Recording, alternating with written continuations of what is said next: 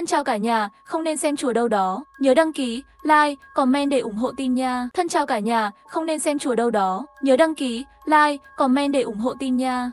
Nửa giờ trước khi thây ma bùng phát, tôi không có kế hoạch chờ đợi, mà là cầm con dao dưa hấu lên, chạy thẳng lên mái nhà. Chỉ vì kiếp trước tôi bị bạn gái hãm hại, gãy chân, đưa tôi vào đám thây ma. Một lần trong đời, tôi nhất định sẽ bóp nát tất cả của bạn. Lúc này, các chàng trai và cô gái trên sân chơi đang cười đùa. Một khung cảnh yên tĩnh. Không biết, nơi này sẽ sớm biến thành địa ngục nhân gian. Tôi lấy điện thoại ra gọi cho Liễu Như Yên. Này, sáng sớm nhà người ta vẫn đang bổ sung giấc ngủ. Có làm phiền em không? Em yêu, em có thể đến sân thượng của tòa nhà giảng dạy không? Đến đó làm gì? Em yêu. Em đến là được rồi, anh có một bất ngờ cho em. Chiếc túi tôi nhìn thấy anh đã mua chưa? Sẽ không làm em thất vọng. Chẳng bao lâu nữa Liễu Như Yên đã đến mái nhà. Món quà đâu? Sao tôi không thấy? Trương Nhất, anh dám nói dối tôi thì xong rồi. Nói gì cũng phải chia tay. Không nói. Tôi một cước đá bay Liễu Như Yên ra 800 mét. Dao dưa hấu từ phía sau đưa ra. Bất ngờ này có đủ không? Trương Nhất không. Anh đang làm gì vậy? Bình tĩnh đi. Tôi đùa đấy. Không chia tay nữa, không chia tay nữa. Em yêu anh. Đặc biệt yêu anh. Cả đời cũng không nỡ rời xa anh. Khi bạn đi tới khách sạn sau lưng tôi và đám đàn ông đó, có bao giờ nghĩ về tôi không? Ồ, đúng rồi, chắc là có. Dù sao tiền phòng vẫn là bạn lấy của tôi. Làm sao anh biết? Anh yêu, hãy nghe em giải thích. Em buộc phải làm thế. Em bị ép buộc. Bỏ qua sự thật. Chẳng lẽ anh không có một chút sai lầm sao? Anh không ở bên cạnh em khi em muốn nhất. Anh vẫn là đàn ông chứ? Chết đến đâu rồi, vẫn đang tìm cớ, vớ vẩn. Trực tiếp một đao chém hắn. Liễu Như Yên lăn ra thật xa. Lúc này bầu trời bỗng nhiên lên một tiếng sấm sét. Một luồng ánh sáng khác từ trên trời chiếu xuống. Đám thây ma dày đặc hiện ra trong sân trường. Trò chơi ngày tận thế chính thức mở ra chương mới. Lúc này giữa mái nhà, một hộp đồng, chiếc hộp của đất đang lặng lẽ đặt ở đó. Bước nhanh về phía trước để mở nó ra. Bên trong bật lên 3 thứ áo khoác phòng thủ sơ cấp. Mất huyết thanh miễn dịch virus. Thuốc tăng cường màu xanh. Trương Nhất tăng cường viên thuốc nuốt một ngụm. Trong cơ thể lập tức phun ra một sức mạnh mãnh liệt. Sau đó mặc áo khoác phòng thủ, đặt huyết thanh miễn dịch vào, cầm dao chạy xuống lầu. Chưa đi được mấy bước, Trương Nhất đột nhiên bị chóng mặt.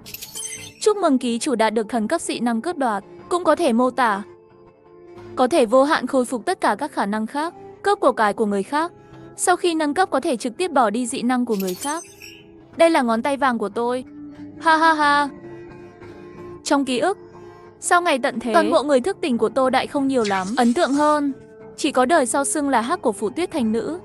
Là người sở hữu sức mạnh xét cấp AC, bởi vì giọng hát ngọt ngào khí chất trong sáng. Được coi là một trong 4 hoa hậu của Đại học Tô Châu. Tôi phải đi tìm hắn ta trước để sao chép lại sức mạnh. Mọi dị năng cấp EC trong đời sau đều là một bên bá chủ, cho dù có mò kim đáy bể cũng phải tìm được hắn. Vừa xuống lâu, mấy cái thây ma lập tức hú lên vây quanh. Trương Nhất theo tay lên dao rơi xuống, cắt đầu một thây ma bay đi. Lập tức mượn thế lẻn ra khỏi vây quanh thây ma, chạy ra ngoài. Cửu với. Bên cạnh một chiếc xe, một cô gái có khuôn mặt đẹp hơn đang bị một con thây ma xé xác, một cái đùi đã bị ăn máu chảy ra.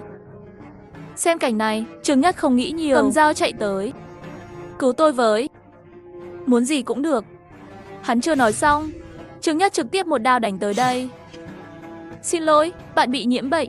Tôi không thể cứu bạn, cho bạn một chuyến đi vẫn được. Sau đó ngồi xuống xe. Bắt đầu tại ký túc xá nơi có mưa huyết thanh. Lúc này toàn bộ tòa nhà ký túc xá đều đã thất thủ. Nhìn ra khắp nơi đều là thây ma. Có một sự náo động lớn như vậy, cũng không biết mưa huyết thanh còn ở trong ký túc xá không. Nếu không có thì phiền phức. Lúc này, một cô gái nhỏ nhắn ở cầu thang đang trở về, liều mạng đập vào thây ma. Trương Nhất có chút bất ngờ. Sau đó, 2 dòng chữ nhỏ xuất hiện trên đầu cô gái. Dị năng cấp bạn. Giá trị tài sản 5. Là một dị nhân đã thức tỉnh. Quả nhiên đã thức tỉnh. Được rồi, cô gái cũng nhìn thấy rồi. Trương Nhất ném ra bình xăng đen thây ma quét bay. Chạy tới trước xe. Bạn học mở cửa ra. Xin hãy đưa tôi đi cùng. Này, một nụ cười trên khuôn mặt. Một cơ hội để làm lại. Cái này không phải tự mình đưa đến cửa sao? Sau khi cô gái lên xe, Trương Nhất thầm trong lòng xử lý. Phát hiện đối tượng săn mồi. Phụ khoa đối phương dị năng hoặc cướp đoạt tài sản của đối phương. Vui lòng chọn dị năng phụ khoa. Trong nháy mắt, dị năng địa cấp đến tay. Cảm ơn anh trai. làm tôi sợ chết khiếp. Đây là ngày tận thế sao? Trương Nhất không trả lời câu hỏi. Bạn có biết Tiết Thành Vũ không? Vâng, tất nhiên rồi. Chúng tôi là một ký túc xá. Bạn có biết cô ta đang ở đâu không? Tôi nhớ hôm nay cô ấy đi xem ảnh của chú cô ấy. Là người mẫu bia rồi. Ngay cạnh tòa nhà truyền hình phía Bắc. Tôi có thể đưa bạn đi, nhưng bạn phải giúp chỉ đường. Đưa tôi đi tìm Tiết Thành Vũ. Được rồi, không vấn đề gì. Trong studio này, Tiết Thành Vũ đang cuộn tròn trong góc run rẩy. Đừng sợ. Chú sẽ bảo vệ bạn. Cảm ơn chú. Thành Vũ, đến trong lòng tôi sẽ không sợ hãi nữa. Chú sẽ yêu thương bạn. Nhìn thấy Lưu Thành Ngọc kia mang theo điên cuồng, Tiết Thành Vũ vào trong lòng càng thêm hoảng sợ. Ôi, Thành Vũ, có phải bạn không nghe lời rồi không? Tôi đã thay tạ cho bạn khi bạn còn nhỏ.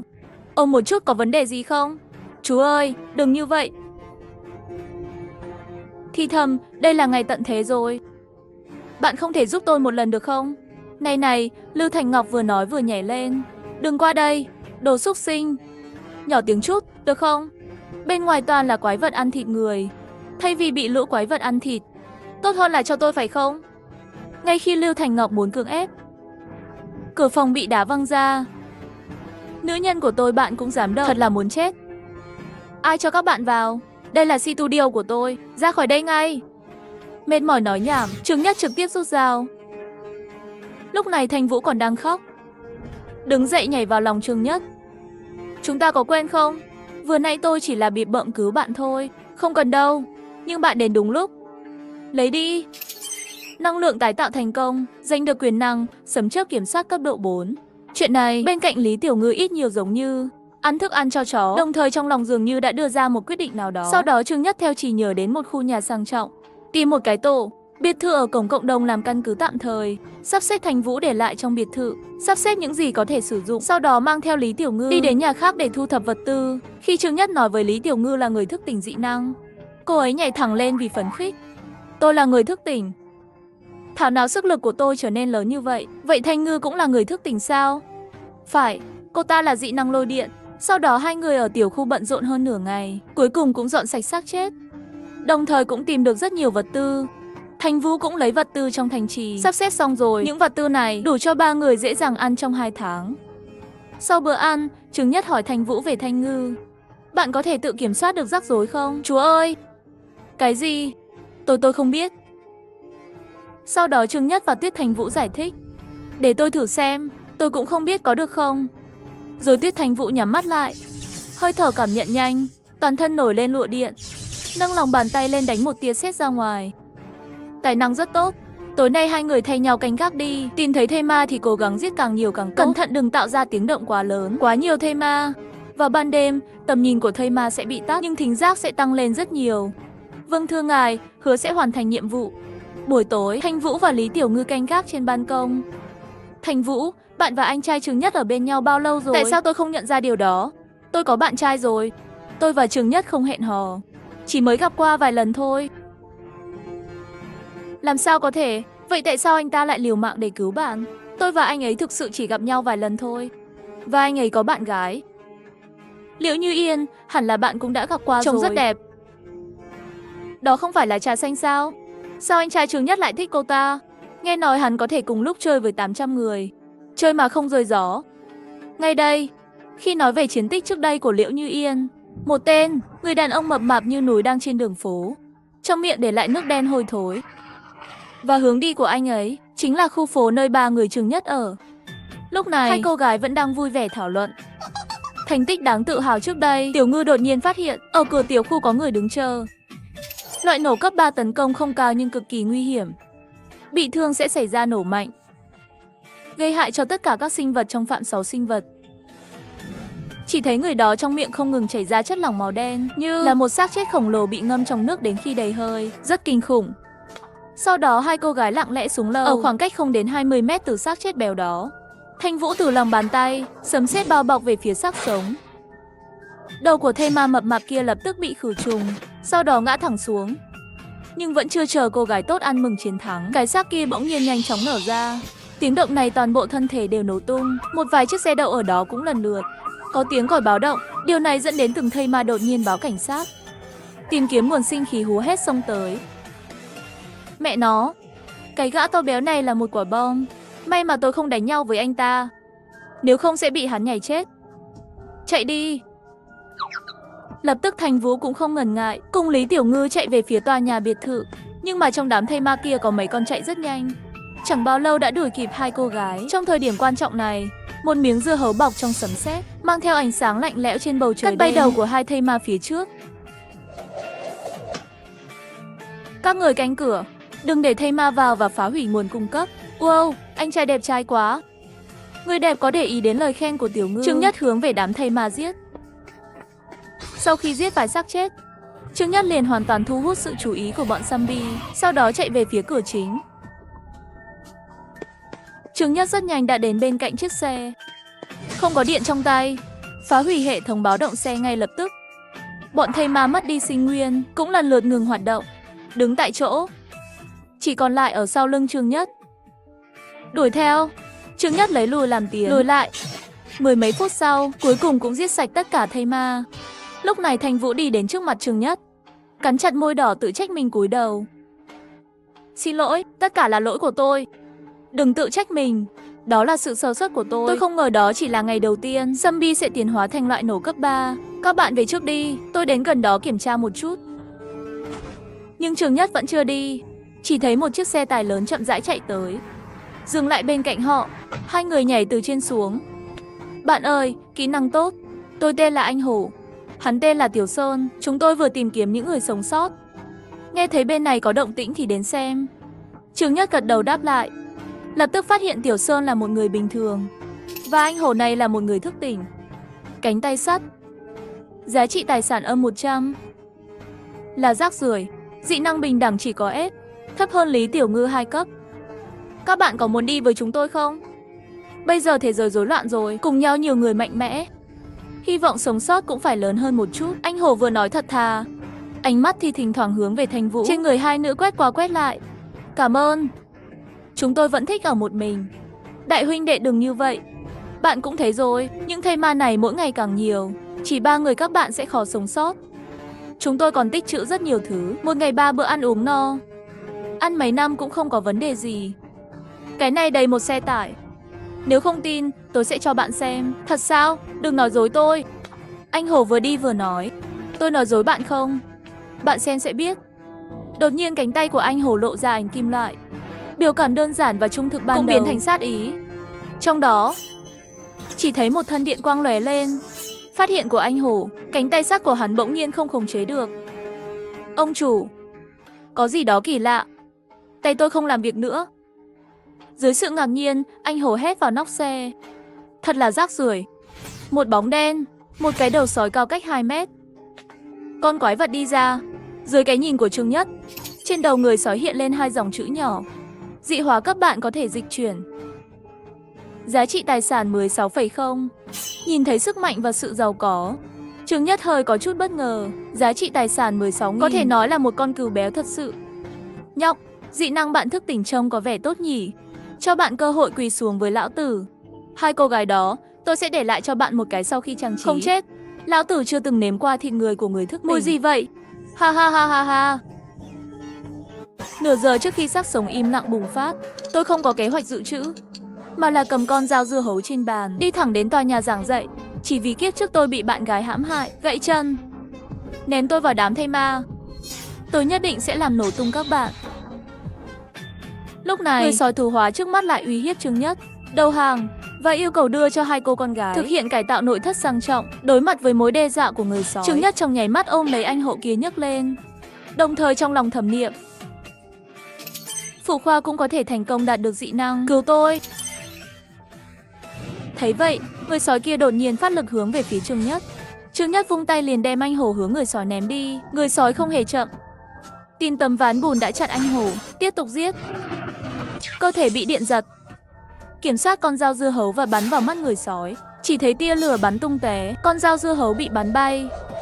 Nhóc con vô dụng, lão tử bất khả xâm phạm. Ha ha ha. Sau đó người sói cười điên cuồng mấy lần. Trương Nhất hừ lạnh một tiếng phát động lực lượng tăng đủ, đấm vào người sói.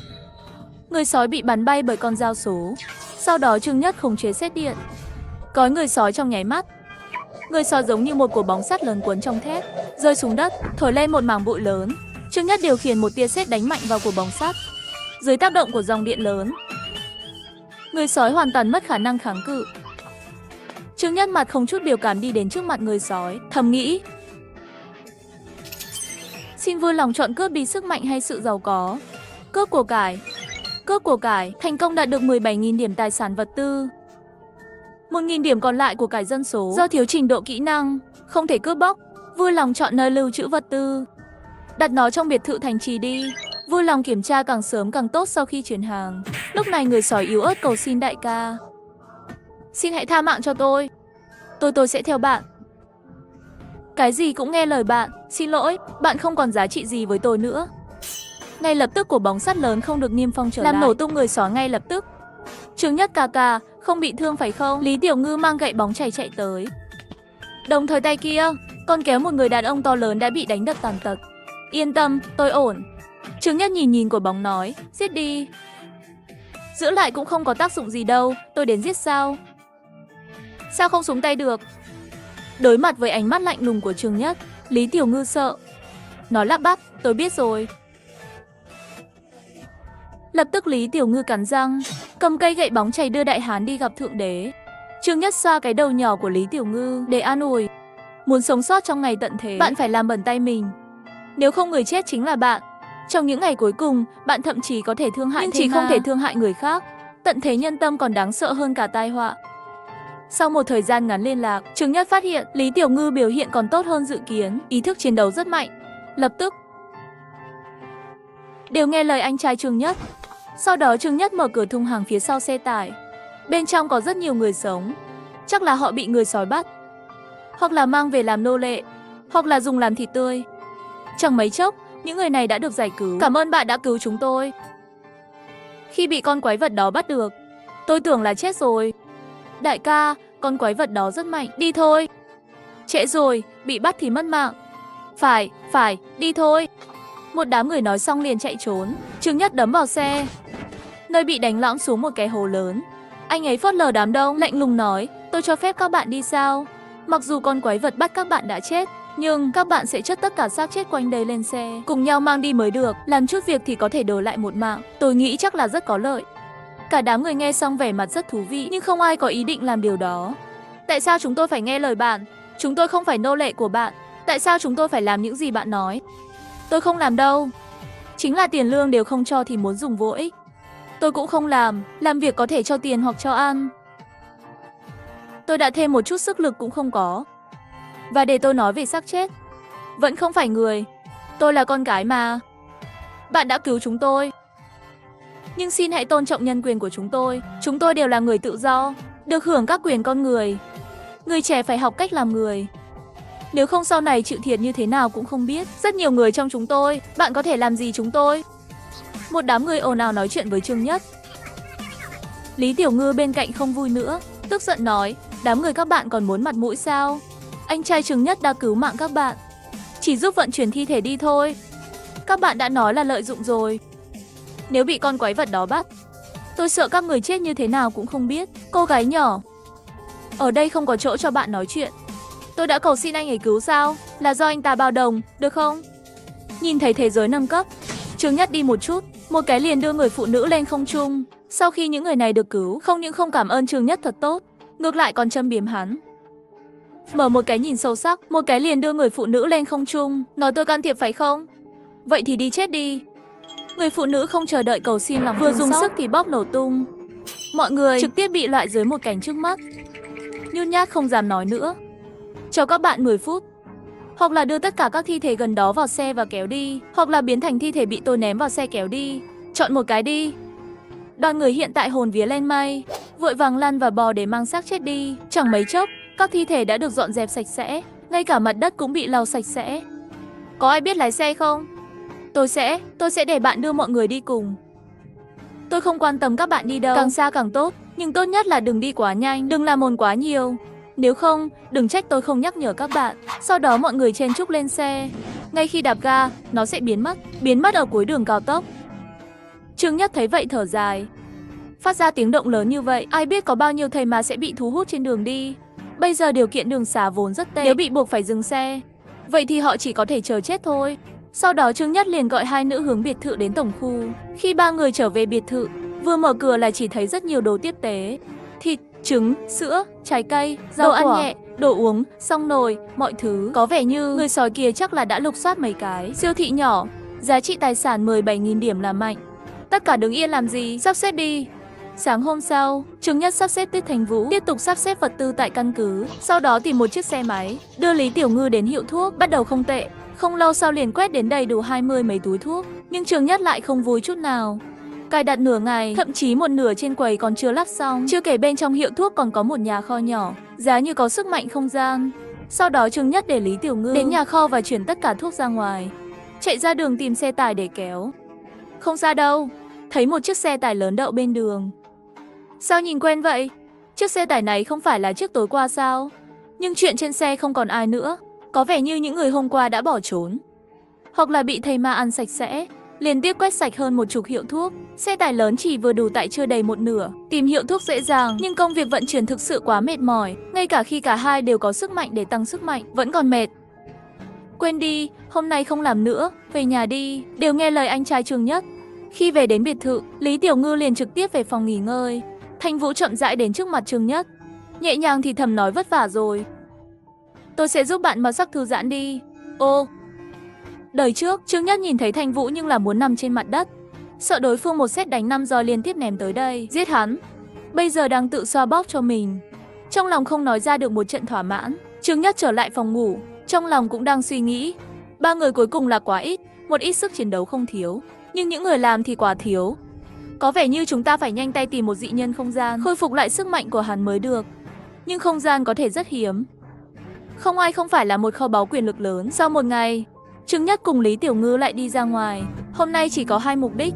Đầu tiên là tìm một chiếc xe chở dâu để kéo lại lốc dự phòng. Tiếp theo là tìm kiếm những người thức tỉnh còn lại. Hai người đến trạm xăng tách ra hành động. Đây là một vài người sống sót. Nhìn về phía Lý Tiểu Ngư, mắt sáng lên. Hôm nay may mắn quá, con gặp phải một sản phẩm đẹp, người đẹp. Một mình ở bên ngoài rất nguy hiểm. Bạn không biết sao, tôi ở đây với chồng tôi. Không phải một mình. Cô gái xinh đẹp, hay là sau này đi cùng nhau thì sao? Nấu bữa ăn của bạn. Ở hiện tại, chỉ có người chồng rác rưởi của bạn không thể nuôi sống bạn. Lý Tiểu Ngư nghe vậy sắc mặt lạnh xuống, trực tiếp một cước đá hắn bay đi. Bạn mới là rác rưởi, cả nhà bạn đều là rác rưởi. Người đàn ông đầu trọc đứng dậy. Dưới cơn đau, mồ hôi lạnh chảy xuống trán. Bạn cũng giống như người thức tỉnh, mắt nhèo lại, chỉ thấy đầu trọc rút dao găm ra, trực tiếp lao về Lý Tiểu Ngư. Tiểu Ngư đã chuẩn bị sẵn sàng, trực tiếp xoay người tránh khỏi. Nhưng bàn tay lại xoay một cái uốn cong, lại đến với Tiểu Ngư. Khi Lý Tiểu Ngư phát hiện ra, bàn tay đã gần trong tầm tay, muốn tránh đã không kịp rồi. Người đầu trọc. Vũ khí chế tạo coi như bị chặn rồi. Vũ khí cũng sẽ tự động theo dõi mục tiêu, cho đến khi đánh trúng mục tiêu, ngay khi bàn tay sắp đâm vào. Đột nhiên đứng yên, cứ như vậy lặng lẽ trôi nổi trong không khí. Làm sao có thể như vậy? Bạn đã làm gì? Dị năng cấp bạn. Trương Nhất lóe lên đến Lý Tiểu Ngư còn sống, nói sau này. Lần đầu tiên phải bổ dao, đừng cho đối phương cơ hội thở. Có rất nhiều loại năng lực, đừng để khi đâm cũng không biết. Hiểu rồi, chồng. Tôi thành chồng bạn từ khi nào? Sao tôi không biết? Không phải ai cũng nói cứu mạng là vô ích đâu. Chỉ có thể lấy thân báo đáp sao? Bạn đã cứu tôi 2 lần rồi, bây giờ tôi mới làm vậy. Đã rất dè dặt rồi, được không? Báo ân cũng không nhất định phải hiến thân báo đáp. Không phải còn có thể làm trâu làm ngựa sao? Anh trai, bạn muốn tôi làm trâu hay làm ngựa? Người đàn ông đầu chọc run rẩy nhìn Trương Nhất. Đến bây giờ, cho dù là kẻ ngốc cũng biết gặp phải kẻ mạnh. Đại ca, tôi sai rồi. Hai người đừng thể hiện tình yêu nữa. Xin hãy tha mạng cho tôi. Cho Long Hổ một cái mặt mũi. Sếp tôi là Hổ Gia, cũng là người thức tỉnh. Long Hổ giúp Hổ Gia. Trong trí nhớ của Trương Nhất hình như có thế lực tốt như vậy. Tạm thời tha cho bạn không chết. Đi thôi, đưa tôi đi gặp ở Lâu Hổ.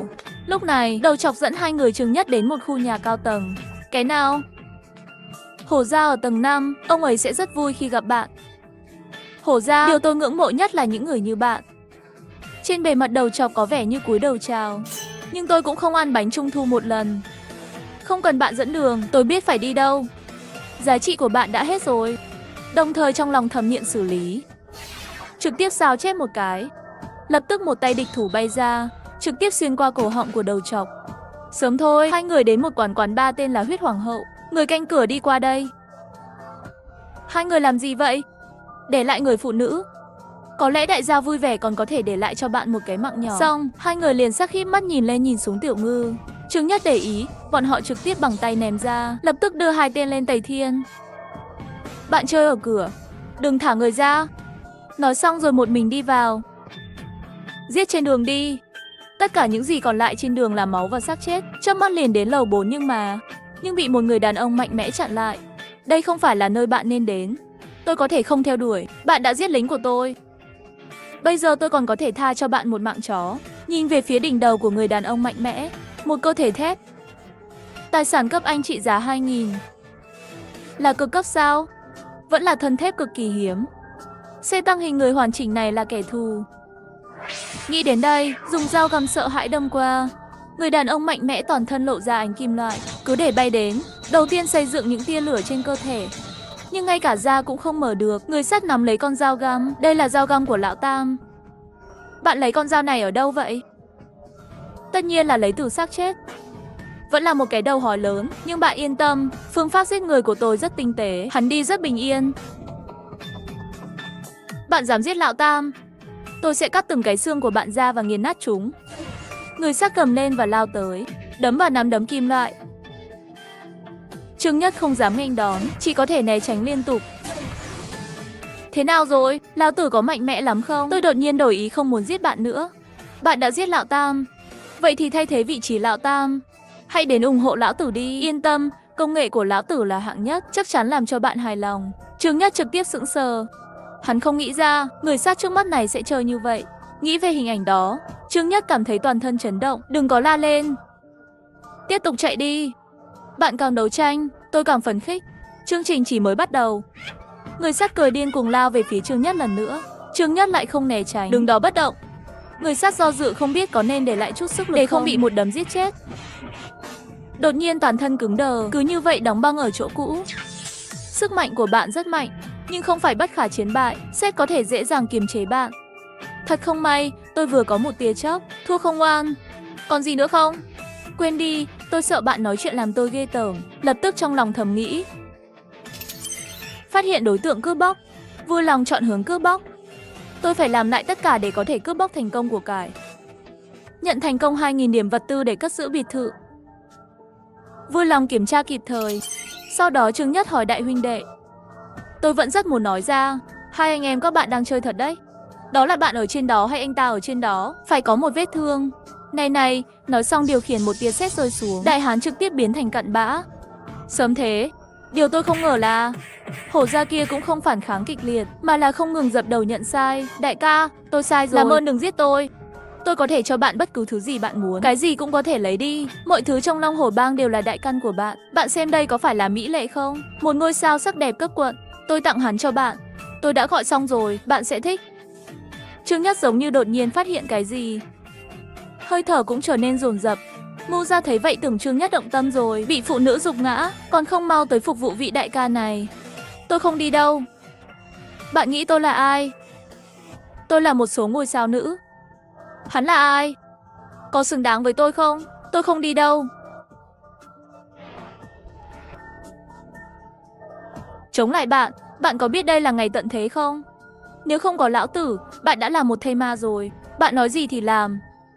Nếu không, tôi sẽ đập vỡ tất cả các bạn thành thây ma. Tôi nghe lời bạn. Làm ơn đừng đánh vào mặt tôi nữa. Lập tức hắn liền hướng về phía Trương Nhất. Bạn phải làm chủ cho tôi. Không thể hung dữ như hổ ra được. Bạn phải đối xử tốt với người ta. Người ta là mở khóa, rất nhiều kỹ năng. Hãy để tôi chỉ cho bạn từng cái một. Nửa giờ trước khi thây ma tái sinh bùng phát, tôi không có kế hoạch gì cả, mà là cầm con dao dưa hấu trên bàn, chạy thẳng lên mái nhà. Chỉ vì kiếp trước đã hãm hại tôi, gãy chân, ném tôi vào đám thây ma. Tái sinh một lần, tôi nhất định sẽ bóp chết tất cả các bạn. Lúc này nữ diễn viên tuyến đầu mỹ lệ, chân mặc ren vớ màu đen, khuôn mặt xấu hổ đang chuẩn bị cho Trương Nhất biểu diễn tài nghệ. Ai ngờ Trương Nhất tiến bộ thương hương tiếc ngọc, vẫy tay. Sau đó ánh mắt lại nhìn chằm chằm vào hổ ra. Liếm liếm môi nói Hổ ra. Tôi vẫn có hứng thú với bạn hơn, nếu không bạn đến đây. Đại ca, đừng đùa, tôi một thân béo này lại không vào được mắt của bạn. Hổ ra một cái che lại phía sau, mặt sợ chết khiếp. Hắn thế nào cũng không ngờ Trương Nhất thích cái này. Đại ca, nếu bạn thích cái này, tôi có 2 người có cùng sở thích với bạn. Bạn đi giao tiếp với họ đi. Trương Nhất bước tới trước mặt Hổ ra, nhấc anh ta lên và hét lên, đưa nó đây. Phát hiện đối tượng săn mồi, vui lòng chọn hướng cướp bóc. Tôi phải làm lại tất cả. Thành công đạt được cấp độ tương tự không gian diện rộng năng lượng. Cướp của cải, thu được thành công 5 vạn điểm tài sản giá trị vật tư. Vui lòng chọn địa điểm chuyển hàng. Chuyển tất cả vào không gian rộng. Chuyển thành công. Xin vui lòng chú ý kiểm tra càng sớm càng tốt. Không gian hấp dẫn cuối cùng cũng đến. Vẫn là không gian diện rộng hàng đầu. Diện tích không gian nó to bằng 100.000 sân bóng đá. Đúng lúc này, Hổ ra hoảng sợ hét lên. Đồ của tôi đi rồi. Một cái gì đó trong không gian của tôi đã biến mất. Tất cả đi rồi. Là bạn làm đúng không? Trả lại đồ cho tôi. Trả lại đây. Đây là toàn bộ tài sản và sự phụ thuộc của hắn. Phải mất hàng trăm người để lấy lại nó. Tiền, hắn sẽ sống như thế nào nếu không có những thứ này? Nhà bếp, vì lợi ích của tất cả những gì bạn đã tích trữ cho tôi sẽ để bạn chết không đau đớn. Hổ ra phẫn nộ. Bạn sẽ không được chết bình yên đâu. Tôi làm quỷ cũng sẽ không bỏ qua cho bạn. Mong muốn của bạn có thể thất bại. Làm người đều không có cách nào. Làm ma thì đừng nghĩ nữa. Trương Nhất nói xong trong lòng bàn tay phun ra điện quang, trực tiếp đem Hổ ra thành một cái chết cặn bã. Một bên Mỹ Lệ nhìn thấy vậy trực tiếp sợ tiểu trong quần. Đại ca, làm ơn để tôi đi. Muốn tôi làm gì cũng được. Tôi sẽ có rất nhiều thủ thuật. Chắc chắn sẽ không làm bạn thất vọng. Đáng tiếc bây giờ bạn đã là hình dạng của người khác rồi. Nếu không tôi có thể cân nhắc không giết bạn. Nói xong Trương Nhất vẫn cho sét đánh. Đưa cô ta. Trở lại tầng 1, nhìn thấy 2 thi thể dưới chân Lý Tiểu Ngư. Trông vừa rồi có 2 người muốn chạy. Bị tôi đánh chết rồi. Sao? Tôi giỏi lắm đúng không? Bạn có muốn thưởng không? Tôi thấy bạn có thể. Vậy tôi thưởng cho bạn đi mua sắm được không? Được rồi, được rồi. Trông thật tốt bụng. Sau đó 2 người đến một cửa hàng. Lý Tiểu Ngư nhảy đến một cửa hàng quần áo. Vui vẻ bắt đầu mua không tệ. Trương Nhất trực tiếp vung tay lớn, đặt đồ của toàn bộ cửa hàng. Tất cả đều được lưu trữ trong không gian rộng. Lý Tiểu Ngư sợ đến ngây người. Đừng ngạc nhiên. Tôi đã đưa nó vào không gian của mình. Trở về rồi bạn chọn từ từ đi. Trông tốt. Tôi nghe lời bạn. Sau đó Trương Nhất trực tiếp đem đồ đạc của toàn bộ cửa hàng đã chuyển sang trong không gian rồi lại đến cửa hàng phần cứng, nhà máy thép bệnh viện, nhà máy giấy, nhà máy gia vị, thư viện, nhà máy rượu, đi vòng quanh cho đến tối. Đi vòng quanh đến tối, Trương Nhất vẫn chưa hài lòng dừng lại. Khi 2 người trở về thành trì, Thành Vũ đã làm xong bữa ăn rồi. Trương Nhất không bận đi ăn. Lấy thép từ không gian rộng, điều khiển bằng lực điện từ, dán toàn bộ bề mặt biệt thự bằng cửa thép, biến biệt thự thành pháo đài thép. Làm hết, mới hài lòng trở về biệt thự ăn cơm. Sau bữa ăn lại, trong không gian vận chuyển lấy ra rất nhiều quần áo phụ nữ, cộng với một loạt các sản phẩm dành cho phụ nữ. Các bạn xem chọn đi. Ngoài ra buổi tối không cần canh gác nữa. Nói xong liền trực tiếp trở về phòng nằm. 2 cô gái thì vui vẻ chọn quần áo yêu thích của mình. Thành Vũ, bạn nói Trương Nhất có phải quá nghiêm túc không? Chẳng lẽ không có cảm giác gì với hai chúng ta sao? Tôi cảm thấy ổn. Hắn không quen với chúng ta lắm. Thân phận một chút là bình thường rồi. Nhẹ nhàng, điều này không bình thường chút nào. Bây giờ là ngày tận thế, đâu có ai không phóng túng dục vọng. Nhưng anh trai Trương Nhất đối với những chuyện này hình như không có chút hứng thú nào. Anh ấy rất giỏi, lẽ ra phải ăn sạch hai chúng ta từ lâu rồi mới đúng. Bạn cũng không biết xấu hổ. Điều này không phải chỉ có nghĩa là anh ta rất đặc biệt sao? Không giống như những con thú. Một quý ông đáng tin cậy. Ôi, này, Thành Vũ tinh khiết của tôi. Bạn nghĩ quá phiến diện rồi. Tôi ước gì anh trai có một chút động vật. Bám chặt, biến tôi thành của hắn. Bạn nói có khả năng nào không? Vì sao hắn không động vào? Tại sao là bởi vì Liễu Như Yên, Trương Nhất ca ca vẫn luôn tìm hắn đây? Tiết Thành Vũ trực tiếp đóng băng. Không đâu. Sao không chứ? Tình yêu của anh trai Trương Nhất dành cho Liễu Như Yên thật sự chân thành. Cho dù bị nuôi làm cá cũng không bao giờ phàn nàn. Nếu anh trai Trương Nhất tìm thấy Liễu Như Yên, với tính cách của hắn, hơn nửa chúng ta không có trái cây ngon để ăn, bị đuổi ra khỏi cửa đều có thể. Hình như thật sự có khả năng như vậy. Vậy phải làm sao đây? Hành động đi. Đẩy pha lê lên cao. Trước khi tìm thấy Liễu Như Yên, hai chúng ta biến thành người của anh trai Trương Nhất. Gạo nấu thành cơm. Đến lúc đó chúng ta cũng là nữ chủ nhân. Còn sợ hắn Liễu Như Yên sao? Và chúng ta, ngay khi mở cửa là có thể thắng. Tuyệt đối không thua được. Lý Tiểu Ngư trịnh trọng nhìn Thành Vũ. Ngay cả danh phận tôi cũng nghĩ xong rồi. Thanh Vũ bạn làm phòng lớn, tôi làm phòng nhỏ. Hai chúng ta hợp lực mấy chạm Liễu Như Yên không gian sinh tồn của cô gái trà xanh kia đưa ra khỏi đây. Đổi ai cũng được. Dù sao tôi chỉ có thể không tiếp nhận được Liễu Như Yên đến nhà này. Vừa ác vừa bẩn, có trời mới biết trên người có thể mang bệnh gì không. Tôi không muốn bị mắc những căn bệnh đó. Tiết Thành Vũ sửng sốt mở môi đỏ lên. Như vậy cũng được sao? Tiết Thành Vũ mặt như lửa đốt, đầu mũi đổ mồ hôi. Chủ yếu là vì cô ấy đã yêu thầm Trương Nhất từ lâu rồi. Ở Trương Nhất, hắn không kháng cự, thậm chí trong lòng cũng muốn sớm biến thành người của Trương Nhất. Cuối cùng, Tiểu Ngư để xây dựng kế hoạch chiến đấu, mục đích là thắng. Mà lúc này Trương Nhất hoàn toàn cái gì cũng không biết, nằm trên giường nghĩ xem ngày mai nên ăn gì. Có muốn ra ngoài tìm một đầu bếp về chuyên nấu ăn không? Ngày hôm sau vừa sáng, Lý Tiểu Ngư và Tiết Thành Vũ mặc quần áo nhỏ gợi cảm, ngồi trên ghế sofa thì thầm cái gì đó. Tiết Thành Vũ nghe được mặt đỏ bừng. Gặp Trương Nhất xuống lầu, Lý Tiểu Ngư chạy đến nắm lấy cánh tay của hắn. Chồng, bạn tỉnh rồi, đói chưa? Bữa sáng đã chuẩn bị xong cho bạn rồi. Lý Tiểu Ngư kéo Trương Nhất đến trước bàn ăn. Chồng ơi, để chị Thành Vũ cho bạn ăn đi. Không cần, tôi có tay. Ôi, đừng lịch sự như vậy. Chồng, chúng tôi phục vụ bạn là đúng. Ngay cả khi bạn có yêu cầu quá mức đối với chúng tôi cũng sẽ chủ động hợp tác. Lý Tiểu Ngư nói ra kinh ngạc, lập tức im miệng. Hai cô gái này không muốn biến thành người của tôi đâu nhỉ. Tôi chỉ đẹp trai hơn một chút, vật tư nhiều hơn một chút, rắc rối nhiều hơn một chút, làm quen với ngày tận thế, một chút tính cách quyến rũ mạnh hơn một chút, dưa chuột mang theo một chút, các khía cạnh khác vẫn rất bình thường. Tiểu Ngư nói. Bản thân Thành Vũ tương đối im lặng và nhút nhát, chắc chắn sẽ không. Rất nhanh Trương Nhất đã ăn xong bữa sáng. Nếu hai người không sao thì đừng ra ngoài, bên ngoài rất nguy hiểm. Hôm nay không đưa tôi đi chơi sao? Không, hiện tại bên ngoài cường thị cấp bậc đã rất cao rồi, đi với tôi sẽ rất nguy hiểm. Cứ ở nhà đi. Được rồi.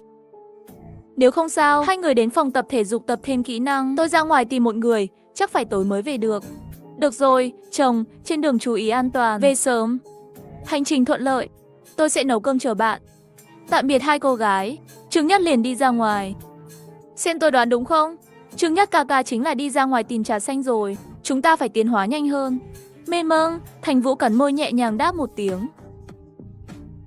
Lúc này Trương Nhất vừa mới chém giết xong mấy cái thây ma ở cửa, sau đó đi xe máy về khách sạn Hải Thiên.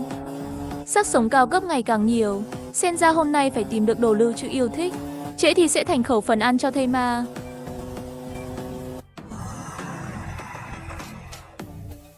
Đói quá, ai còn có đồ ăn?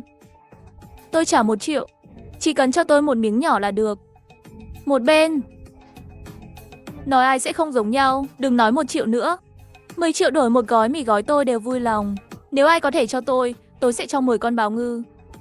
Kéo xuống đi. Bào ngư của bạn mấy ngày rồi chưa rửa, có lẽ bây giờ nó tanh và hôi. Quỷ mới muốn ăn. Trong 4 ngày này, mọi người chưa ăn gì hết. Tôi đã đói rồi. Không còn phẩm giá của ngày xưa, chỉ có ngày hôm trước mọi người cùng nhau ăn quá nửa cái bánh mì là một người phụ nữ tên Liễu Huệ đóng góp. Nghĩ đến đây, mọi người cùng nhau nhìn về phía một đôi mẹ con trong góc. Liễu Huệ, bạn còn lấy ra cho mọi người đi. Không còn nữa. Bánh mì trước đây của bạn từ đâu ra, không còn giấu gì nữa chứ? Thật sự không còn nữa, chỉ còn nửa ổ bánh mì cho mọi người. Không thể nào, bạn chắc chắn có thức ăn. Hai mẹ con các người là những người đầu tiên trốn ở đây. Có Chúa mới biết các bạn đang giấu bao nhiêu thức ăn. Nếu Liễu Huệ có thì lấy ra sớm đi. Bây giờ mọi người đều là châu chấu trên một sợi dây, đừng giấu kín nữa. Tôi vừa kịp có một bộ phim sản xuất lớn sắp mở, nếu bạn lấy đồ ra. Kiều Kiều là nữ chính số 1. Thật sự không còn nữa, tôi không nói dối. Bánh mì nào, tôi lấy nó từ nhà hàng trên tầng 211. Nếu muốn thì tự mình lên tầng 211 lấy. Chắc là còn sót lại. Mọi người nghe nói, bạn nhìn tôi nhìn không ai tình nguyện đi lấy bánh mì. Bây giờ tầng 211, nó đã là chỗ chơi của thây ma từ lâu rồi. Đi không phải là muốn chết sao? Liễu Huệ, hay là bạn xuống tầng 211 lấy bánh mì tuyến đi. Đường bạn đã lấy trước đây quen thuộc hơn. Sau khi xong việc, tôi, Lý Đại Cương, nợ bạn nên biết tôi là người như thế nào. Vừa nói hay đấy. Đi thôi. Mọi người sẽ cảm ơn bạn. Đại Cương nói đúng. Bạn quen thuộc nhất với tuyến đường. Mọi người nghe đây. Sắc mặt Liễu Huệ lập tức trở nên trắng bệch. Lúc này trong khách sạn cao cấp, một nhóm người đang yêu cầu Liễu Huệ ra ngoài tìm kiếm vật tư. Kiều Kiều vội vàng chặn trước mặt Liễu Huệ, nhìn chằm chằm vào đám đông và đi một mình. Các bạn không có chân à? Chúng tôi cho các bạn ăn. Giờ các người muốn mẹ tôi chết sao? Đồ cặn bã, các người đều là đồ cặn bã vô ơn. Cô bé ăn nói kiểu gì vậy? Ở đây có phần nói chuyện của bạn không? Lưu Huệ, hôm nay bạn đi cũng phải đi, không đi cũng phải đi. Chỉ có một mình bạn biết bánh mì ở đâu. Bạn có nghĩa vụ phải giúp mọi người lấy bánh mì. Nếu bạn không đi thì không nói, mọi người sẽ chết đói. Bạn không quan tâm sao? Nếu bạn không chịu đi, mọi người sẽ rất tức giận. Bạn sẽ không ở lại đây đâu. Được rồi, đi thôi. Liễu Huệ nhàn nhạt liếc mắt nhìn mọi người, kéo Kiều Kiều đi. Đứng lại, Lý Đại Cương chặn hai mẹ con lại. Ai đồng ý để con gái bạn đi? Nó còn nhỏ, tương lai còn có cuộc sống tốt đẹp. Bạn muốn chết cũng đừng kéo hắn. Muốn đi chỉ có thể đi một mình bạn. Sắc mặt Lưu Huệ hoàn toàn lạnh đi. Đám cặn bã này định dùng con gái ép cô ta. Nếu để con gái ở lại, không cần, tôi cũng biết chuyện gì sẽ xảy ra với con gái tôi. Vô nhân đạo, các bạn từng người một đạo đức giả, đều là súc sinh mặc da người. Chó hoang biết ơn, nhưng các bạn còn không bằng chó hoang. Tôi có thể đi lấy thức ăn cho bạn. Hy vọng khi tôi mang thức ăn về, loại thức ăn mà người phụ nữ yêu đuối dùng mạng để đổi lấy, các người có thể nuốt được. Có thể nói xong xoay người đối với Kiều Kiều dịu dàng nói. Xin lỗi, mẹ không thể bảo vệ con. Kiều Kiều đã khóc, bắt lấy Liễu Huệ. Không muốn mẹ bỏ đi. Liễu Huệ chậm rãi đến bên tai Kiều Kiều, thì thầm nói, nếu mẹ trời tối vẫn chưa về, khi người khác không chú ý, hãy nhảy từ trên lầu xuống. Đừng sợ, nhắm mắt lại đi. Đi cũng phải đi sạch sẽ, biết không? Kiều Kiều cố gắng gật đầu. Hiểu rồi. Liễu Huệ mỉm cười, quay đi.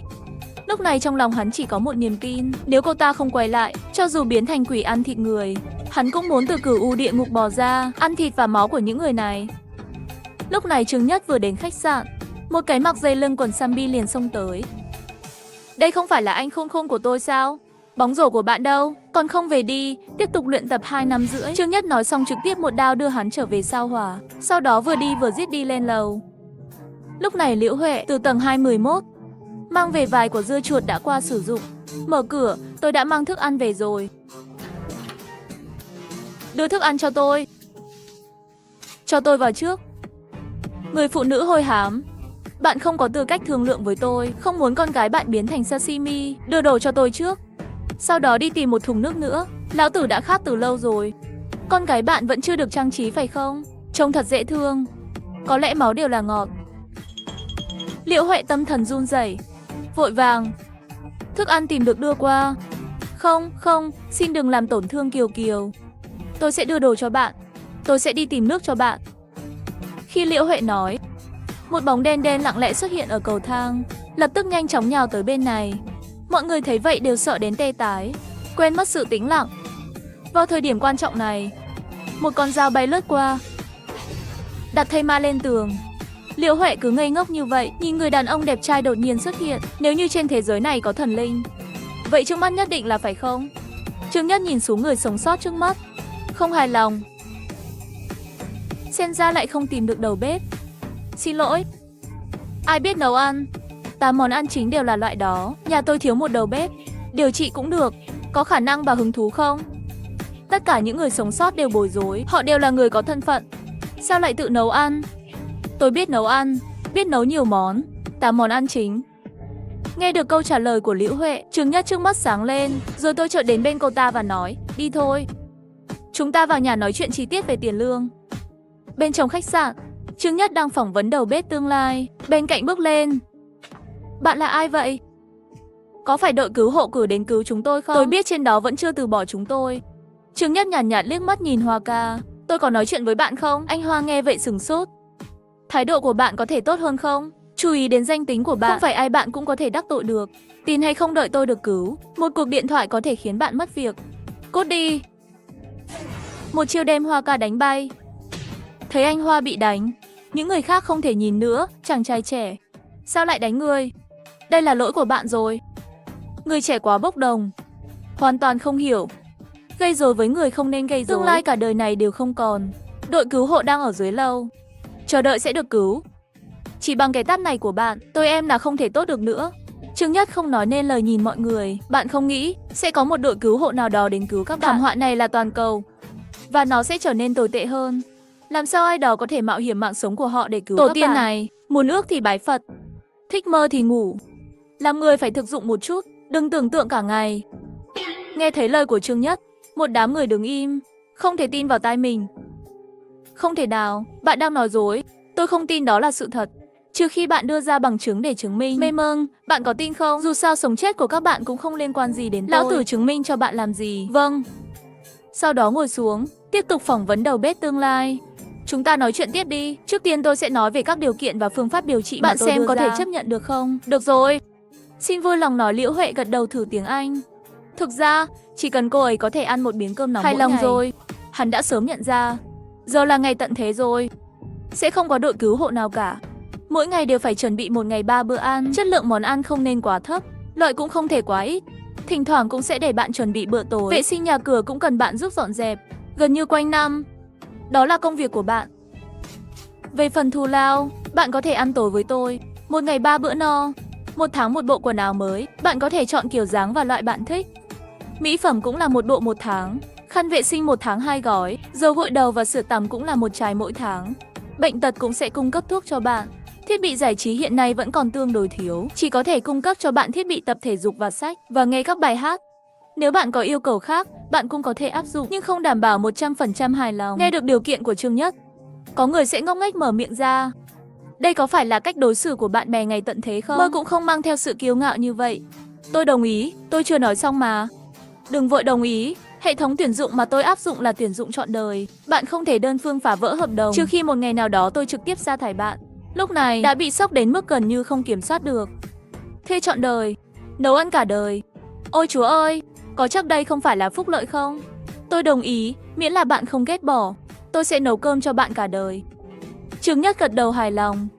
Vậy thì chào mừng đến nhà tôi. Tôi hy vọng chúng ta có thể sống vui vẻ bên nhau. Sau đó Trương Nhất bước ra khỏi không gian Quảng Ngọc, lấy ra một xô KFC nóng hổi cho gia đình. Uống 2 chai câu cơ trên bàn. Nhìn vào khuôn mặt của các bạn, đã lâu rồi không ăn gì. Trước tiên chúng ta hãy ăn gì đó để tôi sẽ đưa bạn đi sau khi bạn ăn no. Nghe những điều này, che miệng vì ngạc nhiên. Đây là trò ảo thuật gì thế? Thấy Liễu Huệ không nhúc nhích, Trương Nhất tự hỏi liệu nó có hợp khẩu vị của mình không, hoặc tôi sẽ cho bạn thứ gì đó khác để ăn. Không, điều này đã tốt rồi. Sau đó hai cô gái không còn ngạc nhiên cúi đầu và ăn một cách ngấu nghiến. Kiều Kiều thậm chí còn khóc khi đang ăn. Không buồn, người đang khóc. Những người sống sót chứng kiến vụ việc này đã vô cùng bối rối. Ngửi mùi thịt trong không khí, âm thanh nuốt nước bọt được nghe thường xuyên. Người anh lớn này, tôi có thể có một xô gà rán được không? Tôi sẽ cho bạn 10.000 nhân dân tệ. Tôi sẽ cho 1 triệu. Ồ không, 10 triệu. Cứ để tôi. Anh chàng đẹp trai này, tôi cho bạn lái máy bay. Và tôi đang ở chế độ tự động. Chỉ một chiếc cánh gà thôi. Anh bạn, tôi có thể viết cho bạn một tấm séc. Bạn muốn bao nhiêu? Tôi chỉ cho bạn nửa cái đùi gà thôi. Xương gà cũng được. Tôi không kén chọn về đồ ăn. Sốt ruột nói. Đi đến nơi nào mát mẻ hơn. Thấy Trương Nhất không hứng thú với tiền bạc hay phụ nữ. Có người đang buồn bực. Thực ra anh ta muốn lấy trộm đồ ăn của hai cô gái. Trương Nhất kinh ngạc thốt lên. Trương Nhất bay ra ngoài và đánh anh ta bất tỉnh. Lý do tại sao tôi không bắn vào đầu? Tất cả là nhờ hai nhân viên mới của chúng tôi. Ăn uống. Anh ấy không muốn tìm ai đó để cho chó ăn. Khi họ gần ăn xong, Trương Nhất nói. Ăn xong chúng ta đi nhé. Tôi sẽ đưa bạn ra khỏi đây. Kiều Kiều lặng lẽ dọn sạch xương gà. Ôm như ôm một đứa bé. Trương Nhất bật cười. Không sao đâu, cứ vứt nó đi, miễn là bạn lắng nghe. Ăn bao nhiêu bánh mì kẹp thịt gà rán tùy thích. Vâng, cảm ơn anh trai. Kiều Kiều sẽ rất ngoan ngoãn. Kiều Kiều, đừng vứt nó đi. Tặng tôi. Chị cho bạn tiền. Đưa cho chú. Chú của bạn đã đãi bạn kem khi bạn còn nhỏ. Bạn đã quên rồi sao? Dù có vứt nó đi tôi cũng không đưa cho bạn đâu. Bọn người vô ơn, lũ cặn bã độc ác. Con nhỏ thối tha kia đã cho mày mặt mũi rồi. Nói xong, anh ta giơ tay lên muốn đánh Kiều Kiều. Nhưng khi nhìn thấy đôi mắt lạnh lùng của Trương Nhất, anh ta lại rút tay lại. Tôi ra lệnh cho bạn tự tát mình 100 cái. Người đàn ông to lớn đỏ mặt khi nghe điều này. Không dám phản bác, nhưng tôi không muốn tát mình. Tôi có giới hạn. Đừng ép tôi phải làm điều đó. Nếu không thì nó đã không đơn giản như 100 cái tát. Tôi không ngại ném bạn ra khỏi tòa nhà đâu. Tôi sẽ tự làm điều đó. Đừng giết tôi. Vừa nói anh ta vừa tự tát vào mặt mình. Lý Đại Cương đang đi ngang qua với nụ cười trên môi. Xin chào em trai. Tôi là Lý Đại Cương, một giám đốc. Bạn chắc đã nhìn thấy tôi trên TV. Rất vui được gặp bạn. Có chuyện gì không ổn sao? Nói như thế này, em trai tôi muốn thuê bạn làm vệ sĩ tạm thời. Đợi cho đến khi tôi ra khỏi đây. Bạn có thể yêu cầu bất cứ điều gì bạn muốn. Tôi sợ là bạn không thể cho tôi thứ tôi muốn. Không, điều đó không hẳn là đúng. Bạn nên hiểu, mối quan hệ và uy tín của Lý Đại Cương đáng sợ đến mức nào. Bạn đưa tôi ra khỏi đây, tôi sẽ nợ bạn một ân huệ lớn. Tôi, Lý Đại Cương, được bao nhiêu ân huệ? Không hiểu sao anh bạn. Tôi nghĩ đây là một thỏa thuận không có tổn thất. Bạn vẫn nhìn rõ mà. Trương Nhất không nói nên lời. Thổi phồng đến mức nào vậy? Làm sao bạn có thể nói những lời như thế? Đừng tin anh ta, anh bạn. Anh ta là một kẻ xấu không giữ lời hứa. Cặn bã. Thật sự, tại sao anh ấy lại thất hứa? Nói cho tôi. Kiều Kiều, nhớ lại mọi chuyện. Nói với Trương Nhất. Sau khi nghe toàn bộ câu chuyện, Trương Nghi lắc đầu nhìn Lý Đại Cương. Tôi không muốn phán xét bạn đúng hay sai. Có phải vậy không? Tôi đã quen với những chuyện thế này rồi. Thật đáng tiếc khi giờ họ lại là nhân viên của tôi. Là một ông chủ, rõ ràng là không thể không giúp họ thu nợ. Giám đốc Lý, bạn đã tìm ra cách trả nợ chưa?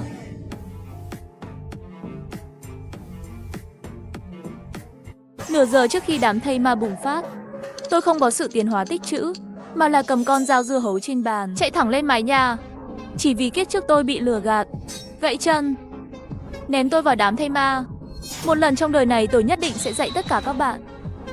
Lúc này trong khách sạn Hải Thiên, Trương Nhất đang định trả thù cho nhân viên mới. Thấy em trai tôi là một người rất độc lập. Đúng rồi, chắc là không dễ dàng bị người ta thu nhỏ lại như vậy đâu. Tôi cho bạn 1 giây. Hoặc là bạn tự nhảy xuống lầu, hoặc là tôi đá bạn xuống. Bạn chọn một cái đi. Đừng nghĩ là tôi sợ. Có tin tôi tìm người giết bạn không? Lão tử mấy năm nay đã giết chết rất nhiều người. Không phiền nếu thêm bạn một người nữa. Tốt, có vẻ như bạn đã lựa chọn rồi. Sau đó Trương Nhất tránh người đi tới trước mặt Lý Đại Cương, nắm lấy cổ họng hắn, kéo khí đến cửa sổ. Sao nào? Hôm nay có Lý Đại Cương lấy thân làm thây ma, ngưỡng mộ, công đức vô lượng. Nói xong, tay liền ném Lý Đại Cương vào, bên dưới chờ thây ma đau khổ. Sau đó Trương Nhất trở về phòng nhìn quanh mọi người.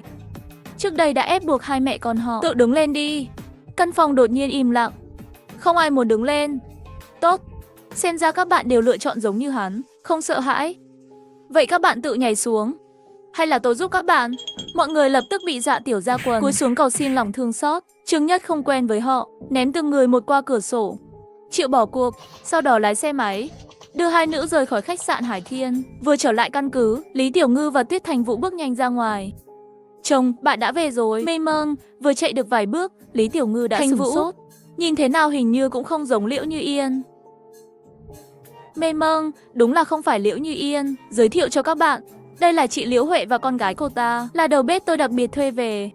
Sau này chúng ta 1 ngày 3 bữa ăn và vệ sinh, tất cả đều do họ làm. Lý Tiểu Ngư và Thành Vũ đều hiểu rồi, chạy ra ngoài. Là làm cái này. Hai người cũng không có ý kiến gì về việc này. Chỉ cần không phải là Liễu Như Yên thì cảm ơn trời đất. Chào mừng đến với gia đình nhỏ của chúng tôi. Tên tôi là Tuyết Thành Vũ. Rất vui được gặp các bạn. Tên tôi là Lý Tiểu Ngư. Chào mừng. Cảm ơn mọi người. Tôi nhất định sẽ cố gắng làm việc. Bạn xem đây là hỏi tò mò. Hai chị em, các bạn đều là vợ của đại ca sao? Thành Vũ và vẻ mặt xấu hổ, không biết giải thích thế nào. Lý Tiểu Ngư thì cười hì hì nói. Bây giờ chúng tôi vẫn chưa. Người nói không cố ý, người nghe cố ý cũng sẽ thầm thì trong lòng. Chưa phải sao? Vậy thì sau này sẽ là như vậy. Đáng tiếc tôi đã sớm làm mẹ rồi, tuổi trẻ không còn. Sau khi ổn định hai cô gái, Trương Nhất lại tiếp tục đi ra ngoài. Tôi định đến hồ chứa Kim Long để tìm hiểu.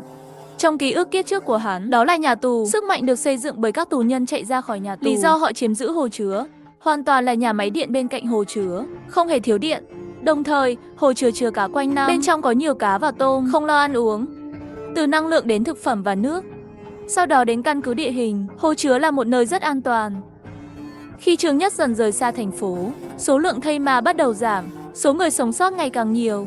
1 tiếng nữa, Trương Nhất đến một trại người sống sót nhỏ. Có khoảng 200 hoặc 300 người trong trại. Đàn ông, phụ nữ và trẻ em bên trong có rất nhiều lều, trông rất rách rưới. Những căn phòng nhỏ này, đó là nơi giao dịch kinh doanh thịt.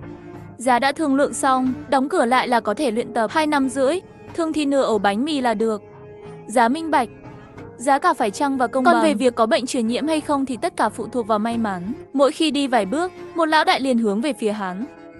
Uống đi, anh đẹp trai, lại đây chơi đi. Chỉ cần một gói mì gói là được rồi. Chị gái kỹ thuật đặc biệt tốt.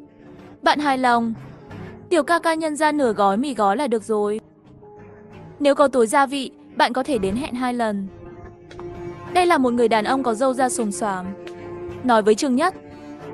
Này, thức ăn nhanh 1 cái bánh bao đêm 3 cái. Tôi có thể giúp ghi hình, nhưng cần thêm nửa gói mì gói nữa. Chỉ thấy bên cạnh người đàn ông đứng một cô gái trẻ nóng bỏng với khẩu súng ma thuật. Ít nhất cũng có thể đánh 80 điểm. Một cô bé thò đầu ra từ phía sau người phụ nữ, trợn mắt nhìn Trương Nhất. Rõ ràng đây là một gia đình 3 người. Trương Nhất nhìn về phía cô gái. Trên đầu cô gái chậm rãi hiện ra 2 dòng chàng trai. Giấc mơ điện năng tạo ra tài sản cấp anh thứ 3. Trương Nhất khóe miệng phác họa một nụ cười.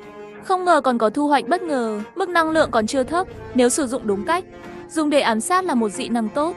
Thấy Trương Nhất luôn nhìn cô gái, người đàn ông cười khan một tiếng. Đứa trẻ đó còn nhỏ. Con nhỏ sẽ bị giết. Tốt hơn là chọn cô ta. Trương Nhất bất đắc dĩ nói. Yên tâm đi, tôi không có thói quen đó. Dẫn đường đi, tìm một nơi không có ai. Được rồi, anh bạn, hãy đi theo tôi. Lúc này trại tị nạn, một ông chú cầm máy ảnh nói với Trương Nhất. Người anh em đó, vợ tôi lần đầu làm việc này. Bạn từ từ, dù sao chúng ta còn phải làm ăn. Trương Nhất không để ý đến anh ta, lấy một chiếc bánh ra khỏi không gian, vẫy tay với cô bé. Cái này tặng bạn ăn được không? Anh trai lớn, cái bánh này thật sự là cho tôi sao? Trương Nhất mỉm cười, xoa vào đầu cô gái, đặt bánh vào vòng tay cô gái. Tất nhiên, bây giờ nó là của bạn rồi. Bắt đầu. Dị năng phụ khoa đạt được thành công sức mạnh. Dễ dàng thu hoạch một khả năng cấp anh. Trương Nhất đang có tâm trạng tốt, lấy thêm 3 hộp mì gói từ không gian, đặt trên mặt đất. Con gái bạn là người thức tỉnh, có thể điều khiển giấc mơ, thực hành một chút là có thể thành thạo. Nếu không muốn chết, nửa tháng tới, tốt nhất là tìm một nơi an toàn để trốn đi. Trương Nhất nói xong, quay ra khỏi nhà, nhanh chóng biến mất khỏi tầm nhìn. Trong nhà, Tiên Tiến nhất định phải nhớ cái nhìn của người anh trai vừa rồi. Tương lai dù thế nào cũng phải báo đáp ân tình của hắn. Cô gái nghiêm túc gật đầu, nhìn mạnh mẽ. 2 tiếng rưỡi nữa, Trương Nhất theo một đám đông lớn đến hồ chứa. Dưới chân núi, người với súng đang ở trạm kiểm soát. Đừng vội. Kiểm tra xong, không ngừng chỉ huy, tự nhốt hắn. Trương Nhất chú ý, người đàn ông to lớn đó có 2 dòng chữ nhỏ trên đầu. Mùi hương theo dõi giá trị tài sản cấp 1. Trương Nhất suy nghĩ một chút, phía sau người đàn ông lớn, vỗ vai nhau, lấy ra một gói hoa tử đưa qua. Đại ca tâm ý nhỏ không thành kính trọng. Thằng nhóc có thông minh không? Vào đi, bạn không cần phải xếp hàng để kiểm tra nữa. Cảm ơn. Cứ như vậy Trương Nhất thành công nhảy xếp hàng qua kiểm tra, còn thuận tay khắc lại một cái dị năng. Mức độ thành thạo của khả năng cướp bóc đã đạt 80%, thêm 2 khả năng nữa là có thể nâng cấp. Lúc này trong đám người xếp hàng có người thì thầm. Các người nói chúng ta sẽ không bị bắt làm nô lệ chứ? Làm việc chăm chỉ cần có cơm ăn là được. Tốt hơn là chết đói. Việc điều trị phải nói ngay từ đầu, điều kiện sống tốt không thể quá tệ. Ăn ngon thế nào, nhưng ít nhất phải cân bằng dinh dưỡng. Chúng ta phải cứng rắn hơn một chút, đừng dễ dàng nhượng bộ, nếu không sau này lại muốn thương lượng điều kiện sẽ khó. 1 giờ, những người qua kiểm tra an ninh đều đến một quảng trường. Mau ra ngoài đi, nhanh lên. Bây giờ nghe lệnh của tôi, nam nữ tách ra chiến trường luyện tập, nam trái nữ phải. Đám đông náo động, nhưng không ai chăm sóc. Đồng chí này, bạn có thể cho chúng tôi biết bạn có thể đối xử gì không? Tháng tù của chúng tôi đến với các bạn, cũng không thể hết. Và chúng tôi vẫn chưa quyết định ở lại. Chưa phải nhân viên của bạn, không phải người của bạn, không có quyền ra lệnh cho chúng tôi. Mọi người có thể thể hiện sự chân thành để nói chuyện vui vẻ. Người đeo kính nói rất mạnh mẽ, dẫn đến một đám người đều đồng ý. Thể hiện sự chân thành, đó là rất nhiều người trong chúng ta, loại người nào cũng có. Muốn chúng tôi ở lại và đóng góp, cũng phải đưa ra phương pháp điều trị tương ứng mới được. Thể hiện sự chân thành, nếu không tôi sẽ quay lưng đi. Ai thích ở lại đây? Đám đông không khỏi bật cười. Cười chết rồi. Các bạn có nghe thấy không? Họ muốn chúng ta thể hiện sự chân thành. Đó là trò đùa hay nhất mà tôi từng nghe trong năm 2025. Thịt heo con lại muốn mang theo ngọc. Tôi có nghe nhầm không? Ha ha ha. Sau đó hắn giơ tay là một phát súng. Người đàn ông dẫn đầu lúc trước lập tức phun máu thành một cái xác. Đám đông náo động. Nhiều người tị nạn hoảng sợ quay lưng bỏ chạy. Mấy kẻ ngục mang theo súng máy hướng về phía đám đông là một cuộc đột kích. Trong nháy mắt, hàng chục người tị nạn bị bắn rơi, đã hết hơi thở rồi. Cho các bạn 3 phút.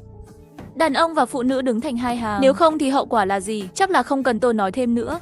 Bây giờ những người tị nạn thành thật, trong vòng chưa đầy 1 phút, đàn ông và phụ nữ đã tách ra. Được rồi. Mọi người nhảy đi, thích thì mang về tập lái xe. Phần còn lại bị nhốt lại trước, ha ha, các cai ngục kêu lên. Đi về phía đối diện với nữ. Nhìn thấy người phụ nữ nào thì trực tiếp kéo cô ấy đi. Trong trại lập tức dẫm lên một cái ha ha. Lúc này trên quảng trường, các cai ngục đã tìm được người lái xe phù hợp. Sau đó ép hết những người còn lại đi. Bị nhốt trong phòng giam, đám súc sinh không bằng heo chó này đều phải xuống địa ngục.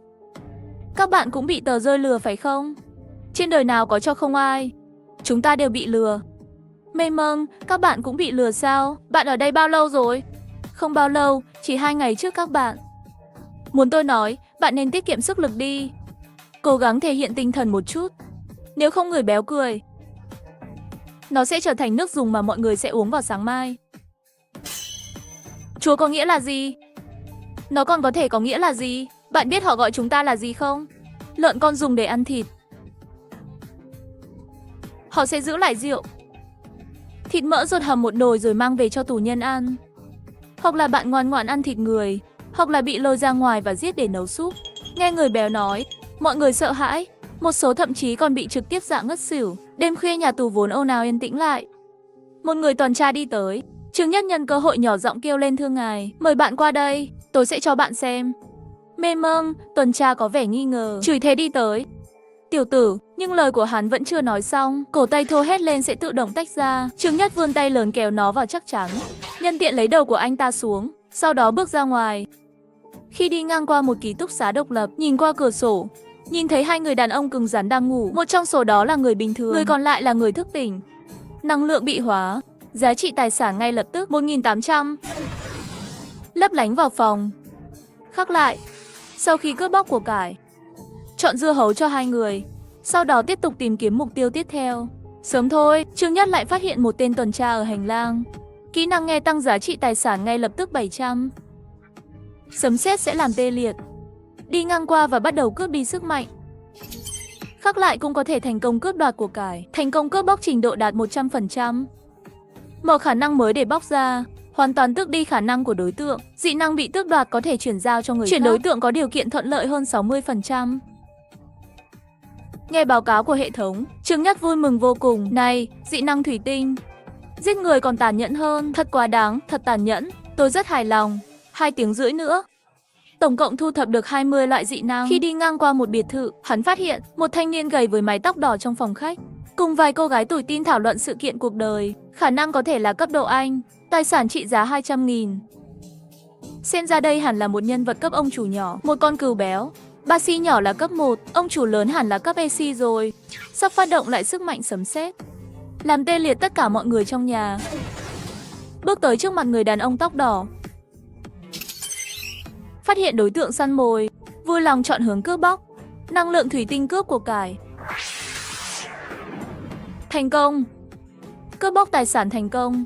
Mục đích đạt được. Trương Nhất không chút do dự cắt bỏ của dưa hấu của người đàn ông tóc đỏ.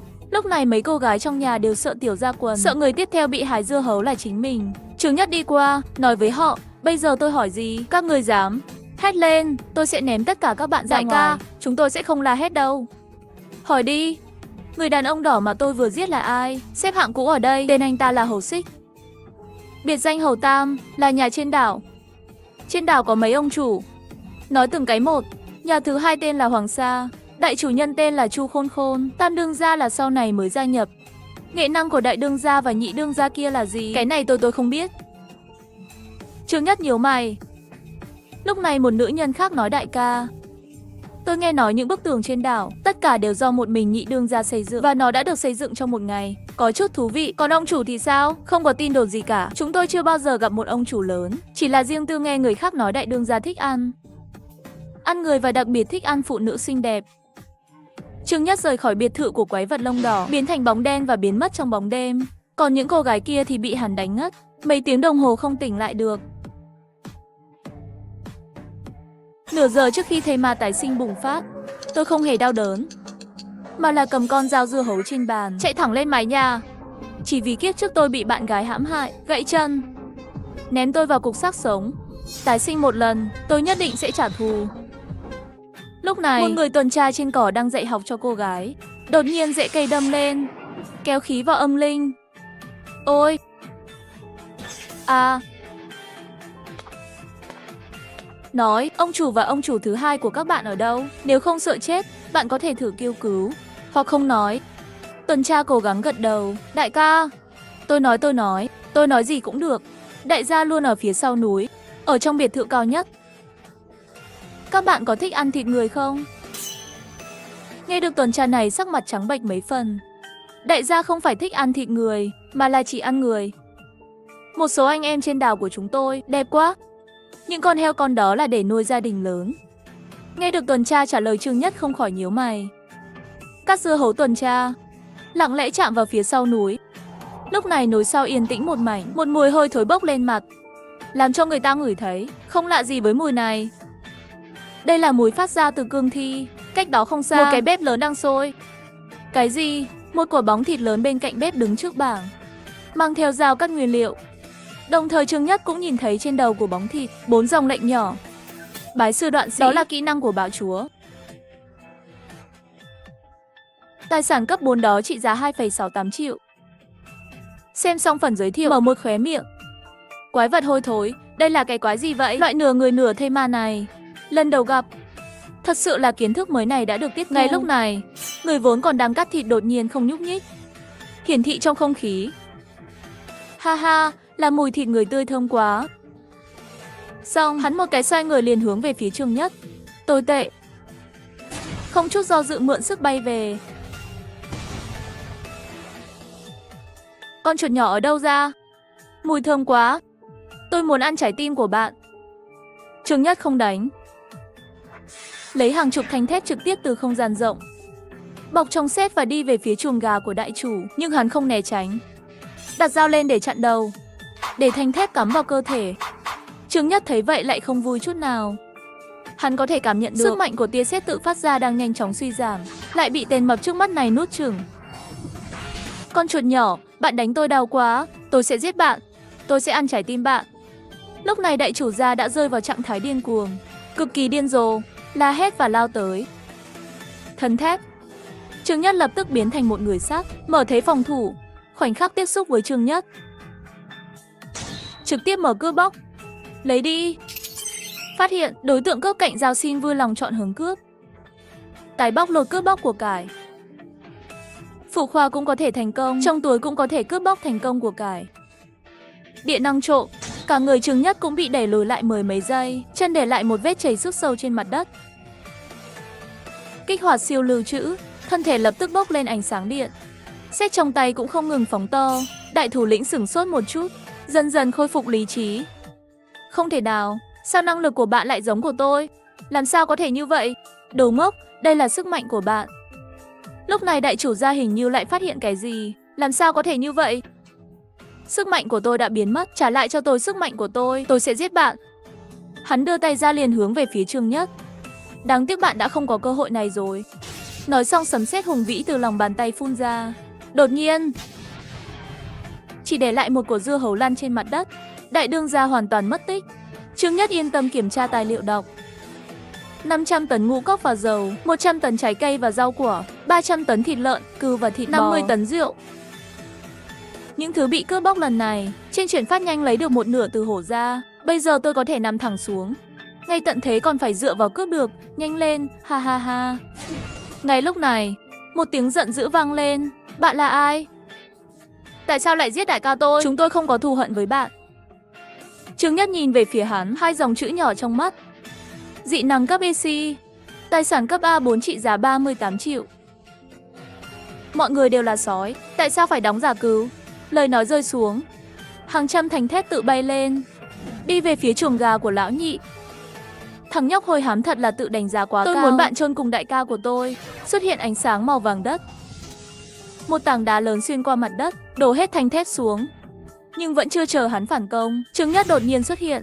Giọng nói lạnh lùng phía sau nhị đương gia. Lấy tôi chơi. Phủ khoa cũng có thể cướp bóc thành công, cũng có thể cướp bóc thành công của cải. Sau khi cướp bóc thành công, Trương Nhất vung dao liền lấy dưa hấu nhị đương gia. Nhưng Trương Nhất không lập tức rời đi, quay lại và đi về phía hòn đảo. Không có ba ông chủ lớn làm chứng, hắn hoàn toàn tự phụ. Vinh vào ở căn cứ của đối phương bắt đầu làm lớn. Cướp bóc ha ha. Vịt quay nhỏ. Vịt quay ha ha. Ha ha. Lúc này Trương Nhất kịp thời ở trên đường cao tốc, chuyến đi này đã thu được hơn 5.000 vạn, cộng thêm hơn 50 tài sản thực vật. Nhìn vào toàn bộ ngày tận thế, phát triển tốt hơn hắn tuyệt đối không tìm được cái thứ hai, miễn là anh ấy muốn, có thể đặt nó bất cứ lúc nào. Ngay lúc này, một trại người sống sót cách đó không xa, thu hút ánh mắt của hắn. Lúc này rất nhiều người vây quanh một cái lồng sắt, bên trong có một con mèo. Bên cạnh lồng sắt xích sắt có một cái thây ma. Xác sống dường như rất sợ hãi, động vật kỳ lạ trong lồng sắt không ngừng cố gắng chạy trốn. Một người phụ nữ đang đứng trước cái lồng, một bài phát biểu. Mọi người xem đi, đây là thần thú đại nhân mà Thượng Đế phải đến cho chúng ta. Ngài sẽ dẫn chúng ta thoát khỏi khổ nạn. Những con cừu bị lạc. Cung cấp lòng trung thành và cống hiến của bạn cho thần thú đại nhân đi. Thần thú đại nhân sẽ phù hộ các bạn. Dưới sự bắt giữ của phụ nữ, đám đông vỗ tay. Nhiều người lấy thức ăn ra, chuẩn bị cúng dường cái gọi là thần thú đại nhân. Nhìn lên đầu con vật, hiển thị một dòng chữ nhỏ động vật biến đổi. Linh hổ cấp 6. Dựa vào yêu nghiệt đây đâu là thần thú gì? Rõ ràng là hổ đột biến. Con hổ này có thể bị thương, nếu không đã sớm thoát ra khỏi lồng sắt rồi. Ăn hết những tín đồ này. Trương Nhất nhảy ra khỏi xe máy, vào trại, đi về phía lồng sắt. Bạn là ai? Bạn vẫn chưa được thần thú đại nhân công nhận, không có tư cách đứng ở đây trước khi nhận được sự chấp thuận của thần thú đại nhân. Tất cả những gì bạn phải làm là cung cấp lòng trung thành và sự phục vụ của bạn. Trương Nhất lạnh lùng nhìn cô gái. Phụ nữ chỉ cảm thấy toàn thân di sản, không nhịn được, lùi lại vài bước. Bạn muốn gì? Không có 5 gói mì gói thì không thể nào có được tôi. Trương Nhất lời nói chuyện với hắn, đi thẳng đến trước lồng sắt, cười với hổ nói. Có chút muốn ăn thịt hổ. Thịt béo của bạn nên được cắt nhỏ trong một thời gian dài. Hổ đột nhiên quay đầu, trong mắt phản ánh một luồng tức giận. Không tệ, có thể hiểu tiếng người thì dễ nói. Nhưng lời nói của Trương Nhất không chỉ chọc giận linh hồn đột biến, đồng thời cũng khiến những tín đồ ở đây tức giận. Tự phụ, ai cho bạn lá gan gợi cảm sỉ nhục thần thú đại nhân? Bạn sẽ bị của báo. Thần thú đại nhân nhất định sẽ hạ phán xét, chỉnh đốn bạn. Thằng khốn nào thế? Đuổi hắn đi. Trương Nhất không để ý đến họ, từ từ giơ một ngón tay lên. Trên đầu ngón tay mơ hồ có thể nhìn thấy có điện quang dâng trào. Con hổ trong lồng sắt cảm thấy nguy hiểm, đâm vào đường sắt, nhảy ra khỏi khoảng cách 5 đến 6 mét. Cảm giác nguy hiểm cũng không tệ. Xem biểu hiện của hổ đột biến, Trương Nhất càng thêm hài lòng. Sao nào? Quay lại giúp tôi giảm giá, nhà tôi đãi ngộ rất tốt. Trương Nhất nói xong, từ không gian rộng lấy ra một hộp thịt đóng hộp và một hộp ức gà hảo hạng. Nếu bạn gật đầu, đây là của bạn. Ăn hết. Vẫn còn nhiều lắm. Nhìn thấy nguyên liệu trước mắt, linh hổ đột biến mở to mắt. Không thích sao? Quên đi. Trương Nhất nói xong lại toàn bộ thu hồi không gian diện rộng. Rồi một tiếng kêu cổ quái nhảy xuống chân Trương Nhất. Tuyệt vọng cọ sát một khuôn mặt cầu xin. Không trách hổ không có xương sống, thật sự là cho quá nhiều. Đại ca này, hay là tôi sẽ quay lại với bạn. Tôi sẽ giúp bạn xem nhà. Tôi là một con chó. Đại ca, tôi cũng là chó. Tôi không kén ăn. Ăn phần còn lại của bạn, tuyệt đối tốt để nuôi. Đại ca, tôi cũng có thể nuôi sống. Tôi ăn thức ăn thừa của bạn. Bạn vẫn có thể ăn vỏ bánh bao của tôi vào buổi tối. Nhìn thấy các tín đồ lại muốn cướp đi phương pháp giấu kín của chính mình. Linh hồn biến dị nhìn chằm chằm vào các tín đồ, dường như đang nói đều cút ngay. Tôi đến trước. Được rồi, vậy bạn sẽ là thú cưng của tớ. Trương Nhất nói, trực tiếp nhảy lên lưng linh hổ. Đi về nhà. Trương Nhất trực tiếp ném cho nó một cái chân dê. Linh hổ há miệng cắn vào. Sau vài lần nhảy, biến mất tại chỗ. Chúa thật đã đến. Thần thú đại nhân nghe theo chân thần tối cao triệu hồi. Và chân thần chí tôn đi rồi. Đại tỷ thần thú đại nhân rõ ràng là lừa đảo. Người phụ nữ nhìn chằm chằm.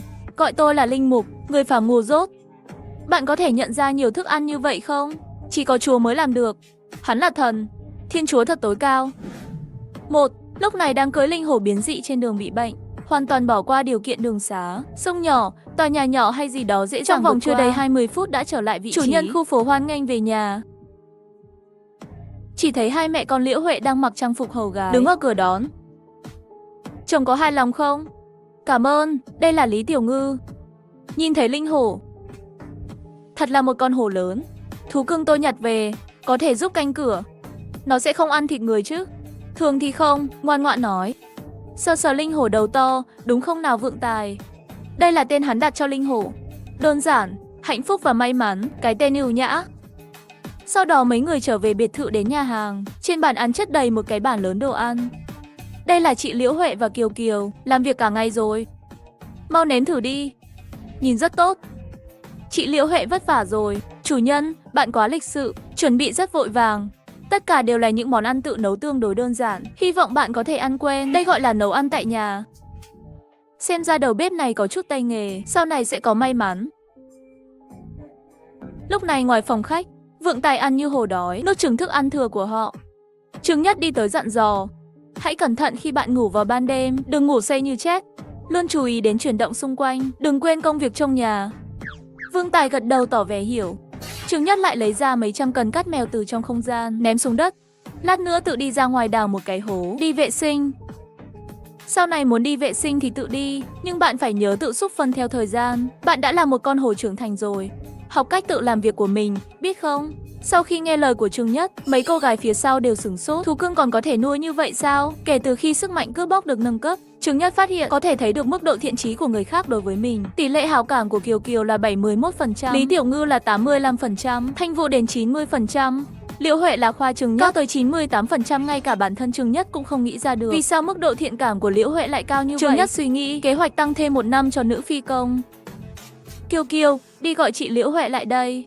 Vâng. Rất nhanh Liễu Huệ đã đến ban công.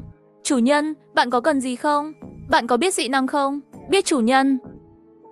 Sau 2 ngày liên lạc, Liễu Huệ cũng biết có người thức tỉnh tồn tại. Sức mạnh của Lý Tiểu Ngư rất lớn, có thể nâng một chiếc xe nhỏ. Thanh Vũ có thể phát ra sét bằng tay không, cũng có thể kiểm soát các vật kim loại. Điều này làm cho Liễu Huệ trong lòng ẩn ẩn có chút. Ngoài việc có thể nấu một món ăn ngon, có thể làm rất ít. Chỉ cần mở miệng, sẵn sàng giặt giũ và nấu ăn cho anh ta. Có thể lấp đầy cả khu phố, mẹ và con gái, bất cứ lúc nào cũng là đối tượng có thể bị vứt bỏ. Dù sao hắn cũng nghĩ giá trị của mình thật sự có hạn. Bạn muốn dị năng à? Tôi có thể cho bạn. Liễu Huệ bất ngờ. Bạn nói gì? Hình như tôi nghe nhầm rồi. Bạn nghe đúng đấy, tôi có thể cho bạn một dị năng, muốn không? Liễu Huệ không thể tin được, nhưng vẫn thốt lên. Chủ nhân tôi muốn. Trương Nhất mỉm cười, đưa tay ra nhẹ nhàng vuốt ve trên đầu Liễu Huệ.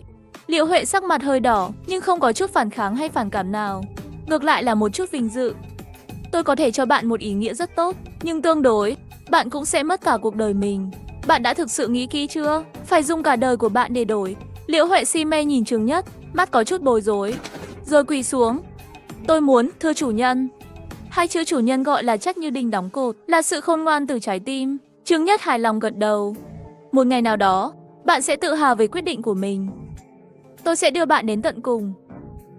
Ngay lập tức trong lòng thầm nghĩ có thể tặng, lửa có thể đánh. Chỉ thấy phía sau Liễu Huệ bốc lên ngọn lửa vàng, ngay lập tức lại đưa vào cơ thể. Bạn có thể tặng thành công, đối tượng tặng đã nhận được một dị năng, đạt được cấp độ Anh. Lúc này, thiện chí của Lưu Huệ cũng lập tức tăng lên 100%, đã đạt đến giai đoạn si mê. Chủ nhân có thể dạy tôi viết chữ côn không? Hải sản đã được rửa sạch rồi. Chủ nhân có thể dạy tôi viết bất cứ lúc nào. Trương Nhất nhìn thấy cảnh này trực tiếp sửng sốt, ngốc không biết phải làm gì. Chết tiệt, bạn đang làm gì vậy? Có phải là hiểu lầm gì không? Và con gái bạn vẫn còn đây. Chúng ta có thể dè dặt một chút không? Chẳng lẽ đây là uy lực của mức độ thiện chí đầy đủ sao? Giờ ăn tối, mọi người nói và cười. Vương Tài thì ở bên cạnh điên cuồng ăn. Thanh Vũ và Lý Tiểu Ngư thỉnh thoảng sẽ hỏi Trương Nhất, hỏi một số câu hỏi về thực hành sức mạnh. Mà Liễu Huệ thì không rời mắt, nhìn Trương Nhất, trong ánh mắt tràn đầy cùng tín và sùng bái. Chị Liễu Huệ, món chị nấu hôm nay ngon quá, còn ngon hơn hôm qua nữa. Cảm ơn các bạn thích ăn là được rồi. Liễu Huệ dịu dàng cười, đứng lên nhặt một miếng thịt, cẩn thận đặt vào bát Trương Nhất. Ánh mắt dường như đều muốn kéo lụa ra. Lý Tiểu Ngư nhìn thấy tin giật mình. Chị Liễu Huệ muốn chen hàng à? Thật không tử tế.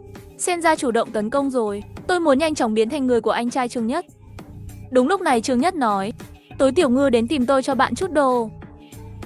Được rồi, Lý Tiểu Ngư có chút lo lắng, nhưng nhanh chóng trở nên phấn khích. Anh ấy luôn cảm thấy tự ti về chiều cao của mình. Ngay cả Kiều Kiều 15 tuổi cũng sắp cao hơn hắn rồi. Nhưng bây giờ Trương Nhất lại chọn hắn trước. Không phải chỉ chứng minh cô ta hấp dẫn hơn sao? Sao vậy? Có lẽ anh trai Trương Nhất vừa vặn thích thấp. Ôi không, thích gọi là tiểu dễ thương. Đúng là tôi. Nửa giờ trước khi thây ma tái sinh bùng phát, tôi không có sự tiến hóa tích trữ, mà là cầm con dao dưa hấu trên bàn, chạy thẳng lên mái nhà. Chỉ vì kiếp trước tôi bị bạn gái hãm hại, gãy chân, ném tôi vào đám thây ma và sống lại một lần nữa. Tôi nhất định sẽ bóp chết tất cả các bạn. Sau bữa tối, Lý Tiểu Ngư tự tắm rửa trước, bào ngư thơm, sau đó đổi thành bộ đồ thỏ, đi về phía phòng của Trương Nhất. Thanh Vũ trong nhà, đáy mắt trượt qua một chút cô đơn. Có vẻ như tối nay Tiểu Ngư sắp biến thành người của anh trai Trương Nhất rồi. Tôi cũng phải chủ động tấn công. Lúc này Lý Tiểu Ngư đã đi vào phòng của Trương Nhất. Trương Nhất quay đầu lại nhìn, không thể không nhíu mày. Gì vậy? Tiểu Ngư ăn mặc này thật sự có đủ khí chất. Trông thế nào? Dễ thương chứ? Có. Thật sự tốt. Lý Tiểu Ngư nhào vào trong lòng Trương Nhất làm nũng nói. Cảm ơn, tôi nghe người khác nói. Đây gọi là bộ đồ chiến thắng, có thể kích thích 50% tiềm năng thời gian của con người. Trương Nhất, ví dụ như lão Tăng cũng có chút không chịu nổi, vội vàng đẩy Lý Tiểu Ngư ra. Này, tôi để bạn làm điều đó là định cho bạn một cái dị năng. Hóa ra không phải đâu, chờ đã. Bạn vừa nói gì? Cho tôi cái gì? Cho bạn một cái dị năng cấp VC không muốn sao? Bạn có thể cho tôi. Làm sao có thể? Không có gì là không thể. Tôi đã nói là có thể làm được. Tôi sẽ đặt một cái. Chẳng lẽ ta Lý Tiểu Ngư rốt cuộc muốn nghịch thiên đổi mạnh sao? Như vậy tặng một túi siêu tiếp tục có thể đến cấp 4. Chỉ thấy Lý Tiểu Ngư toàn thân xuất hiện một trận ánh sáng mạnh. Động lực tổng thể cũng đang liên tục trở nên mạnh mẽ hơn. Tặng dị năng thành công. Tặng đối tượng nhận được một năng lượng siêu mịn năng lượng cấp VC. Xong rồi. Bạn tự kiểm tra đi. Lý Tiểu Ngư kiểm tra ngẫu nhiên một chút, phát hiện trong thân thể thật sự có thêm dị năng, sức mạnh kỳ lạ, mạnh hơn chứ không biết bao nhiêu lần. Lúc này Trương Nhất cầm lên một cái sổ ghi chép đưa qua. Cách sử dụng. Tất cả đã được viết trên đó rồi, cứ làm đi. Lý Tiểu Ngư sửng sốt cầm lấy sổ ghi chép, ngốc mốc nhìn Trương Nhất. Mũi chua, mắt lặng lẽ đỏ lên. Sau đó vứt sổ ghi chép đi, kêu một tiếng lao vào Trương. Muốn bay tới đây. Ô. Sáng hôm sau, nhìn ra ngoài cửa sổ, cảm nhận mặt trời. Xem ra tôi đúng là một người đàn ông không có ý chí mạnh mẽ. Lý Tiểu Ngư từ trong chăn chui ra, anh trai cười lên. Chủ nhân, bữa sáng đã chuẩn bị xong rồi. Bên ngoài phòng truyền đến giọng nói dịu dàng của Liễu Huệ. Lát nữa tôi sẽ mang chút đồ ăn lên, ngủ thêm chút nữa đi. Được rồi, tối qua ngủ không ngon. Bây giờ tôi cảm thấy chân không còn là của mình nữa. Hôm nay là ngày thứ 7 của đợt bùng phát zombie, bởi vì thây ma có thói quen biết cùng loại. Sau vài ngày ăn thịt lẫn nhau, số lượng thây ma rõ ràng đã giảm đi rất nhiều, nhưng nó cũng trở nên nguy hiểm hơn. Một số thây ma thậm chí tiến hóa đến cấp 5, trí thông minh cao hơn, nhanh hơn rồi. Ngày tận thế thứ 25, nhìn đi, ngoại trừ thây ma và một số ít động vật đột biến, không có lửa nào khác. Ngay cả ruồi muôi cũng không tìm thấy một con, cả thế giới là một đống đổ nát. Báo hiệu nền văn minh sắp kết trong khoảnh khắc này đi đến cuối đường, thậm chí là lùi lại. Lúc này ở vùng ngoại ông xa xôi của thây ma, mấy thế lực lớn hợp tác. Hội nghị liên minh những người sống sót đầu tiên. Hàng hóa hiện nay là tiền tệ cứng. Người nào có nhiều vật tư thì có quyền phát biểu. Người thức tỉnh cũng trở thành người phát ngôn. Cho dù khả năng thức tỉnh có sụp đổ đến đâu, tất cả đều có người muốn. Vì vậy, hội nghị liên minh những người sống sót trở thành người thức tỉnh. Trang web tuyển dụng. Nhóm phiêu lưu sói từng được đánh thức tham gia. Cấp Anh 1 ngày 3 bữa bao gồm 2 ngày 1 thịt, 10 ngày 1 chai nước ngọt, 1 ly rượu 1 tháng. Cấp BC trực tiếp làm phó đoàn trưởng. Bạn muốn ăn gì thì tùy bạn. Các loại khác. Tiếng kêu tuyển dụng có thể nghe thấy ở khắp mọi nơi. Nhóm phiêu lưu sói hoàng gia đã được coi là rất tốt rồi. Ngay khi hội nghị tuyển dụng được tổ chức như lửa, một chiếc xe buýt được trang bị đến tận răng, từ từ ra khỏi trung tâm thành phố, khiến mọi người nhướng mày. Tinh danh, dám lái xe vào và ra khỏi thành phố. Nhóm phiêu lưu cuối cùng làm như vậy, cỏ mộ đều bị người ta cắt rồi. Em rằng ít nhất cũng là đoàn phiêu lưu cấp AC rồi. Trong trung đoàn có những dị năng cấp AC dẫn đầu. Giá mà tôi có thể tham gia nhóm phiêu lưu này. Vật tư chia 82% tôi đều vui lòng. Bạn vui lòng, tôi còn vui nữa. Tôi không muốn ngày mồng 8 tháng 2. Tôi hài lòng vào ngày mồng 1 chia 9. Cửa xe mở ra, một người đàn ông đẹp trai mang theo một bộ bàn ghế chậm rãi bước ra khỏi xe. Phía sau là 4 cô gái. Phụ nữ có phong cách lớn nhỏ khác nhau. Chắc chắn không phải vai trò con người. Chào buổi chiều, nhóm phiêu lưu Trường Sinh chính thức tuyển thành viên. 1 ngày 3 bữa ăn. Bữa ăn có thịt. 2 ngày 1 chai Coca. 7 ngày xem phim 1 lần, lễ hội 2 tháng 1 lần, rượu và trái cây thân thiện với môi trường trong lễ hội, phòng ngủ cho 2 người, có nhà tắm công cộng và nhà vệ sinh, số lượng có hạn, đăng ký nhanh. Sau khi Trường Nhất nói xong, đám đông náo động. Thần tiên đãi ngộ. Tôi chưa bao giờ mơ thấy điều đó. Còn chờ gì nữa, mau đi xin việc đi.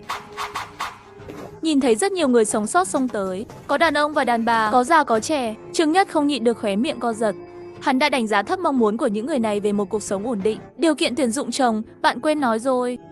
Lý Tiểu Ngư vội vàng cầm lấy loa lớn hét lên. Đoàn phiêu lưu của chúng tôi chỉ tuyển thành viên nữ. Năm tạm thời không tuyển. Hôm nay là ngày thứ 25 của cương thi. Sau khi cân nhắc kỹ lưỡng, Trường Nhất quyết định bắt đầu tuyển người để chào đón giai đoạn thứ 2 của ngày tận thế. Bà tự mình tuyển nữ nhân, chỉ tuyển nữ nhân trẻ đẹp. Tôi là người đầu tiên không vui. Đàn ông chúng ta mới là lực lượng chính trong việc khai quật vật liệu. Tôi vẫn là người thức tỉnh cấp 1. Bạn có hiểu trọng lượng của người thức tỉnh không? Chúng tôi sẽ không đi nữa. Sao cơ? Không muốn thì thôi. Nhìn thấy thế giới dần dần nâng cấp, cảnh tượng từng mất kiểm soát. Ngọn lửa bên cạnh đột nhiên dâng lên. Một cuộc xung đột trực tiếp làm nổ tung mặt đất thành một cái hố lớn sâu hơn 1 mét. Những người ở gần hơn đều bị ảnh hưởng và bị nổ tung. Là ai? Mạnh quá, loại sức mạnh này của thực quá, chạm vào một chút sợ là sẽ bị đốt thành tro vụn.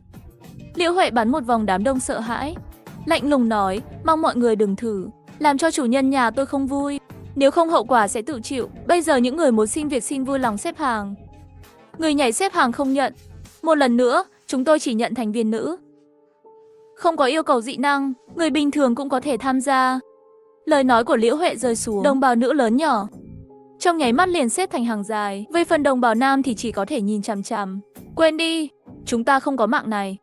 Tôi không tham gia, có thể để con gái tôi đến. Không phải nói người bình thường cũng được sao?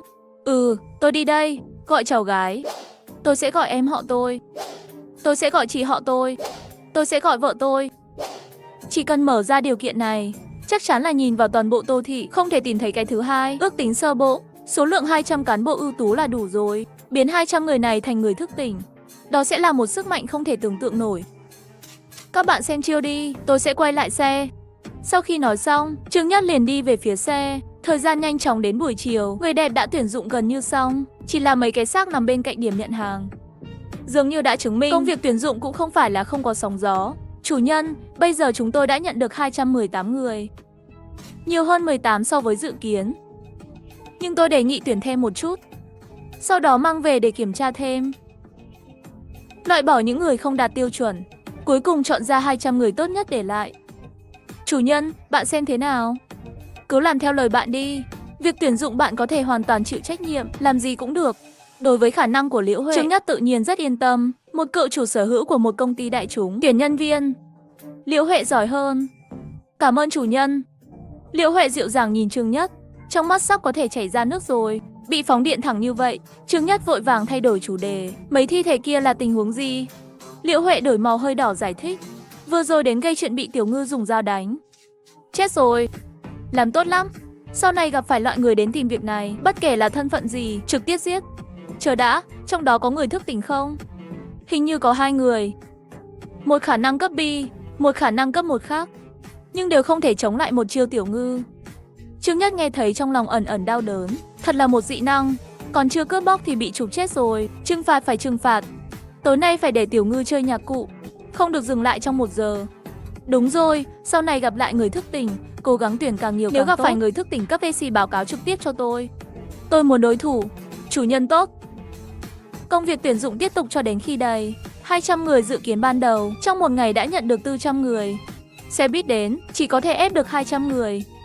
Tìm một nơi không có ai, lấy một chiếc xe buýt dự phòng ra khỏi xe, quay lại là điểm Mã Phàm, nhưng đó là vì sự an toàn. Vì vậy, tôi có 2 chiếc xe buýt đầy người, cứ như vậy chậm rãi đi về phía thành phố. Khoảng 1 tiếng nữa xe buýt mới đến đích. Chào mừng đến với cuộc phiêu lưu bất tử. Hy vọng trong thời gian tới, các bạn có thể vui vẻ nhé. Em trai này đẹp trai quá. Hình như là chỉ huy của nhóm phiêu lưu. Không biết có bạn gái chưa? Tôi muốn trở thành người của anh ấy. Tôi sẽ tự giới thiệu trước. Tên tôi là Trương Nhất, là trưởng đoàn phiêu lưu Trường Sinh. Sau này các bạn gọi ta là đoàn trưởng là được. Nhưng điều kiện tiên quyết là các bạn có thể vượt qua kỳ thi thành công. Bây giờ không còn sớm nữa. Ăn trước đi. Các cô gái phát ra một tiếng cổ vũ. Tất cả đều mong chờ nhìn Trương Nhất. Lập tức Trương Nhất lôi ra mấy cái nồi sắt lớn từ trong xe tải. 2 bao tải khoai tây và thịt lợn được kéo ra khỏi xe. Nửa tiếng nữa, mùi thịt đã tràn ngập khắp nơi. Rõ ràng là đã gần chín rồi. Cho các bạn 5 phút để chia thành 4 đội. Mỗi đội cử một đại diện tạm thời. Lát nữa phụ trách phân phát thức ăn. Lúc này các cô gái đang ngấu nghiến thức ăn do Trương Nhất làm. Một số cô gái thậm chí còn khóc khi ăn. Mọi người dường như đang ở trong mơ. Tôi chưa từng nghĩ có thể ăn được đồ ăn ngon như vậy. Chẳng bao lâu thức ăn trong nồi đã bị ăn hết. Trương Nhất mỉm cười nói, xem ra các bạn khá hài lòng với tay nghề của đoàn trưởng này. Ngon quá. Cảm ơn đoàn trưởng. Đoàn trưởng muôn năm, tôi sẽ sinh con cho bạn. Các bạn thích là được rồi. Bây giờ chúng ta có thể nói về cách đối xử của các bạn trước khi hai người chính thức đoàn tụ. 2 bữa một ngày, 2 ngày ăn một bữa thịt. Thông số kỹ thuật tương tự như hiện tại. Có câu hỏi gì bạn có thể hỏi? Một cô gái mặt tròn thắc mắc hỏi. Chúng tôi chưa phải là thành viên chính thức sao? Trương Nhất lắc đầu. Không trả lời trực tiếp, mà là cười nói. Các người nghĩ chúng ta phiêu lưu đoàn, phương pháp điều trị như thế nào? Rất tốt. Tốt hơn bất kỳ nhóm phiêu lưu nào tôi từng thấy. Biên tập viên người thức tỉnh đều không có đãi ngộ này. Vậy bạn có thể mang gì đến cho nhóm phiêu lưu của chúng tôi? Các cô gái đều không nói nên lời. Loại đãi ngộ này sắp bắt kịp với người thức ít N cấp AC rồi. Không nói 1 tháng, lượng thức ăn trong 3 ngày. Bạn có thể mua tất cả những người đẹp này. Dù sao thế giới này, trông càng đẹp thì bị đánh càng tệ. Tôi 2 ngày chỉ ăn 1 bữa là được rồi. Tôi cũng vậy. 2 ngày cho tôi ăn 1 củ khoai tây là được. Trương Nhất lại lắc đầu. Tôi thiếu mọi thứ, không thiếu thức ăn. Thành thật mà nói, giá trị bạn mang lại cho tôi bây giờ ít hơn nhiều so với những gì tôi tiêu thụ khi nuôi các bạn. Điều duy nhất bạn có thể làm bây giờ là cho tôi lòng trung thành tuyệt đối. Hiểu chưa? Các bạn có 7 ngày để kiểm tra. Thông qua ở lại, không thông qua trực tiếp rời đi. Trương Nhất lập tức gọi Thanh Vũ và Tiểu Ngư. Chỉ vào Liễu Huệ trước nói. Vị này sau này là giám khảo chính của các bạn Liễu Huệ. Đây là trưởng bộ phận vận chuyển của các bạn. Đây là huấn luyện viên trưởng của các bạn Lý Tiểu Ngư. Còn đây là phó đoàn trưởng của các bạn Tiết Thanh Vũ. Sau đó Trương Nhất. Tiếp theo nên kiểm tra như thế nào? Các bạn xem làm là được. Tôi chỉ có một yêu cầu. Mức độ vâng lời càng cao càng tốt. Sau khi Trương Nhất nói xong, rồi lùi sang một bên và trở thành người ăn dưa hấu. Lần kiểm tra này không chỉ là kiểm tra thành viên mới, cũng là kiểm tra bên cạnh mình. Liễu Huệ trước tiên làm loạn 400 người này, chia ngẫu nhiên thành 10 tiểu đội. Mỗi đội đang chọn một đội trưởng tạm thời để lãnh đạo. Lý Tiểu Ngư đến nhà kho xếp 200 giường mền, để họ qua đêm trong sân. Tiếp theo, kỳ thi chính thức bắt đầu. Tôi hy vọng các bạn không làm chủ nhân thất vọng. Báo cáo giám khảo, chủ nhân có phải là đại tá không? Phải, các bạn có thể giống tôi gọi đoàn trưởng là chủ nhân. Cũng có thể trực tiếp gọi đội trưởng, nhưng tuyệt đối không được gọi tên đầy đủ. Mọi người hiểu chưa? Mê mơn, với sự đồng ý của mọi người, Liễu Huệ hài lòng gật đầu. Được rồi, bây giờ làm theo lệnh của tôi, cởi hết quần áo và quần ra. Đồ lót cũng cởi hết rồi. Nghe lệnh. Các cô gái thực sự do dự. Nhiều người trong số họ lặng lẽ tuân theo và cởi ra. Trông chạy thoáng qua. Ánh sáng chói mắt. Trương Nhất thì không bình tĩnh. 1 phút nữa, sấm sét đại lôi. Vội vàng đứng dậy tạm biệt. Nghĩ đến cái gì, lại chỉ vào một cô gái trong đám đông. Chờ tôi một chút. Ánh mắt mọi người không khỏi tụ tập trên người cô gái này. Đây là một làn da trắng. Một người phụ nữ với thân hình tự hào và khuôn mặt tinh tế. Cô gái sửng sốt, nhanh chóng dùng tay che đi. Mặt đỏ bừng cúi đầu. Không nghe thấy chủ nhân gọi sao? Vẫn chưa nhanh qua đó. Chủ nhân có thể nhìn thấy bạn là vinh dự của bạn. Những gì bạn nên làm là tuân lệnh. Vinh dự được tuân theo mệnh lệnh của chủ nhân. Tôi sẽ giải thích lại. Tất cả của các bạn sẽ thuộc về chủ nhân. Mệnh lệnh của chủ nhân là tuyệt đối. Cho dù để các bạn chết cũng phải làm theo. Trương Nhất. Hắn cảm giác Liễu Huệ giống như một cái giáo phái, tẩy não những cô gái ngốc nghếch này. Nhưng tất cả đều nói để người ta hoàn toàn chịu trách nhiệm. Cũng không tốt, chỉ có thể mặc định. Lúc này cô gái lấy quần áo che thân, đi đến trước Trương Nhất. Đoàn trưởng. Nhìn thấy ánh xuân nhân vật không thể che chắn kia, Trương Nhất nói đến cái kia, bạn mặc quần áo đi theo tôi đi. Nửa giờ trước khi thây ma bùng phát, tôi không có kế hoạch đồng bộ, mà là cầm con dao dưa hấu trên bàn, chạy thẳng lên mái nhà. Chỉ vì kiếp trước tôi bị bạn gái hãm hại, gãy chân, ném tôi vào đám thây ma để tranh giành một lần. Tôi sẽ báo thù. Lúc này cô gái mặc quần áo vào trong nhà, má đỏ bừng không dám nhìn Trương Nhất. Cô gái tên là Thanh Hà và thức tỉnh những khả năng hiếm có và kỳ lạ. Đời trước đã cứu Trương Nhất hơn 1 lần. Không ngờ kiếp này lại gặp Thanh Hà nhanh như vậy, cũng là một loại duyên phận. Tôi tò mò, tại sao bạn lại che giấu danh tính? Là người thức tỉnh của bạn, cho dù đi đến đoàn phiêu lưu nào, tất cả đều có thể nhận được đãi ngộ tốt. Nghe thấy lời của Trương Nhất, Thanh Hà sắc mặt trắng bệch lùi lại 2 bước. Làm sao bạn biết được? Nói đi, điều gì khiến bạn chọn cách che giấu danh tính, đến với nhóm phiêu lưu của chúng tôi? Thanh Hà là cắn môi không dám nhìn thẳng. Trương Nhất thấy muốn nói lại thôi, sao không muốn nói? Vẫn không thể nói. Nhìn thấy sắc mặt của Trương Nhất dần trở nên lạnh lẽo, Thanh Hà vội vàng nói không phải. Tôi nhìn thấy bạn mới đi xin việc. Chúng ta biết nhau sao? Sao tôi không nhớ đã gặp bạn ở Long Hổ Bang? Bạn là người xóa hết người của Long Hổ Bang rồi. Tôi mới được cứu. Trương Nhất trầm tư một lát, nhìn lên thanh tiến trình trên đỉnh đầu. Ưu đãi 50%. Rất nhiều thiện chí. Nó cũng gián tiếp cho thấy những gì cô gái nói là sự thật. Bạn đã mặc quần áo. Vâng, hổ gia muốn tôi chơi nhạc cụ cho anh ấy. Tôi bị nhốt. Họ không cho tôi ăn. Không biến tôi thành người của hắn. Bạn tự tin thế đấy, giấu danh tính của người thức tỉnh. Bạn có thể tham gia nhóm phiêu lưu của chúng tôi không? Thanh Hạ tội lỗi cúi đầu. Tiểu nha đầu còn tìm người đi cửa sau, là Lý Tiểu Ngư cho bạn. Giúp bạn vào trung đoàn. Thanh Hà vội vàng giải thích. Không phải chuyện của Tiểu Ngư. Tôi không cần phải lo lắng như vậy. Theo điều kiện của bạn, bạn hoàn toàn đủ điều kiện để tham gia cùng chúng tôi. Hy vọng sau này bạn không cố gắng che giấu điều gì nữa, biết không? Không bao giờ nữa. Tôi thề. Trương Nhất đi đến trước người Thanh Hạ vỗ vai. Năng lượng ngẫu nhiên. Phục hồi thành công. Sức mạnh chữa lành khủng hoảng. Được rồi, bạn có thể xuống. Ngoài ra, hãy gọi Tiểu Ngư lên đây. Thực sự không phải chuyện của Tiểu Ngư. Tôi không nói với cô ta là tôi có dị năng. Từ sau khi bị hổ gia bắt được, tôi không dám nữa nói về dị năng của mình. Thời gian lâu rồi. Tôi đã nói đó chỉ là chuyện nhỏ. Đã qua rồi. Tôi tìm Tiểu Ngư về những thứ khác. Nghe xong mới yên tâm đi ra ngoài. Không lâu sau, Tiểu Ngư cười hì hì bước vào. Chồng, tôi sai rồi, đừng giận. Nếu không, tôi sẽ chơi nhạc cụ thêm 1 tiếng nữa vào buổi tối, được không? Lúc ở Long Hồ Bang, chắc là bạn muốn giúp cô ta. Hai người quen nhau từ trước sao? Đã thấy mấy lần. Thanh Hà siêu phục hồi. Bạn sẽ thích nó sau khi xem nó. 2 tiếng sau, tinh thần phấn chấn bước ra khỏi biệt thự. Lý Tiểu Ngư thì hai chân mềm nhũn đi theo phía sau. Chị Tiểu Ngư, sao mặt bạn đỏ thế? Kiêu Kiêu hỏi với vẻ mặt nghi ngờ. Gần đây thời tiết quá nóng, lại ăn chút đồ ăn vặt cay, hơi nóng. Chị Tiểu Ngư sau này ăn đồ ăn ngon nhất định phải gọi tôi nha. Chúng ta là chị em tốt, phải có phúc cùng hưởng có quạ cùng chia. Vâng, lần sau nhất định sẽ gọi cho bạn. Trương Nhất thì là đi đến trước mặt Thanh Hà nói. Chúc mừng bạn đã vượt qua kỳ thi thành công. Là người đầu tiên tham gia cuộc phiêu lưu bất tử, thành viên mới của trung đoàn. Bạn có thể chọn biệt thự nào để ở. Tối nay có thể chuyển vào. Nếu vật tư có thể, đi tìm Kiều Kiều để nhận. Nghe thấy lời của Trương Nhất, mọi người đồng loạt đưa ánh mắt ngưỡng mộ. Tôi đây đã thông qua kiểm tra rồi. Nó đã kết thúc trước khi bắt đầu chưa? Chắc là vừa rồi đi cửa sau lên vị trí rồi. Có lẽ cô ta đã biến thành người của đoàn trưởng rồi. Rất nhiều cô gái. Họ cho rằng bề ngoài không tệ hơn Thanh Hà. Sao không đến lượt mình? Đúng lúc này, giọng nói của Trương Nhất chậm rãi truyền đến. Ngoài ra, hãy nói với mọi người rằng cô ấy là một người chữa bệnh tuyệt vời. Nếu có ai cảm thấy không ổn, bạn có thể nói ra và đến tìm tôi. Nghe thấy lời của Trương Nhất, các cô gái đột nhiên nhận ra, tự mang theo túi cao cấp vào nhóm. Họ thật sự không học được. Thời gian nhanh chóng đến vào buổi tối, các cô gái ngủ trên sàn nhà, đêm tối dần. Thỉnh thoảng còn nghe thấy trong bóng tối xa xa âm thanh của quái vật. Bầu không khí cũng vô cùng căng thẳng. Các bạn nói, sẽ không có tác động của thây ma đến ăn thịt người chứ? Đừng nói nhảm, thật đáng sợ. Tôi sắp đi tiểu rồi. Đây là trung tâm thành phố, loại quái vật nào cũng có. Có lẽ nửa đêm sẽ lặng lẽ bò vào một cái. Ngay lúc này, một cô gái chỉ vào cổng, phát ra một tiếng kêu lên. Nhìn kìa!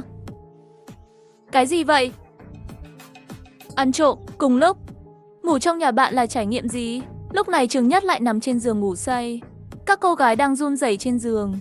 Chỉ thấy bên cạnh cổng, một cái bóng có kích thước của một con bê đang lặng lẽ ngồi xổm ở đó, nhìn mọi người. Mấy cô gái bị dọa đến phát ra một trận hét lên ngay tại chỗ, ngay khi mọi người nghĩ rằng con quái vật sẽ nhảy vào đám đông. Khi đó, nhưng thấy con quái vật quay lưng bỏ đi. Có vẻ như một số người không nói những gì tôi đã nói, đặt trong trái tim. Lúc này Liễu Huệ lộ mặt đi ra, ngọn lửa trong tay bốc lên, thắp sáng sân tối. Hắn tên là Vương Tài, là thú cưng của chủ nhân. Vừa rồi chỉ là xuống lầu ném rác thôi. Sau đó, Liễu Huệ nói với mấy cô gái vừa rồi đang la hét, các bạn thi không thành công, mất tư cách tham gia nhóm phiêu lưu bất tử. Một số cô gái khóc ngay tại chỗ, nhưng không ai thông cảm cho họ. Liễu Huệ, việc trước đây, nếu sáu phạm thì phải chuẩn bị cho việc bị đào thải. Ngày hôm sau Trương Nhất vừa xuống lầu, Thanh Hà thì sớm đã ở dưới lầu chờ rồi. Chào buổi sáng. Sau này khi ăn cơm, hãy đến và ăn với chúng tôi. Cảm ơn. Sau khi đến sân, nhìn xung quanh là những cô gái có đôi mắt cấu trúc. Chị Liễu, hôm nay bạn và Thanh Hà sẽ ở lại tiếp tục kiểm tra đi. Những người khác đi cùng tôi để tuyển người. Vâng. Sau đó, Trương Nhất liền dẫn theo Tiết Thành Vũ và những người khác lên xe buýt ra khỏi khu phố. Liễu Huệ đối mặt với một đám chị em, thể hiện một nụ cười thân thiện. Tin tưởng mọi người có lẽ đã có một đêm đáng nhớ tối qua. Muộn rồi, nhưng đây mới chỉ là bắt đầu thôi. Tôi sẽ cố gắng làm cho bạn hiểu trong vòng 1 ngày. Phẩm giá là vô giá trị. Các người không cần danh dự trước mặt chủ nhân. Chỉ cần nghe 2 tiếng rưỡi nữa, Người của Trường Nhất đã đến tàu điện ngầm tuyển dụng ngày hôm qua. Nhìn đi, người đến còn nhiều hơn hôm qua. Đến rồi. Đội phiêu lưu Trường Sinh đến tuyển người rồi. Nhanh lên, nếu không sẽ không có cơ hội. Ôi, đừng chen chúc. Các cô gái, không thể lịch sự để cho ông già này sao? Tôi sẽ đặt hàng. Năm nay đông quá. Năm nay 70 tuổi. Nhưng vẫn còn nguyên vẹn.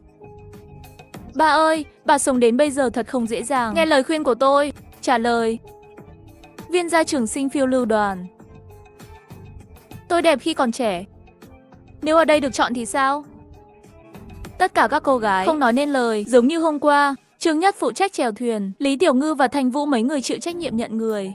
Không biết nhóm phiêu lưu khác, người thức tỉnh có đủ không? Phải tìm một cơ hội để xem, nhân tiện lấy hết năng. Chán nản. Tôi nói này. Sao lại tuyển người như vậy? Không phải cuộc thi sắc đẹp, chính thức đến dạy bạn. Phải chọn eo tròn, bạn biết không?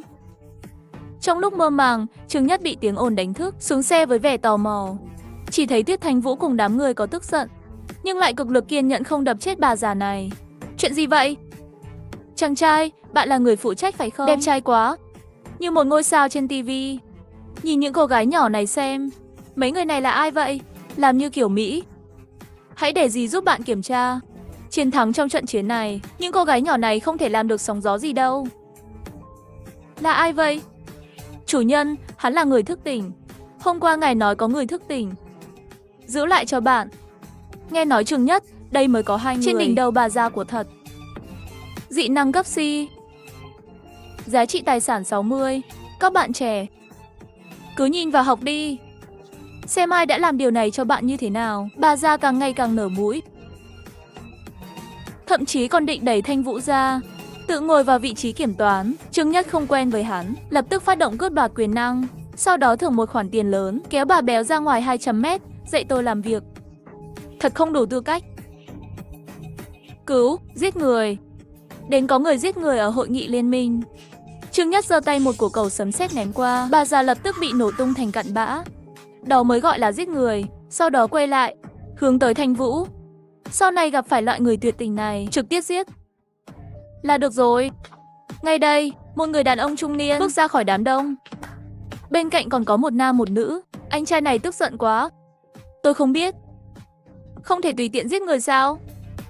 Hội nghị liên minh, đốt một gì thành cặn bã. Vài người liền từ trong đám đông đi ra. Anh trai này tức giận quá. Tôi không biết. Không thể tùy tiện giết người sao? Nhìn thấy 2 hàng trên đầu người đàn ông, mắt hơi nheo. Dị năng chủ thần thối độc cấp A4. Giá trị tài sản 18.000. Trưởng đoàn thám hiểm rắn độc. Nghe nói hắn một chỗ nọc độc có thể độc hàng trăm xác chết. Hắn làm gì ở đây? Cuộc phiêu lưu bất tử đã kết thúc. Các nhóm phiêu lưu lớn là quy định chung. Không thể giết người ở hội nghị liên minh, nếu không sẽ bị các nhóm phiêu lưu khác vây hãm. Nghe tiếng nói của đám đông, Trương Nhất trả lời một chút. Lúc trước hình như có quy định như vậy, nhưng đó là chuyện đời trước. Có liên quan gì đến cuộc sống này không? Xin lỗi, tôi chưa từng nghe về quy tắc này. Người đàn ông thấy Trương Nhất kiêu ngạo như vậy, ánh mắt phát ra một tia lạnh lẽo, nhưng lại thoáng qua. Không biết cũng không lạ. Mặc dù không biết là người vô tội, nhưng anh em đã giết người hôm qua rồi. Hôm nay còn không ra tay sợ là nói được.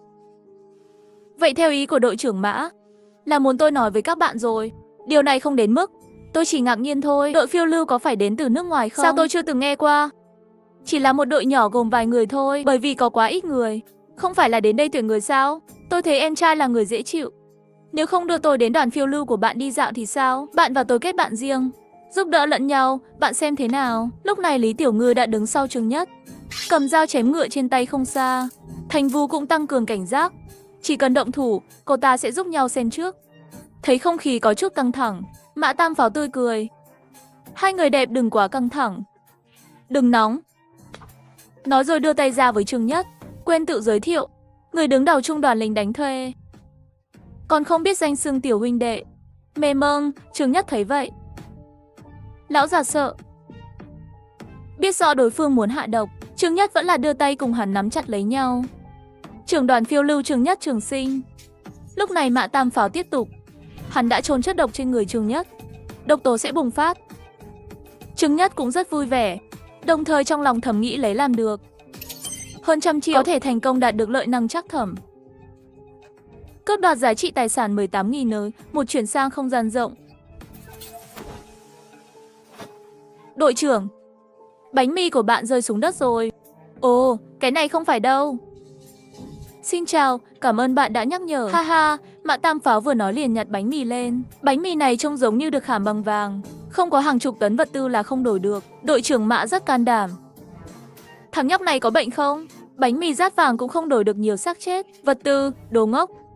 Ngay lúc này, hướng thành phố có một tiếng gầm chói tai. Một xác chết khổng lồ cao 3 mét đột nhiên lao ra khỏi thành phố. Ngay lập tức đám đông la hét. Chạy đi, thành phố hóa zombie. Xe tăng 800 đang đến, chạy đi. Khi Trương Nhất nhìn thấy, khi một bóng người chạy trước thây ma. Vì vậy, đột nhiên nhận ra người đó chính là người đàn ông lúc trước ở bên cạnh Mã Tam Pháo. Lúc này trên đỉnh đầu, chạy về phía Trương Nhất. Quyền năng chế giễu giá trị tài sản cực kỳ. Trương Nhất nhàn nhạt liếc mắt Mã Tam Pháo. Xem ra lão này cũng không có lòng tốt gì. Xe tăng 800 này thật điên rồ. Trương Nhất không định tiêu diệt hắn sao? Quá yếu. Thằng này cũng giống như con chó của nhà tôi. Nếu tôi ra tay. Mã Tam Pháo khóe miệng co giật. Hắn chưa từng thấy người nào chơi cháo như vậy. Lát nữa bắt thằng nhóc này, nhất định phải cho hắn 2 dao trên mặt, nhìn xem mặt nó dày cỡ nào. Ngay khi Mã Tam Pháo định tiếp tục lừa dối, Lý Tiểu Ngư lại là mang theo đại đao chạy về phía xe tăng 800. Chỉ thấy thây ma khóa mục tiêu vào Tiểu Ngư. Dương Khải nắm tay đập mạnh xuống. Lý Tiểu Ngư lại không lùi bước, cầm dao lờ lên đánh mạnh. Mã Tam Pháo chứng kiến lộ ra vẻ mặt chế giễu. Thật là muốn chết. Cuộc tấn công của xe tăng 800 đâu dễ nhận như vậy. Thật đáng tiếc, một chiếc xe cảm giác tốt như vậy, người đẹp đáng giá rất nhiều tiền. Tuy nhiên, trong tưởng tượng, hình ảnh máu thịt bay khắp nơi không rõ ràng, ảnh hưởng đến tâm niệm. Kích hoạt sức mạnh, siêu tích trữ năng lượng, chỉ thấy Lý Tiểu Ngư toàn thân kim quang. Vẫy động tác lớn trong tay như bão tố. Hàng chục ánh sáng lạnh thoáng qua.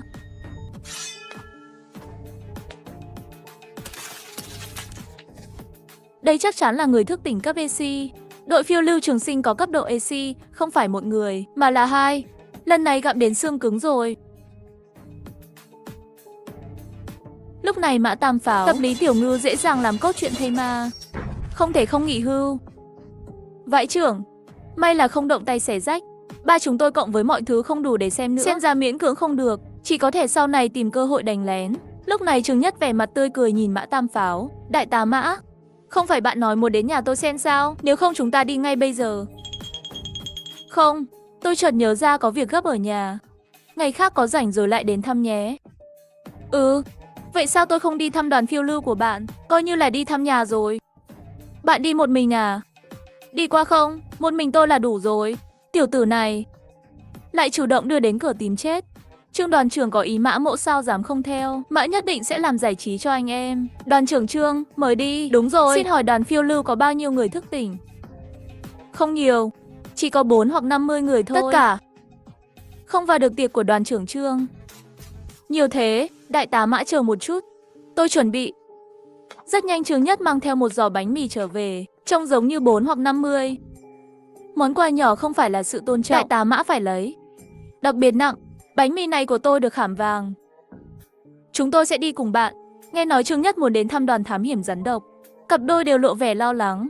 Không cần sâu chuỗi cửa mà thôi, tôi đi một mình là được rồi. Nhưng yên tâm đi, tôi sẽ ổn thôi. Tôi đi một mình thì tiện hơn. Vậy bạn chú ý an toàn nhé. Chúng tôi sẽ đợi bạn ở nhà. Sau đó dưới sự lãnh đạo của Mã Tam Pháo, cả nhóm đi về phía thành trì của đội thám hiểm rắn độc. Trên đường đi đều là cảnh tượng đổ nát. Những người sống sót tụ tập thành 2 và 3, đào đất như chó hoang. Những trại rách nát lớn nhỏ trên đồng hoang, kèm theo tiếng gió gào thét. Ngày xưa, Trương Nhất cũng là một trong những người tị nạn này. Mang theo Liễu Như Yên vất vả trong ngày tận thế này, nhưng hắn ăn cỏ. Liễu Như Yên ăn chính là vật tư hắn liều mạng đi thành phố đào lên. Rất nhanh dưới sự lãnh đạo của Mã Tam Pháo, Trương Nhất đến thành trì của đoàn thám hiểm rắn độc. Đại tá Trương, chỗ này của tôi phong cách không tệ phải không? So với nhóm phiêu lưu của bạn thì sao? Không phải tôi tự khoe mình. Bây giờ vẫn có thể hưởng loại xử lý thông số kỹ thuật này. Không nhiều lắm. Cái này không tệ phải không? Một vẻ đẹp đơn giản. Cái này sắp kịp rồi. Cấu hình nhà vệ sinh của nhân viên nhà mình quả thật có phong cách. Trương đoàn trưởng Mã Mộ cũng không đi vòng quanh. Tôi rất quan tâm đến nhóm của bạn. Không biết bạn có thể tham gia nhóm thám hiểm rắn của tôi không? Tôi có thể cho bạn một công việc. Mã Tam Pháo lười giả vờ nữa. Trận đấu trực tiếp không có gì ngạc nhiên. Trực tiếp một chút cũng được, mọi người tiết kiệm thời gian rồi. Đội trưởng Mã, khẩu vị của bạn không nhỏ. Vẫn còn nhớ lương thực dư thừa của tôi. Nếu bạn vẫn nhìn vào kho thóc của riêng bạn trước đi. Nếu đã trống thì sao? Đừng nghĩ bạn là người thức tỉnh cấp AC. Bạn có thể không sợ hãi. Nói thật đi. Tôi đã gieo độc cho bạn rồi. Biết rõ thì đặt vị trí căn cứ của bạn ở đâu. Bao nhiêu vật tư. Có bao nhiêu người thức tỉnh. Tất cả đều nói ra. Nếu không bạn muốn chết cũng khó. Khi Mã Tam Pháo đe dọa Trương Nhất, đột nhiên một tên thủ hạ chạy vào. Không tốt rồi. Nguồn cung cấp của chúng ta. Nguồn cung cấp bị sao vậy? Nguồn cung cấp đã biến mất. Các anh em bảo vệ nghiêm ngặt, không bao giờ rời đi 1 phút. Nhưng vừa rồi khi kiểm tra, nhưng lại phát hiện toàn bộ tầng lớn đều trống rỗng. Vớ vẩn, sao nhiều vật tư như vậy còn có thể mọc cánh bay được? Không phải việc của chúng ta. Nó đột nhiên biến mất. Mã Tam Pháo cả người đều tê dại. Một mớ hỗn độn trong đầu. Vật tư không còn thì không mở được tiền lương của người thức tỉnh. Thời gian lâu rồi lòng người sẽ tan biến. Đại tá Mã, không phải tôi đã nói với bạn rồi sao? Kho thóc nhà bạn trống không? Là bạn làm đúng không? Sao bạn làm được vậy? Nhưng anh ấy không thể tưởng tượng được. Hắn chỉ bắt tay Trương Nhất. Kho thóc của gia đình đã bị cướp hết. Nếu để cho hắn biết, chắc hắn đã tự chặt tay mình. Đại tá Mã, tôi đã nói với bạn rồi. Tôi đưa cho bạn bánh mì, nhưng nó được đính vào. Một ổ bánh mì có thể đổi cho bạn một kho đồ dùng. Không phải tôi đã cho bạn 40 hay 50 cái sao? Bạn muốn đổi bao nhiêu thứ? Bạn muốn chết? Lấy đồ của tôi muốn bạn nhổ ra gấp đôi. Chỉ thấy một làn khói xanh, khói nhanh chóng bao phủ nó. Yên tâm, tôi sẽ không trực tiếp giết bạn. Lát nữa tôi sẽ phái người đi tìm vị trí của nhóm phiêu lưu của bạn. Những thứ nhỏ bé đó, lão tử sửa xong sẽ lấy đi bán. Đừng nghĩ rằng với sức mạnh, bạn có thể làm bất cứ điều gì so với tôi, bạn còn hơn. Chỉ thấy trong màn khói một bàn tay lớn nhanh chóng vươn ra, nắm lấy cổ họng anh ta. Đồng thời, hàng đống dây thép gai mịn xuất hiện. Thú hạ cũng bó thành bánh bao. Không gây hại không biết sao. Bất ngờ. Làm sao bạn có thể có năng lực giống như tôi? Không thể nào, rõ ràng bạn là sức mạnh sấm sét. Nói cái gì vậy? Đại tá Mã, làm sao bạn có dị năng? Tất cả đều là ảo giác, nếu không bạn thử xem. Mã Tam Pháo vội vàng xem một chút dị năng của mình. Sức mạnh của tôi đâu? Sao lại biến mất? Là bạn. Là bạn. Đã cướp đi sức mạnh của tôi. Nhưng không chỉ hắn nói xong, Trương Nhất trực tiếp phát lực bóp cổ hắn, ném xuống đất. Một đám lửa lập tức bao bọc thi thể bên trong. Một lát sau đã đốt thành một đống tro tàn. Sau đó Trương Nhất đi tới trước mặt tên thủ hạ, cởi bỏ xiềng xích trên miệng. Được rồi, bắt đầu kêu cứu đi. Nói to hơn đi. Lúc này toàn bộ đội lính đánh thuê rắn độc đã xem Trương Nhất làm chủ rồi. Nhìn xung quanh có 4 hoặc 500 người. Chính là hắn. Giết đại tá, giết hắn đi. Báo thù cho đại tá. Bạn đã giết đại tá của chúng tôi. Hôm nay bạn phải chết. Đừng nói nhảm với anh ta. Đánh tàn tật trước khi thẩm vấn từ từ.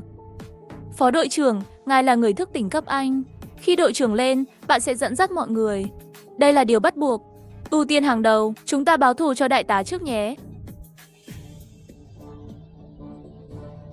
Nhìn đám đông giận dữ, Trương Nhất lại bắt đầu hưng phấn. Máu trong cơ thể bắt đầu kích động. Thật là mong chờ. Trương Nhất hiện có hơn 20 loại câu hỏi, ngay cả khi đối mặt cũng có thể làm được. Nhưng thế là đủ chưa? Không, chưa đủ, không đủ.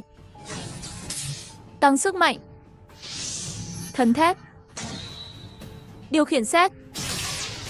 Siêu năng lượng. Chỉ thấy Trương Nhất ngẩng lên trời giận dữ. Có thể cùng lúc, một cơn bão sấm sét hình thành xung quanh cơ thể. Thành viên của nhóm phiêu lưu rắn độc trong cảnh này sợ tiểu ra quần. Hắn có năng lực cấp AC, không chỉ có một. Hắn có rất nhiều năng lực. Làm thế nào điều này được thực hiện? Sao người quái vật có thể có nhiều kỹ năng như vậy?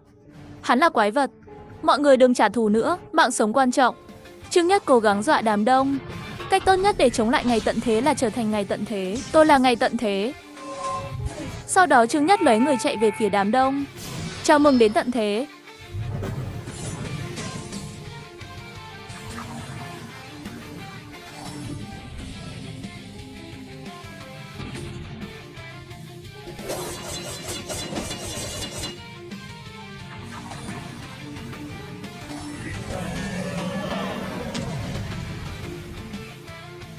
Khi hoàng hôn cuối cùng rơi xuống đất, lúc này rắn độc phiêu lưu đoàn, nó đã trở thành một đống đổ nát. Không ai trong nhóm phiêu lưu sống sót.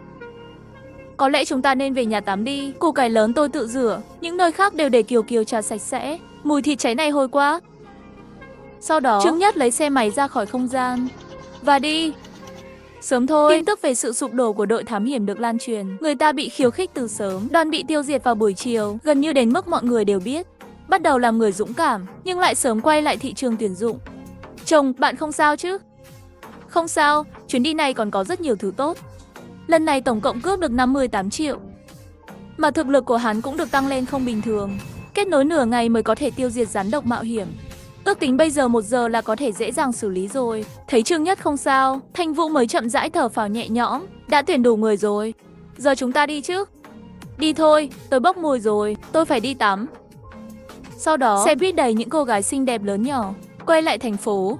Khi rời đi, gửi tin nhắn ra bên ngoài. Ngày mai sẽ là lần cải tạo cuối cùng. Các thành viên bỏ lỡ cơ hội, sau này lại muốn vào trung đoàn thì cơ bản là không thể nào. Vừa đến căn cứ, Trương Nhất đã bị sốc. Sân trực tiếp, nằm lộn xộn đầy những cô gái trần truồng. Có người nằm trên mặt đất khóc, một số cuộn tròn trong góc và run rẩy, một số khác là ánh mắt trống rỗng, như thể mất đi linh hồn. Chủ nhân, bạn đã trở lại. Liễu Huệ mỉm cười chào đón. Bên cạnh Thanh Hà thì cúi đầu không nói, nhìn kỹ xem bắp chân có chút run rẩy, giống như bị cái gì dọa vậy.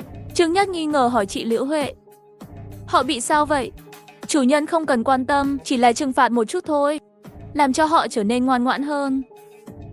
Chết tiệt, đây gọi là trừng phạt một chút. Sắp bị hỏng rồi, được không? Nhưng cuối cùng Trương Nhất không hỏi. Liễu Huệ có thiện cảm với anh ta, lòng trung thành là ngoài bảng xếp hạng. Vậy thì để cô ta đi, mục đích đạt được là được.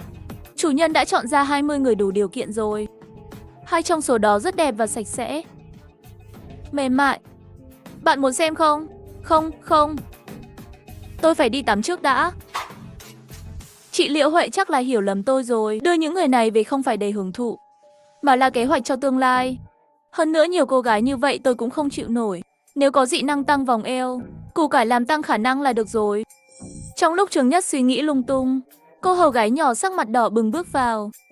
Chủ nhân, tôi sẽ giúp bạn xóa lưng đi. Lúc này toàn thân Trương Nhất tắm rửa sạch sẽ, không bắt em gái đến nghiên cứu kỹ thuật trồng củ cải, đang nghĩ về kế hoạch tiếp theo. Ngày hôm sau lúc 12 giờ trưa, giai đoạn 2 sẽ bắt đầu đúng giờ. Ngày tận thế thứ nhất có 3 giai đoạn. Giai đoạn thứ nhất là sự xuất hiện của xác sống, thời hạn là 31 ngày. Giai đoạn thứ hai là phiên bản nâng cấp của giai đoạn thứ nhất, nếu xe tăng 800 trước đó là trần nhà. Vậy đến giai đoạn 2 thì chỉ có thể coi là cổng rãnh. Giai đoạn 2 nguy hiểm gấp 10 lần giai đoạn 1. Không, nhưng đồng thời, nguy hiểm cao cũng đi kèm với cơ hội lớn. Giai đoạn thứ hai sẽ loại bỏ rất nhiều từ không khí loãng. Phòng thí nghiệm. Trong phòng thí nghiệm có rất nhiều vật dụng công nghệ cao, quần áo chiến đấu công nghệ cao, dao chiến đấu hợp kim, thuốc tăng cường và như vậy. Giai đoạn thứ ba là báo thây ma. Đến lúc đó, tất cả những thây ma sẽ tấn công loài người như điên. Tấn công liên tục. Nó sẽ kéo dài 1 tuần. Giữ sống sót mới đủ điều kiện đi đến cuối năm thứ hai. Trương Nhất bây giờ phải làm gì? Dựa vào kinh nghiệm của kiếp trước, phác thảo vị trí phòng thí nghiệm sắp được làm mới. Thiếu nhân lực, thiếu năng lực. Sau đó Trương Nhất liền để Liễu Huệ chọn hôm nay. 20 cô gái đủ điều kiện đã mang đến đây. Cởi hết quần áo ra đi. Chủ nhân, xem bạn thích ai hơn. Tối nay để cô ta nhổ củ cải. Thấy các cô gái bắt đầu cởi quần áo, không chút do dự, phục tùng đầy đủ, Trương Nhất vội vàng đưa tay ngăn lại. Các bạn mặc hết quần áo vào đi. Trương Nhất biết Liễu Huệ là hiểu sai ý. Hắn bây giờ không thể nhìn thấy những thứ này, không thể dùng những thứ này để kiểm tra cán bộ kỳ cựu. Nhìn thấy các cô gái mặc quần áo vào với vẻ tiếc nuối, Trương Nhất lúc này mới cẩn thận nhìn bọn họ. Vẻ đẹp và ngoại hình đều là thứ hai. Điều quan trọng là những người có thiện chí thấp nhất đã qua 70%. Ồ, hình như chị Liễu Huệ có chút gì đó. Chẳng lẽ cô ta tẩy não các cô gái sao? Chủ nhân không thích sao? Còn có trẻ hơn cũng rất đẹp. Nhưng chủ nhân phải từ từ. Không, tôi rất hài lòng. Sau này kiểm tra chuyện đoàn tụ mới, bạn hoàn toàn chịu trách nhiệm. Bạn muốn thế nào? Tôi hoàn toàn ủng hộ. Lập tức Trương Nhất khi các cô gái nói, tối nay đến phòng tôi nhé. Trương Nhất lập tức nhận ra mình đã nói sai, thay đổi ngay lập tức. Buổi tối không cần đến phòng tôi nữa. Liễu Huệ đỏ mặt, cúi xuống ngồi xổm xuống cởi áo cho Trương Nhất. Chờ đã, bạn làm gì vậy? Tôi không có ý đó. Tôi muốn cho họ một bộ não, không phải như bạn nghĩ đâu. Mặt Liễu Huệ bỗng đỏ lên, vội vàng đứng sang một bên, xin lỗi chủ nhân. Trương Nhất lập tức đến trước mặt các thành viên mới. Sự im lặng trong trái tim sẽ được ban tặng. Chỉ thấy các cô gái toàn thân tỏa sáng. Ngay lập tức, người thức tỉnh nhân tạo đã hoàn thành như vậy. Bây giờ tôi sẽ cho mỗi người các bạn, tất cả đều được ban tặng một sức mạnh. Nói cách khác, bây giờ các bạn đã là những người thức tỉnh rồi. Mọi người cũng cảm nhận được sự thay đổi của bản thân, nhìn chằm chằm vào đôi mắt đẹp, ngẫu nhiên quỳ xuống. Cảm ơn chủ nhân. Không cần quỳ nữa, đứng lên nào. Chỉ cần nhớ, Hãy giữ chuyện này trong lòng mãi mãi. Đừng thảo luận với nhau. Đây là bí mật cao nhất của trung đoàn chúng ta. Không thể có một chút dò gì nào. Hiểu chưa? Chủ nhân. Được rồi, các bạn xuống trước đi. Đi tìm huấn luyện viên Lý Tiểu Ngư. Hãy để cô ta đưa các bạn tới sân tập dưới lòng đất. Cố gắng nắm bắt sức mạnh sớm nhất có thể. Liễu Huệ không rời đi cùng nhau, bởi vì khi hắn nhìn thấy Trương Nhất đứng lên, hơi cố tình cúi xuống, hắn tự nhiên là hiểu. Chủ nhân có muốn tôi giúp bạn giải quyết không? Hôm khác đi, để Kiều Kiều đến trước. Bạn muốn làm gì đó không? Được rồi, tôi sẽ để Kiều Kiều đến đây. Trương Nhất biết Liễu Huệ lại hiểu lầm rồi, nhanh chóng bổ sung. Tôi định cho Kiều Kiều một dị năng. Rất nhanh đã đến văn phòng. Bây giờ Trương Nhất còn có 2 dị năng cấp AC có thể tặng. Một là bộ đồ vừa đến tay, một là điêu thần, đá sa thạch từ hồ chứa nước nóng chảy làm chủ. Trước đây quá hạn chế, điều kiện sử dụng tương đối khắc nghiệt, cát và sỏi thống trị cả hai chiếm đóng cao, lại có thể tạm thời thiết lập thành trì, tặng cho Kiều Kiều thích hợp hơn. Vì vậy, Trương Nhất liền đưa chủ nhân cát sỏi cho Kiều Kiều. Tặng bạn một dị năng, xem có thích không? Kiều Kiều cảm nhận được năng lực mới, nhẹ nhàng giơ tay, bụi trong phòng đều từ từ trôi nổi lên. Cảm ơn chủ nhân là tốt nhất. Kiều Kiều sau đó trực tiếp đâm vào lòng Trương Nhất. Kiều Kiều mặc dù tuổi còn nhỏ nhưng rất thông minh. Trương Nhất, coi như em gái hàng xóm. Khi chủ nhân chỉ có 2 chúng ta, tôi có thể đổi tên khác gọi bạn không? Tất nhiên, muốn gọi gì cũng được. Kiều Kiều xem thì thầm thêm một câu nữa.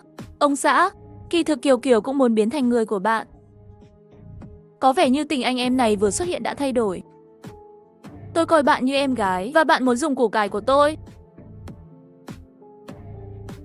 Buổi tối Trương Nhất nằm trên giường chờ Lý Tiểu Ngư trở về. Vâng, do sự kích thích trong ngày hơi lớn, tối nay nhất định phải đưa Lý Tiểu Ngư lên trời. Nhưng lúc này, Lý Tiểu Ngư lại đang làm công tác tư tưởng cho Thành Vũ.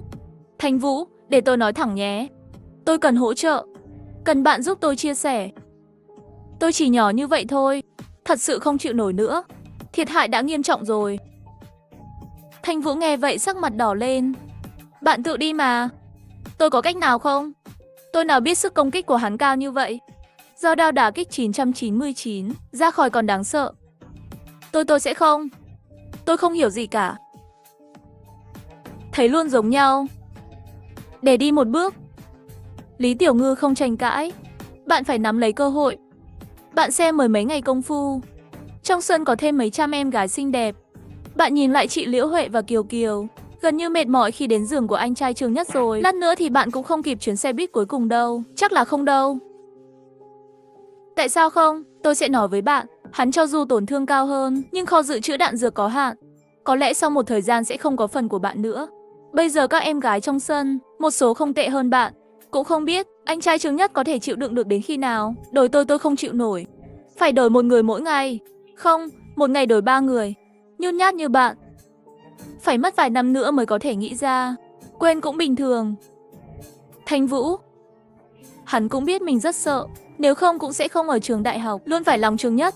Chưa nói mấy lời. Đừng ngần ngại. Bạn không hiểu, tôi có thể dạy bạn. Tối nay đi. Tôi có thể dạy trực tiếp. Ngày mai được không? Lần sau nhất định sẽ đi. Được chứ? Nói rồi. Đến lúc đó bạn đừng sợ nữa. Thế chết. Tối nay bà già sẽ đánh nhau với anh ta. Nói xong Lý Tiểu Ngư liền đi về phía phòng Trương Nhất. Rất có phong thái của một người đàn ông mạnh mẽ không bao giờ trở lại. Sáng hôm sau, Trương Nhất mang theo mấy cô gái lại đến với thị trường nhân tài. Bởi vì hôm nay là lần cuối cùng nhận người. Những người đến đăng ký có thể dùng biển người để mô tả. Đây là một chiếc xe địa hình. Dừng lại, một người đàn ông trung niên mặc vest và giày da mang theo mấy người thức tỉnh đến trước Trương Nhất. Đây là đại tá Trương phải không? Nghe đại danh hội trưởng. Người đến rất lịch sự giới thiệu bản thân. Trương Nhất nhướng mày, nhìn lên đỉnh đầu người. Sức mạnh di chuyển tức thời cấp A4. Giá trị tài sản 110.000. Cũng là năng lượng không gian. Hơn nữa là loại chiến đấu. Vẫn là trần nhà trong khả năng chạy trốn. Cực kỳ cảnh giác. Luôn giữ khoảng cách an toàn với Trương Nhất. Thậm chí không có ý định bắt tay chào hỏi. Trương Nhất cũng không tốt, trực tiếp xông lên. Điều này làm anh ấy rất khó chịu. Chủ tịch Ngô Hân ghé thăm, không biết có gì để. Công việc của đoàn thám hiểm rắn độc là do đoàn của bạn làm phải không? Ngô Hân cũng không đi vòng quanh, hỏi trực tiếp. Là tôi làm, có vấn đề gì không? Xem thái độ của Trương Nhất. Ngô Hân không có tức giận. Đội trưởng, mối thù giữa hai trung đoàn chúng tôi sẽ không can thiệp. Cục phiêu lưu rắn vốn là phụ trách quản lý khu vực này. Nếu bị bạn tiêu diệt, nơi đó nên có quyền tài phán của hội trường này. Nhưng nhiều người không đồng ý. Tôi hy vọng Đại tá Trương có thể tham dự một cuộc họp trăm trung đoàn, cho mọi người một lời giải thích, đồng thời cũng có thể giành được quyền tài phán ở đây một cách chính đáng. Đại tá Trương, bạn nói sao? Sau khi nghe lời Ngô Hân, Trương Nghị một chút hứng thú cũng không có, nhưng suy nghĩ thứ hai, dường như nghĩ ra điều gì đó. Vội vàng hỏi, hôm nay các bạn cũng muốn họp sao? Có nhiều người đi không? Vâng, bây giờ nguồn cung cấp ở rìa thành phố gần hết rồi.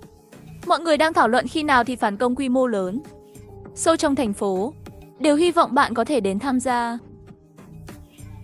Trương Nhất trước mắt sáng lên, hầu hết đoàn phiêu lưu đều ở đó. Không phải trực tiếp rơi vào đám người thức tỉnh sao? Phải đi. Chúng tôi có nghĩa vụ phản công thành phố. Sau đó Trương Nhất cùng Thành Vũ và những người khác nói vài câu, theo Ngô Hân lên xe. Đây là một vật liệu xây dựng đơn giản, địa điểm mới xây dựng. Thay vì nói là hội Bách Minh, hay đúng hơn là hội nghị giáo phái. Để tôi giới thiệu với mọi người, đây là trưởng đoàn phiêu lưu Trường Sinh. Hôm nay, trưởng đoàn Trương Nhất cũng đến tham gia hội nghị. Đồng thời, cũng là để đấu tranh cho quyền tài phán của hội trường số 16. Sức mạnh của nhóm phiêu lưu bất tử. Bây giờ có ai phản đối không? Nghe được lời của Ngô Hân, đám đông im lặng. Trước khi Trương Nhất đến ai cũng phản đối. Nhưng chính chủ đến nhưng không ai nói gì. Lão Tử không đồng ý. Ngay lúc này, một đại hán khiêu khích nhìn Trương Nhất. Tôi tưởng là đầu tư của nhóm phiêu lưu Trường Sinh. Là loại người gì? Làm nửa ngày không phải chỉ là một thằng nhóc sao? Tôi nghe nói bạn thích dùng loại ưu đãi nào? Lừa mấy cô gái nhỏ về chơi, mỗi ngày phải lừa hàng trăm người. Thân hình như con gà này của bạn có chịu được không? Ha ha ha. Chỉ có thân hình nhỏ bé của bạn, còn mỗi ngày lừa mấy trăm cô gái nhỏ quay lại rút củ cải, chịu được không? Ha ha ha, người trước mắt này tên là Sói Điên. Là tính khí bạo lực nổi tiếng, toàn bộ Bách Minh dám trêu chọc hắn không có mấy người. Ánh mắt của Trương Nhất dã liếc mắt nhìn Sói Điên. Sức mạnh vô tận lửa giận cấp A4 giá trị tài sản 78.000. Chủ tịch Ngô Hân, không biết hội trường thuộc thẩm quyền của đại tá Sói Điên này. Số mấy? 456, tổng cộng 3. Từ hôm nay trở đi. Địa điểm số 45 số 6 là đoàn phiêu lưu Trường Sinh của tôi. Ai ủng hộ ai phản đối? Cái này nói ra, mọi người đều ngạc nhiên. Tôi đến một bãi cỏ lớn. Thằng nhóc này điên thật. Điên hơn cả sói. Thật là điên rồ. Không phải thằng ngốc. Tôi cá. Trong 5 phút nữa hắn sẽ bị lũ sói xé xác. Ông chủ Sói Điên, tôi đã thấy cháu trai này không vừa mắt rồi. Khó nói, lỡ như người ta cũng là người thức tỉnh cấp PC thì sao? Ai thua ai thắng còn chưa chắc chắn đâu. Nghe thấy lời nói kiêu ngạo của Trương Nhất, sói sửng sốt một chút, sau đó cười thành tiếng. Một lãnh thổ của tôi, tiểu tử, bạn là muốn cười chết lão tử sao? Rồi toàn thân sói đỏ rực máu. Đôi mắt cũng dần chuyển sang màu đỏ sao? Con trai, người mà Sói Điên đã giết, hơn cả bữa ăn của bạn. Lại đây, hãy để đại gia dạy bạn nên làm người như thế nào. Trương Nhất cũng không quen, một số mức tăng cũng có thể được mở cùng một lúc, thân thể thoáng cái liền biến mất tại chỗ. Lúc xuất hiện đã đến rồi. Sói Điên trước mặt đầy quyền năng uy thế nổ tung, đấm vào bụng con sói. Sói Điên không chạy trốn, kế hoạch nên nhận một đấm này. Con kiến nhỏ, bạn lại cù lão tử đi. Đến đây, vốn sẽ để bạn đánh thêm một cú lại nữa. Một bước. Nụ cười Sói Điên đóng băng trên khuôn mặt. Hắn cảm giác vô tận lửa giận chinh phục đang nhanh chóng biến mất. Cho dù bắt đầu cứng như thế nào cũng không có tác dụng. Trương Nhất thuận thế bắt lấy dưa hấu của Sói Điên, trực tiếp nâng khí lên. Tôi không nói chuyện với bạn, là lệnh, hiểu không? Sói Điên chỉ cảm thấy dưa hấu mướp đắng, liên tục phát ra tiếng hét.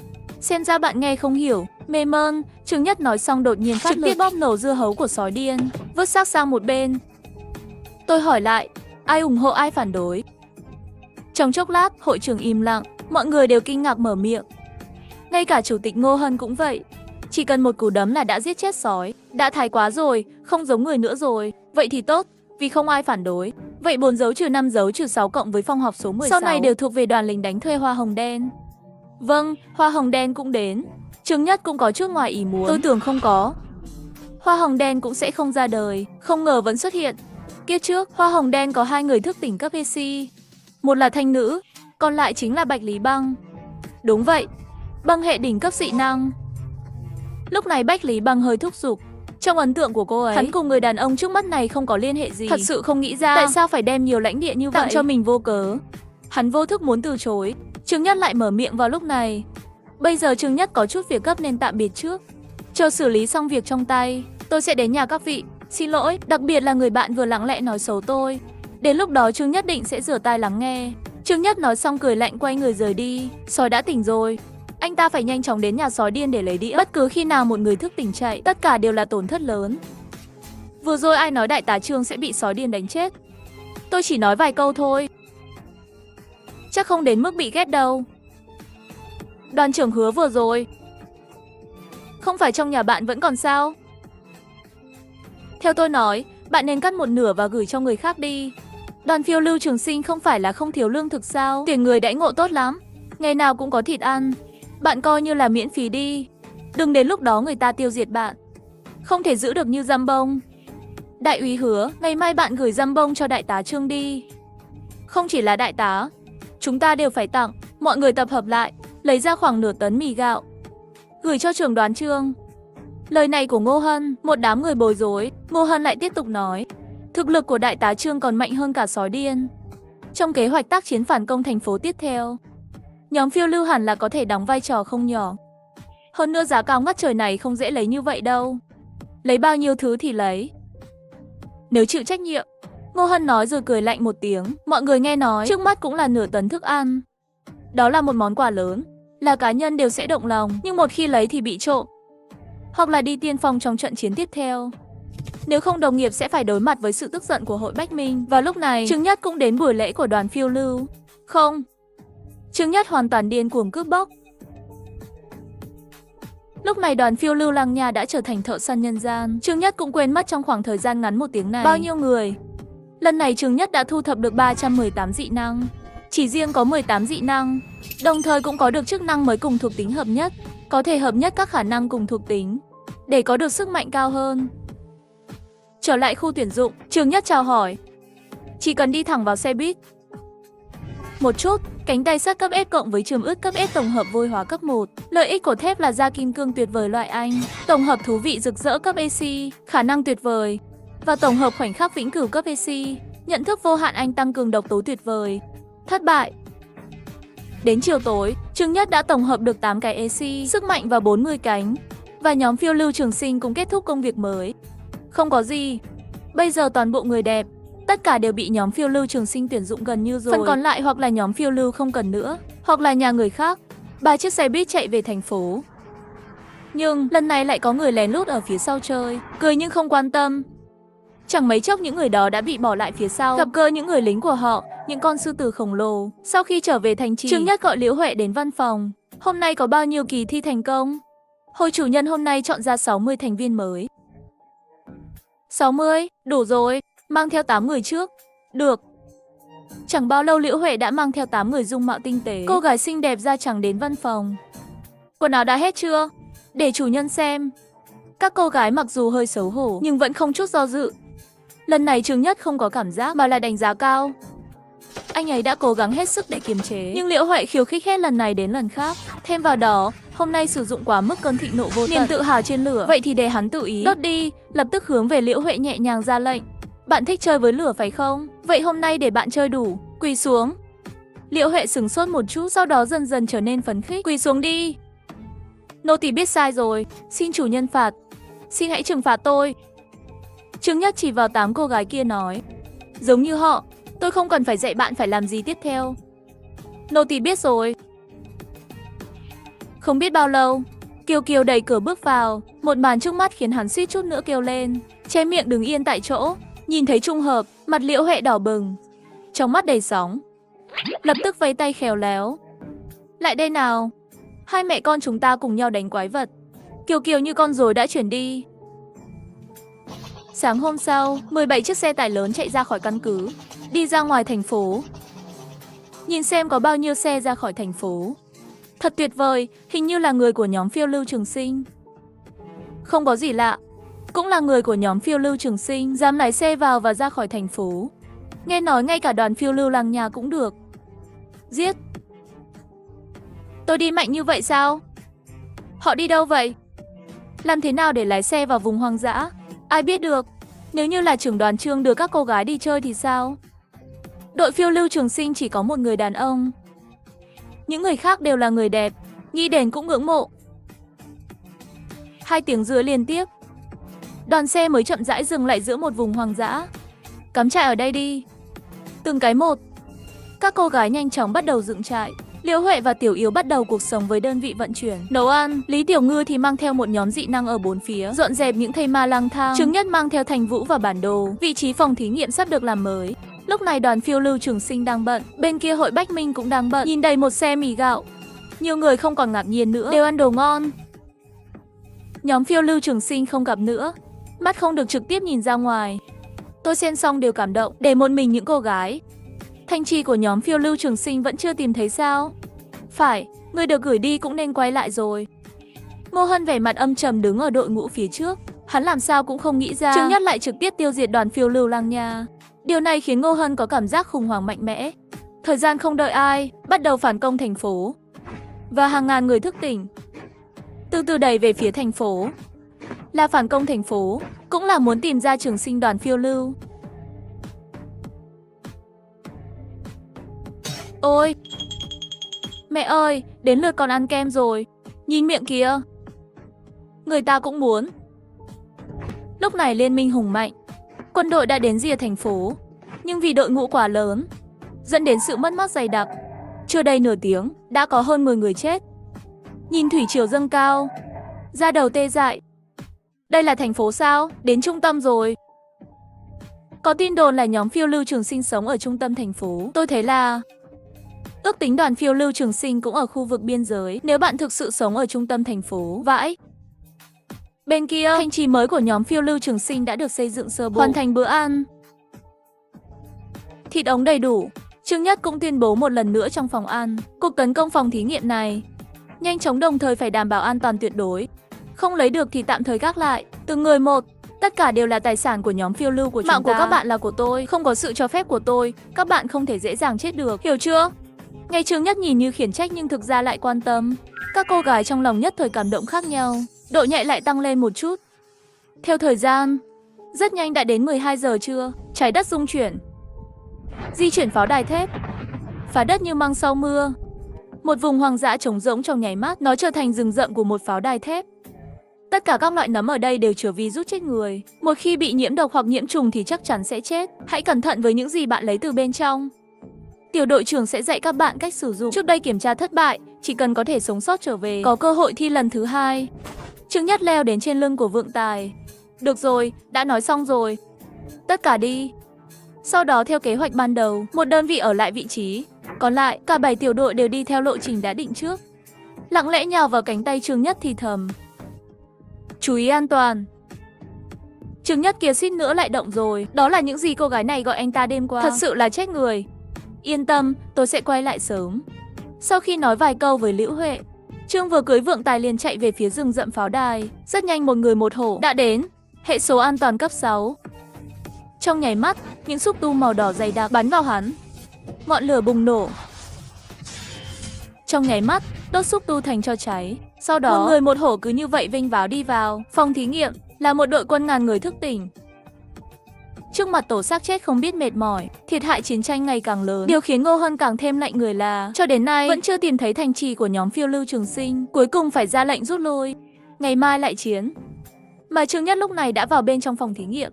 Mỗi vài bước sẽ gặp phải những con quái vật đột biến khác nhau. Có những con nhện đột biến to như cối xay, có hoàng phượng cỡ của bóng rổ, có bọ rùa cỡ chó. Ngay đây, đó là một vòng tròn sinh vật hình người bước ra, cánh tay được biến thành một con dao thép sắc nhọn. Trương Nhất nhìn lên đầu quái vật, dẫn dắt sinh vật đột biến cấp 7. Suy thoái thị giác biến mất, nhưng thính giác rất nhạy bén, đồng thời có độ này cao hơn. Chỉ thấy Trương Nhất giơ tay, một cây kìm thép nhanh chóng lớn lên, sau đó bắn vào con quái vật, chụp đầu ngay lập tức. Nhược điểm của thứ này rất rõ ràng, hắn không thấy gì cả, chỉ cần phát động phương thức tấn công âm thanh nhỏ hơn, có thể giết nó. Cùng với Trương Nhất dần dần, số lượng quái vật cũng tăng vọt. Phải mất 1 giờ để giết tất cả quái vật. Sau đó hắn liền bắt đầu từ từ tìm kiếm. Không nhiều thời gian, trong một căn phòng tìm thấy kho báu. Hộp kho báu cấp vàng, may mắn đấy. Lập tức Trương Nhất liền mở dương kho báu, cuối cùng hợp kim mặc áo giáp ngoài, hợp kim cuối cùng. Sự gia tăng sức mạnh thực tế cấp thấp là quan trọng. Mặt hơi tối, đối với dương vàng, đồ bên trong thực sự hơi tồi tàn. Cuối cùng mất 2 hoặc 3 giờ, Trương Nhất mới lục soát toàn bộ phòng thí nghiệm sạch sẽ. Tổng cộng thu hoạch 168 thiết bị hợp kim, vũ khí hợp kim cao cấp 18, thuốc tăng cường, Chất lỏng xúc tác dung dịch dinh dưỡng tổng cộng 3.000 chai, 3 bản vẽ thiết kế thiết bị hợp kim. Sau khi thu thập xong vật tư cũng không chọn rời đi. Thiếu đồ quá ít. Nó không giống phòng thí nghiệm cấp 6. Số lượng sản lượng nên có. Sau đó Trương Nhất tiếp tục tìm kiếm, cuối cùng tìm thấy một cái trong ống kính ống thoát nước, cửa hợp kim nặng cao hàng chục mét. Trương Nhất thử xác minh một chút. Lỗi khớp vân tay, không đủ điều kiện nhập cảnh. Giải mã hay gì đó là ghét nhất. Tôi yêu cầu bạn giải mã cho tôi, sau đó mở ra mấy chục lá cờ dị màu đỏ hợp kim mở xong là một bộ. Tôi không có nhiều quyền bỏ phiếu, lá cờ chính là bị hắn đập ra một cái hố lớn. Giải mã thành công, Trương Nhất giải trừ dị năng trực tiếp chui vào. Vừa vào, một luồng ánh sáng chói mắt liền chiếu tới. Đây là một quảng trường dưới lòng đất rộng khoảng 100 feet. Trung tâm quảng trường tràn ngập những dương kho báu rực rỡ. Loại thấp nhất đều là loại bạch kim, thậm chí còn có hàng chục loại kim cương. Trương Nhất mất nửa tiếng mới mở cái dương báu chất thành núi này ra. Tổng cộng đã phát hành hơn 1.000 thiết bị hợp kim cao cấp, 2.000 chai thuốc tăng cường thể chế vĩnh viễn, 50 khẩu pháo điện từ cầm tay tự động ra ngoài vĩnh viễn, 16 bộ giáp công nghệ cao bộ xương ngoài, 9 vũ khí bánh xe gạo hàng đầu. Trương Nhất vui vẻ cất đồ đi. Nhìn xung quanh một lần nữa, chỉ thấy một cái bình sắt lớn hợp kim ở bên cạnh quảng trường, thu hút sự chú ý của anh ấy. Bị xé toạc bởi sức mạnh thô bạo của Trương Nhất. Hộp hợp kim phát ra tiếng cọ sát chói tai. Sự căm ghét ngày càng lớn. Ngay lúc này, trong hộp đột nhiên bắn ra một quả đấm khổng lồ. Một quyền liền đem Trương Nhất bay ra ngoài. Chỉ thấy một bóng người khổng lồ chậm rãi đi ra. Nữ thần lá cấp 29. Ở cấp độ Hán, chỉ số đe dọa hủy diệt nền văn minh sinh học cấp 6, có thể ăn bất kỳ chất hữu cơ nào. Qua đó liên tục nâng cấp. Trương Nhất cả người đều ngu ngốc. Cái gì đây?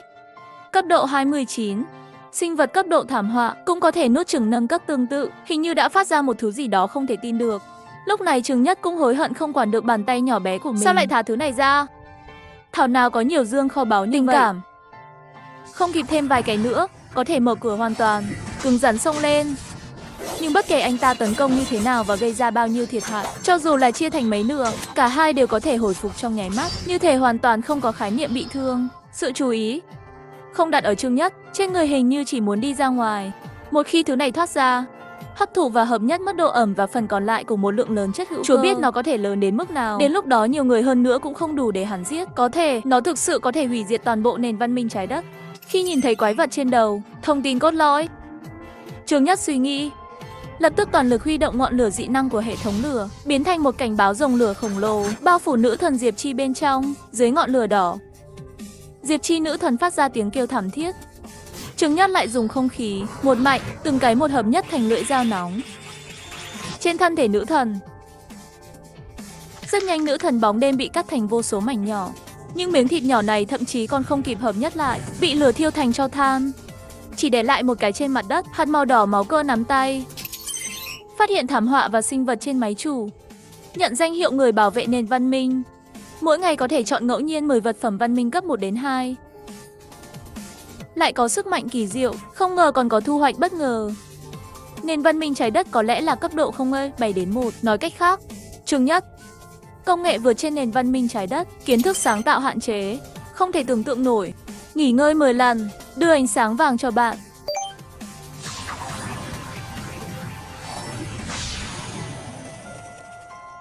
Nhận được vật phẩm văn minh cấp 1 nồi áp suất cao, chảo thép không rỉ, xe đạp máy kéo, nồi cơm điện hương vị chanh siêu mỏng, pin. Thật sự không thể tưởng tượng được. Nhận được vật phẩm văn minh cấp 2 tự động lưu trữ năng lượng vòi nước. Mặc dù mặt hơi tối, nhưng dù sao cũng rút được một vật phẩm văn minh cấp 2, không cần kết nối nguồn nước. Bạn có thể tự tạo ra nước. Với cái vòi này, ngày tận thế thứ 2 có bảo đảm nguồn nước cơ bản nhất. Khi Trương Nhất nghĩ về tương lai, Vương Tài chạy đến trước sông Kim do nữ thần Diệp Chi để lại, một miếng liền nuốt vào bụng. Bạn muốn chết à? Mặc dù nữ thần đã chết, nhưng ai biết sau khi Vương Tài ăn xong sẽ sống lại. Nếu hồi sinh thì không được giết nữa đâu. Chỉ nghe Vương Tài kêu một tiếng, toàn thân tỏa sáng. Thân thể trở nên lớn hơn, lát sau trở nên chỉ cần dừng lại sau vài phút. Sinh vật siêu đột biến, năng lượng tiềm năng linh hoạt cấp 15, kỹ năng phát triển không giới hạn, phục hồi không giới hạn. Nữ thần Diêu Chi không hồi sinh, ngược lại nhặt được một món hời lớn. Lập tức Trương Nhất gọi Vương Tài đi ra ngoài. Lúc đi, còn tiện tay lấy cái hộp sắt lớn, cũng bị lấy đi rồi. Chờ Bách Minh sẽ nhận được tin tức, nhưng khi đến khu vực phòng thí nghiệm, đã tối rồi. Bách Minh sẽ không chút do dự lựa chọn cuộc họp. Nội dung cuộc họp như sau. Hội đồng Bách Minh sẽ tạm thời kiểm tra phòng kiểm soát khu vực. Người 6 phạm đều phải bị trừng phạt, nghiêm trọng có thể bị xử tử trực tiếp, cuối cùng phải trả 80% thu nhập cá nhân. Khi Trương Nhất trở về vị trí tạm thời, cả 8 tiểu đội cũng trở về. Chuyến thám hiểm này có tổng cộng 16 người chết. Sau một chút suy nghĩ, Trương Nhất nói, lý tưởng nhất là trở lại thành phố vào sáng mai, đưa thêm 100 người tới đây. Sau đó Trương Nhất gửi cho mỗi người một bộ thiết bị kim loại cao cấp, nhân tiện trả lại cho 8 cô gái thức tỉnh cấp IC. Mỗi người được trang bị một khẩu pháo điện tử. Với sự trợ giúp của những thiết bị này, công tác phòng thí nghiệm có thể tiến hành nhanh hơn. Phần thưởng cũng sẽ phong phú hơn. Ôi! Mẹ ơi, đến lượt con ăn kem rồi, nhìn miệng kìa. Người ta cũng muốn. Khi màn đêm buông xuống, sau khi ăn, Trương Nhất liền gọi Liễu Huệ và Kiều Kiều lại đây. Liễu Huệ thật sự rất đẹp, cũng rất giỏi, cũng dạy cho Kiều Kiều học cái kia. Lý Tiểu Ngư không có cùng mẹ con Liễu Huệ cùng nhau một phe, mà là kéo Thanh Vũ, lặng lẽ chạm vào bên ngoài phòng nhìn trộm. Theo lời của Lý Tiểu Ngư, đây gọi là quan sát học tập. Lý Tiểu Ngư xem rất thích. Nhìn chân mềm nhũn, lùi xe vào kho, điều chỉnh hay gì đó, hắn thật sự không học được. Sáng hôm sau, Lý Tiểu Ngư một mình lái xe trở về căn cứ đón người. Trương Nhất thì là mang theo Vượng Tài đi khắp nơi, nghĩ xem nên đến đoàn phiêu lưu nào. Lúc này, những người sống sót đã dần dần chuyển trại từ rìa thành phố, chuyển đến ngoại 6 phòng thí nghiệm, không thể nhìn thấy đâu. Hầu hết mọi người đều ở đây. Trương Nhất nhàn nhã đi tới phòng thí nghiệm ngoại 6, Vương Tài thì biến thành mèo nhà bình thường cỡ theo sau. Thấy Trương Nhất, hai thành viên của hội Bách Minh nhanh chóng vây quanh. Tên là gì? Có bằng cấp thăm dò được liên minh phê duyệt không? Tìm kiếm được gì thì nhanh chóng lấy hết ra. Thanh toán thuế dựa trên trình độ tìm kiếm của bạn. Các người muốn tống tiền tôi sao? Thôi đi. Nhanh chóng xuất trình giấy chứng nhận đủ điều kiện cho phép tìm kiếm liên minh. Không lấy được phải không? Sao bạn dám thế? Bây giờ, chúng tôi nghi ngờ bạn đã khám phá trái phép khu vực phòng thí nghiệm. Sẽ trừng phạt bạn. Tốt nhất bạn nên hợp tác. Nếu không chúng tôi có quyền xử tử bạn ngay tại chỗ. Uy tín thật lớn. Thật sự coi mình là vung. Trương Nhất bảo Vượng Tài đột nhiên lớn lên. Hai móng vuốt liền đưa hai người lên Tây Thiên. Nhìn thấy hai tên khốn chết thảm bên ngoài, thành viên của Hiệp hội Bách Minh duy trì nhanh chóng vây quanh. Ngược lại, dám giết người của hội Bách Minh chúng ta, giết hắn, treo lên. Hai người quyết tâm đi với tôi. Giết thằng nhóc này đi. À, tôi không quan tâm bạn có phải là người thức tỉnh hay không, hay là quái quỷ rắn thần gì đó. Dám gây rối với hội Bách Minh chúng tôi thì phải chuẩn bị sẵn sàng chết. Không mang theo. Vượng Tài lại xông lên, đi trong nháy mắt không khó chút nào. Hoạt động này là mọi người sửng sốt. Trong lúc nhất thời không ai dám động thủ nữa. Xong rồi. Đã có người đi thông báo cho chủ tịch rồi. Chờ đã, chắc chắn bạn sẽ bị treo cổ và vứt xác. Vương Tài cũng không quen với hắn, một móng vuốt đưa hắn lên đường. Trương Nhất nói, cái này Bách Minh hội đã vô cùng bất mãn rồi. Các loại hạn chế người khác vào phòng thí nghiệm tìm kiếm vật tư. Điều này khiến Trương Nhất sau này còn như thế nào mua được chất xúc tác. Không thể tự mình dẫn người đi tìm từng phòng thí nghiệm được. Nghĩ đến đây, Trương Nhất hét vào đám đông. Nhân danh người đứng đầu nhóm phiêu lưu Trường Sinh, ở đây long trọng tuyên bố, bắt đầu từ hôm nay, mọi người đều có thể tự do vào phòng thí nghiệm để khám phá, không cần sự chấp thuận của bất cứ ai, cũng không cần cái gì vô nghĩa chứng minh tư cách. Bất cứ điều gì bạn nhận được bên trong, tất cả đều thuộc về bạn, không cần phải giao cho người khác một xu. Hỡi đồng bào, hãy chiến đấu để sống sót. Hãy ở trong thế giới tồi tệ này, cùng nhau sống nhé. Trương Nhất đi xuống. Tâm trạng của đám đông bốc cháy ngay lập tức. Mẹ hội Bách Minh, tại sao phải chiếm phòng thí nghiệm? Tại sao chúng ta phải vào đó? Họ đang đợi bên ngoài để nộp thuế, họ phải nộp 80%. Đại tá Trương nói đúng, để sống sót, chúng ta cần cùng nhau vượt qua khó khăn. Có đoàn phiêu lưu Trường Sinh làm chủ cho chúng ta. Bách Minh là cái gì? Lão tử cho dù chết cũng sẽ không để bọn họ ép. Ngay lập tức, tiếng cổ vũ của đám đông tăng lên. Đúng lúc này, một ngọn lửa bỗng nhiên bùng nổ trong đám đông. Mấy người vừa rồi còn đang cổ vũ, ngay lập tức bị đốt thành tro đen. Chỉ thấy khuôn mặt lạnh lùng, mang theo một đoàn thám hiểm lớn đi qua. Hôm qua để tìm thành trì của nhóm phiêu lưu Trường Sinh, hội Bách Minh đã phải trả một cái giá không nhỏ. Vấn đề là vẫn chưa tìm thấy nó, nhưng hôm nay Trương Nhất lại xuất hiện ma quỷ chạy đến gây sự rồi và giết bọn chúng. Trưởng đoàn Trương, ai cho phép bạn nói lung tung ở đây? Quy tắc mà tôi sẽ đặt ra là luật sắt. Bạn chưa đủ tư cách để nói thay đổi thì thay đổi. Mọi người trong chốc lát im lặng. Trước mặt người thức tỉnh cao cấp, người bình thường chỉ là nhà cỏ, nhưng trong lòng Trương Nhất lại vui vẻ nở hoa. Người này có thể xúc vật, anh ấy đúng. Ngô Hân liền tự mình mang người đưa đến đây, lập tức nói như thế nào? Chủ tịch, những gì bạn nói là quy tắc. Cuộc phiêu lưu Trường Sinh của tôi, lời nói không phải là quy tắc sao? Muốn xem trước các kho báu tiếp theo, bạn có thể nhấp vào liên kết ở góc dưới bên trái. Tải xuống một trình duyệt.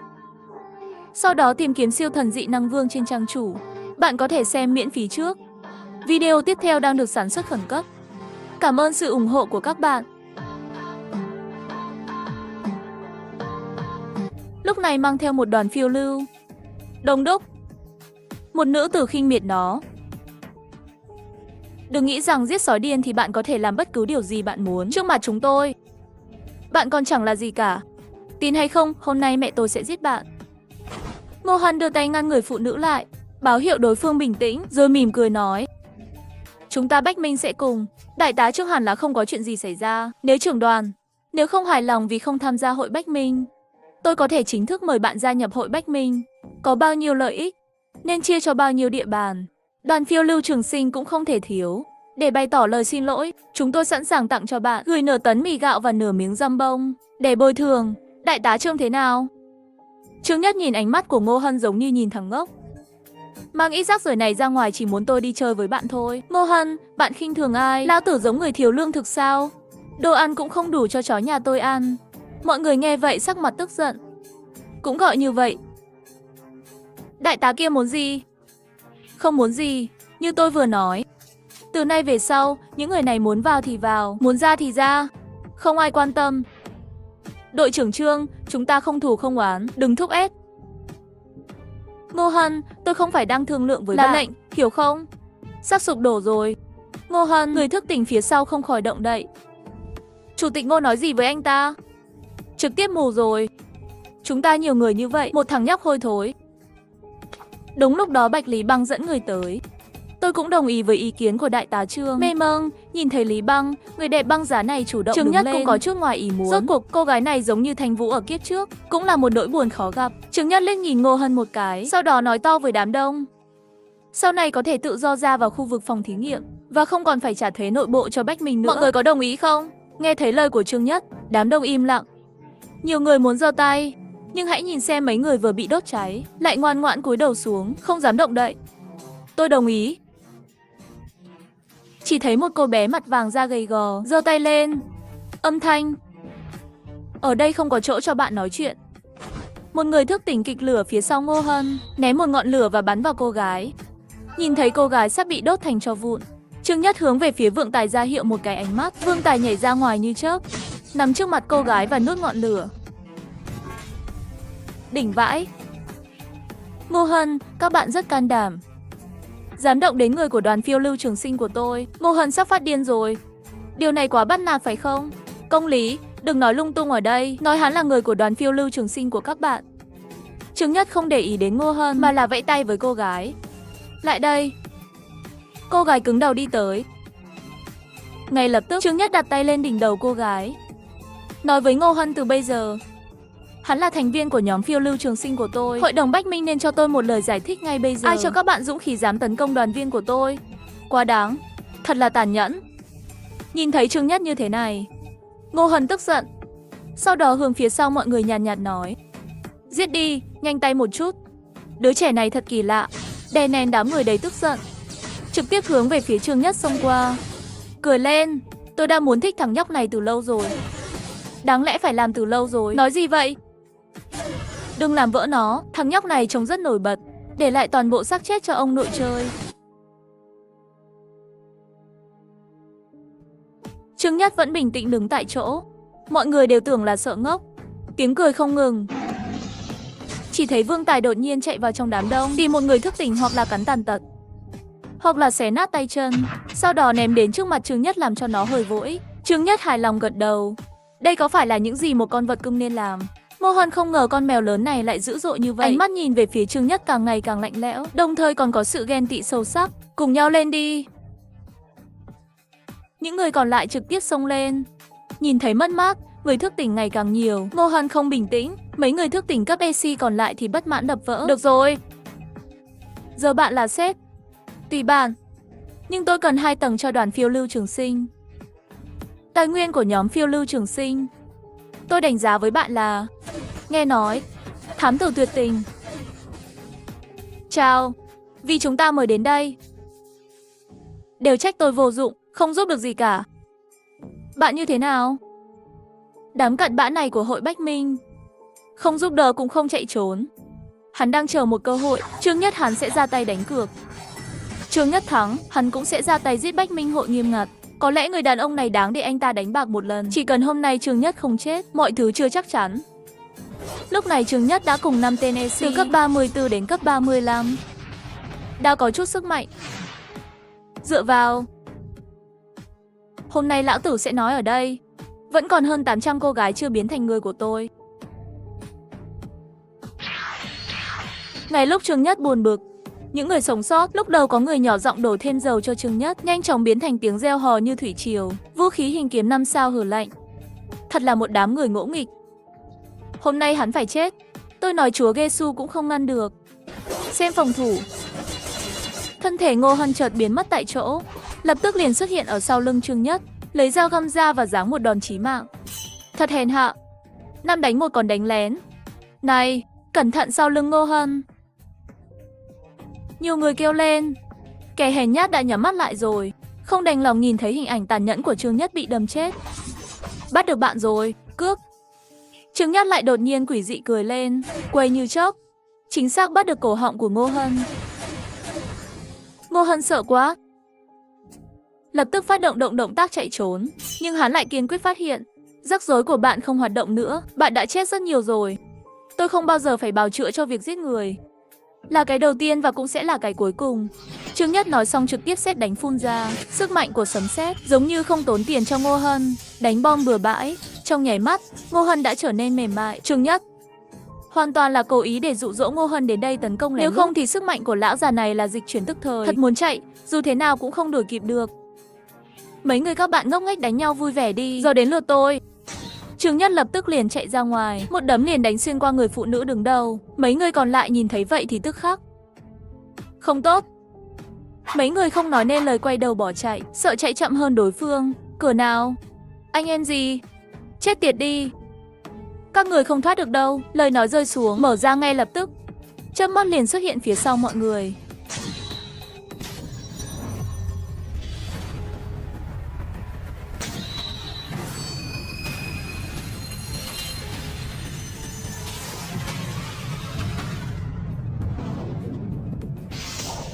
Khi bức màn hạ xuống bên này, Vương Tài cũng vừa kịp giết sạch phần còn lại của sự thức tỉnh. Những người sống sót xem đều nhìn thấy, các vị trí hào hứng cổ vũ để giết. Giết hết đi. Đội trưởng Trương Uy Vũ, đội trưởng Trương Muôn Năm, tôi sẽ sinh cho bạn một đứa con. Xa, mấy cô gái hoa hồng đen sợ đến hai chân run rẩy, ngay cả Lý Băng cũng không thể ngừng run rẩy. Thực lực của Trương Nhất đã hoàn toàn vượt quá sự thừa nhận của hắn, biết sức mạnh tự hào của mình và hắn. Trông thật nhỏ bé. Lúc trước hắn còn muốn ra tay giúp đỡ, bây giờ có vẻ ngu dốt và kiêu ngạo làm sao. Tất cả đều đứng yên làm gì, đi khám phá phòng thí nghiệm đi. Bây giờ không ai ngăn cản bạn nữa. Nói xong cưới Vượng Tài liền lái đi. Lúc này rất nhiều thành viên của hội vẫn đang treo máy ở trạm, tranh thủ tin tức còn chưa bị dò dỉ, phải nhanh chóng đến nhà cướp đi dị năng, trễ thì không kịp rồi. Ngay sau khi Trương Nhất rời đi, một nhóm người bí ẩn lặng lẽ xuất hiện. Chân thần giáo có muốn biết một chút không? Thân chủ của chúng ta chính là Trương đoàn trưởng Trương Nhất đại nhân. Tên tôi là Tiên Tiên. Chào mừng mọi người tham gia tôn giáo chân chính của chúng tôi bất cứ lúc nào, cùng nhau trở thành nô lệ. Quả thần chủ đại nhân trung thành. Khi số lượng người vào phòng thí nghiệm tăng lên, ngày càng có nhiều người nhận được thiết bị kim loại. Danh tiếng của Trương Nhất trong một thời gian đã được cải thiện rất nhiều. Nói về 3 chữ đại tá Trương, trên mặt mọi người đều là ngưỡng mộ và ngưỡng mộ. Hơn nữa, trực tiếp đã gia nhập cái thứ thần giáo chân chính đó. Có tên của Trương Nhất, trong thời gian ngắn, thần giáo chân chính đã thu hút hàng ngàn tín đồ. Trong khi đó, hoa hồng đen như chỉ còn lại một vài nhóm phiêu lưu lớn, cũng nhanh chóng tăng lên. Ngay lúc này, trong trạng thái xuất thần, cả nhóm dường như ngửi thấy mùi thịt thơm. Hình như là mùi thịt lợn. Phải, tôi cũng ngửi thấy nó. Đó là thịt lợn. Vẫn là mùi thịt kho. Tôi ngửi nó mỗi ngày khi tôi mơ. Bị hấp dẫn bởi hương thơm, một đám người không tự chủ được hướng về hương thơm đi theo. Chỉ thấy trên bãi đất trống có một trại đóng quân. Trong trại đều là những phụ nữ trẻ đẹp. Có người sao? Có người hấp cơm, trong nồi sắt lớn còn có thịt kho thơm. Các cô gái của hoa hồng đen đã cùng nhau nhìn nhận. Ôi chúa ơi, họ có thịt để ăn. Nhìn kia, còn có sao và cơm. Đây là một tảng đá lớn mọc lên từ mặt đất. Một cô gái mặc trang phục hầu gái đứng trên đá, lạnh lùng nói. Nơi này là nơi sản sinh ra bàn thờ phiêu lưu. Nhân viên không liên quan xin vui lòng đi đường vòng. Nghe nói Lý Băng sửng sốt một chút, đây là đoàn phiêu lưu trường sinh sao? Lâu lắm rồi, nhóm phiêu lưu trường sinh luôn là tồn tại cấp độ truyền thuyết, thực sự xứng đáng với danh tiếng. Đây ở đâu là vấn đề đãi ngộ có tốt hay không? Rõ ràng là xứ sở thần tiên. Chúng tôi là nhóm thám hiểm hoa hồng đen, chúng tôi không có ý xấu, vừa đi ngang qua đây. Chị ơi, đừng hiểu lầm. Lúc này Thanh Vũ từ trong đám người đi ra, chạy về phía Lý Băng. Chị ơi, sao bạn lại ở đây? Thanh Vũ. Nhìn thấy Tuyết Thanh Vũ, Bạch Lý Băng cũng trợn to mắt. Nhìn xem, cô ấy là em họ của tôi, đừng lo. Chào chị Thanh Vũ. Kiều Kiều đáp xuống đất, đưa các cô gái xuống đề phòng. Tôi đây làm gì? Chị họ, chúng ta vào đi. Được. Khi quan sát nhóm phiêu lưu trường sinh ở cự ly gần, Lý Băng hoàn toàn tê liệt. Quần áo người dân ở đây mặc, giày đều là mới. Có mấy cô gái còn quá đáng hơn, đang trang điểm. Đến lúc nào rồi còn trang điểm nữa? Không, đồ trang điểm đâu ra vậy? Một người lính cổ trắng luôn nổi tiếng về khả năng tất cả đều hơi mất phòng thủ. Thanh Vũ, bình thường các bạn đều sống như vậy. Tuyết Thanh Vũ ngượng ngùng cười. Không, vừa đóng quân ở đây. Điều kiện kém hơn một chút so với trụ sở chính. Lý Băng đã không biết nên nói như thế nào nữa rồi. Nếu không biết tính khí của Thanh Vũ, hắn thật sự cảm thấy đối phương đang khoe khoang trang bị. Đúng rồi, Thanh Vũ, sao bạn lại ở trong đoàn phiêu lưu trường sinh? Đúng vậy. Sau đó Thanh Vũ gặp phải chuyện của Trương Nhất, đã nói có lẽ. Ôi chúa ơi, Thanh Vũ ký bạn là bây giờ bạn là phó trưởng đoàn phiêu lưu trường sinh. Trương Nhất nhíu mày. Vậy là anh ta không ép bạn làm gì chứ? Ví dụ như ngày dài sinh tình hay gì đó. Tuyết Thanh Vũ và khuôn mặt xinh đẹp vào nói lên. Không. Anh ấy tốt với tôi. Lúc đó có thể ép hắn làm gì? Lúc này Trương Nhất đang ở trong nhóm phiêu lưu của hội Bách Minh, cướp bóc trong thành trì. Cho dù đó là sức mạnh hay sự giàu có, lấy đi tất cả. Bất cứ nơi nào anh ta đến, ngay cả đất cũng sẽ không còn nguyên vẹn. Sau một ngày bị cướp phá bởi sức mạnh này, trình độ thông thạo sức mạnh cướp bóc của Trương Nhất cũng đầy đủ. Chúc mừng ký chủ cướp bóc dị năng cấp độ tăng lên. Thêm chức năng ngoài hành tinh. Dưới cướp bóc chúng sinh bình đẳng, có thể cướp đi tất cả các kỹ năng vốn có của cuộc sống. Thở dài. Nghe thấy hệ thống nhắc nhở, Trương Nhất khóe miệng hút. Liên tiếp này là người không phải người, hắn có thể cướp bóc. Sau đó Trương Nhất để cho vượng tài cắn tàn hai cái thây ma, bắt đầu thử nghiệm. Trương Nhất đối mặt với bình thường, Sambi đến một cái cướp bóc, không có phản ứng gì cả. Có vẻ như đồ chơi không có kỹ năng là cái gì cũng không cướp được. Sau đó Trương Nhất lại bắt đầu cướp bóc xác chết. Cướp thành công có được kỹ năng theo dõi. Đồng thời trên tay hắn cũng xuất hiện một cái màu trắng bẩn. Đồ sứ. Bị nứt thắt lưng, bây giờ bàn tay nhỏ bé của tôi thực sự không sạch sẽ. Buổi chiều Trương Nhất trở lại. Các cô gái đến chào đón. Một tiếng đoàn trưởng đại nhân, chủ nhân. Chủ nhân, chào mừng về nhà. Trương Nhất gật đầu, đưa bé gái lên trước mặt. Thành viên mới. Bạn xem đi, để cô ta làm đồ lặt vặt. Có lúc nhìn cô bé lại nhìn Trương Nhất. Chủ nhân, bạn cũng thích như vậy. Cái này không được, có hy vọng tôi sẽ bị trời phạt. Trương Nhất, bạn không bị thương chứ? Tôi nghe chị họ nói về bạn và hội Bách Minh. Yên tâm đi, tôi ổn. Bạn và đại tá Lý Băng là chị em họ. Vâng, họ xa. Thảo nào hai cô gái này gặp nhau, làm việc cùng nhau, điều đó có ý nghĩa không? Đại tá Lý Băng, chúng ta lại gặp nhau rồi. Vâng, xin chào. Nếu đại tá Lý Băng không phiền, ở lại ăn tối đi.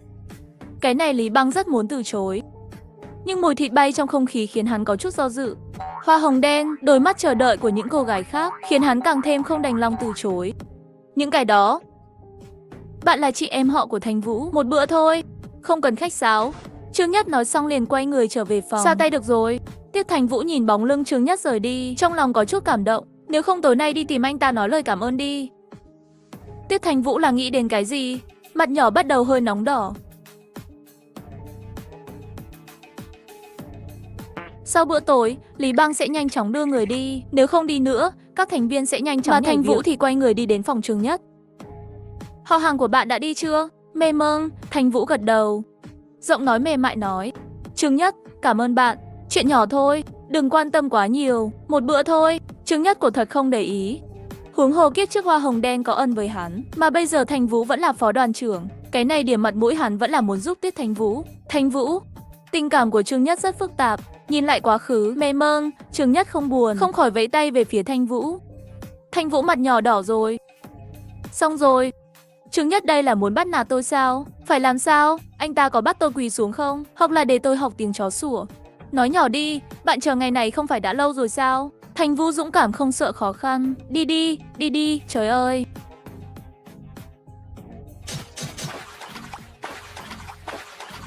Ngay tận thế giai đoạn 2 đã gần 2 tuần rồi.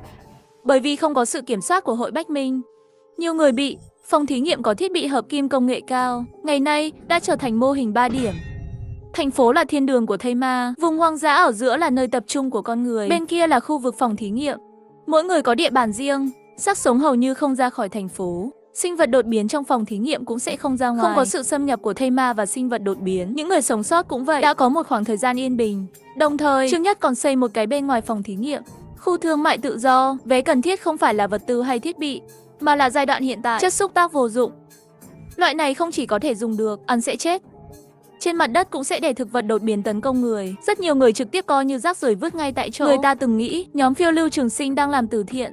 Trong khi đó, một thế lực được gọi là Chân Thần Giáo cũng nhanh chóng trỗi dậy, đã có hơn 10.000 giáo chủ. Lúc này cửa Chân Thần Giáo đã xếp thành một hàng dài.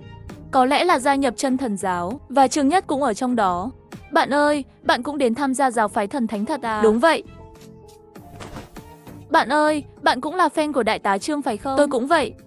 Này, có nhiều người hâm mộ không? Bạn ơi, hiếm khi ra ngoài. Vậy đâu có thể gọi nhiều, đó là khá nhiều. Nói với bạn như vậy, 10 người vẫn còn thở bây giờ. Có 9 người, đều là fan của đại tá Trương. Nếu không đoàn phiêu lưu trên thị trường không nhận người nữa, cũng phải đến thử xem. Này, không đến nỗi đâu bạn ơi, tôi nghe nói người ta chỉ nhận người đẹp. Phải không?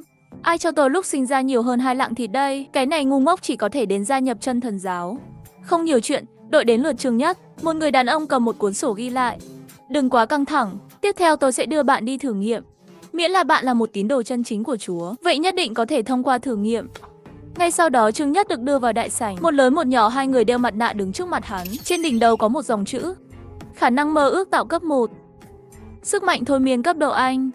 Xem xong thông tin, Trương Nhất phỏng chừng bọn họ có lẽ là đem tín đồ thôi miên, tạo ra những giấc mơ, thử nghiệm bằng cách biên soạn giấc mơ. Nhưng Trương Nhất bây giờ có 2 cái AC. Còn tinh thần cấp độ thì sao? Một là giấc mơ lớn, một là kho ý tưởng. Làm sao có thể dễ dàng bị thôi miên? Rất nhanh 2 người đã bị phản xạ tinh thần. Bạn là ai? Đến với Đức Chúa Trời thật của chúng ta có mục đích gì? Đưa hắn xuống cho tôi. Rất nhanh một người mặc áo giáp AC, nữ hiệp sĩ tuyệt tình dẫn người vào. Thật sự, người này là đến gây rối. Hắn đã phá hủy bộ sưu tập chân thần. Bắt lấy hắn. Nữ hiệp sĩ rút thanh kiếm dài ra, chỉ lạnh lùng nói với Trương Nhất: bạn dám làm ông ấy nghi thức xét xử thánh khiết, sẽ bị trừng phạt. Trương Nhất bất đắc dĩ lắc đầu, ngay lập tức tháo mặt nạ ra, thể hiện một khuôn mặt tươi cười. Sao? Ngay cả chân thần bản tôn của các bạn cũng không biết sao? Sau khi nhìn thấy khuôn mặt của Trương Nhất, các tín đồ đầu tiên sửng sốt, sau đó quỳ xuống. Thật sự là chân thần đại nhân. Chúa thật đã đến. Thiên Chúa thật tối cao. Người hầu ngoan đạo của bạn sẵn sàng cung cấp lòng trung thành cho bạn. Đứng dậy đi, gọi người phụ trách của bạn lên đây. Không nhiều, một cặp vợ chồng trung niên vội vàng chạy vào. Chúa ơi, cuối cùng bạn cũng đến thăm chúng tôi.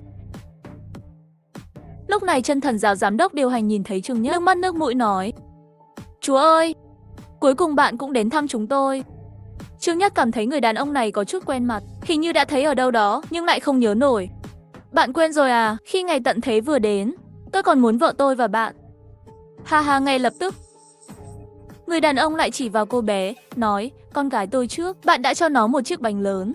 Quên rồi à? Người trung niên nói vậy. Trương Nhất lúc này mới nhớ lại, gia đình này 3 người. Trương Nhất cổ thật. Trong trại của những người sống sót, lúc đó anh ta còn để lại một ít đồ tiếp tế. Tôi nhớ ra rồi, không ngờ các người còn sống. Thấy Trương Nhất nhớ lại chính mình, người đàn ông trung niên cười.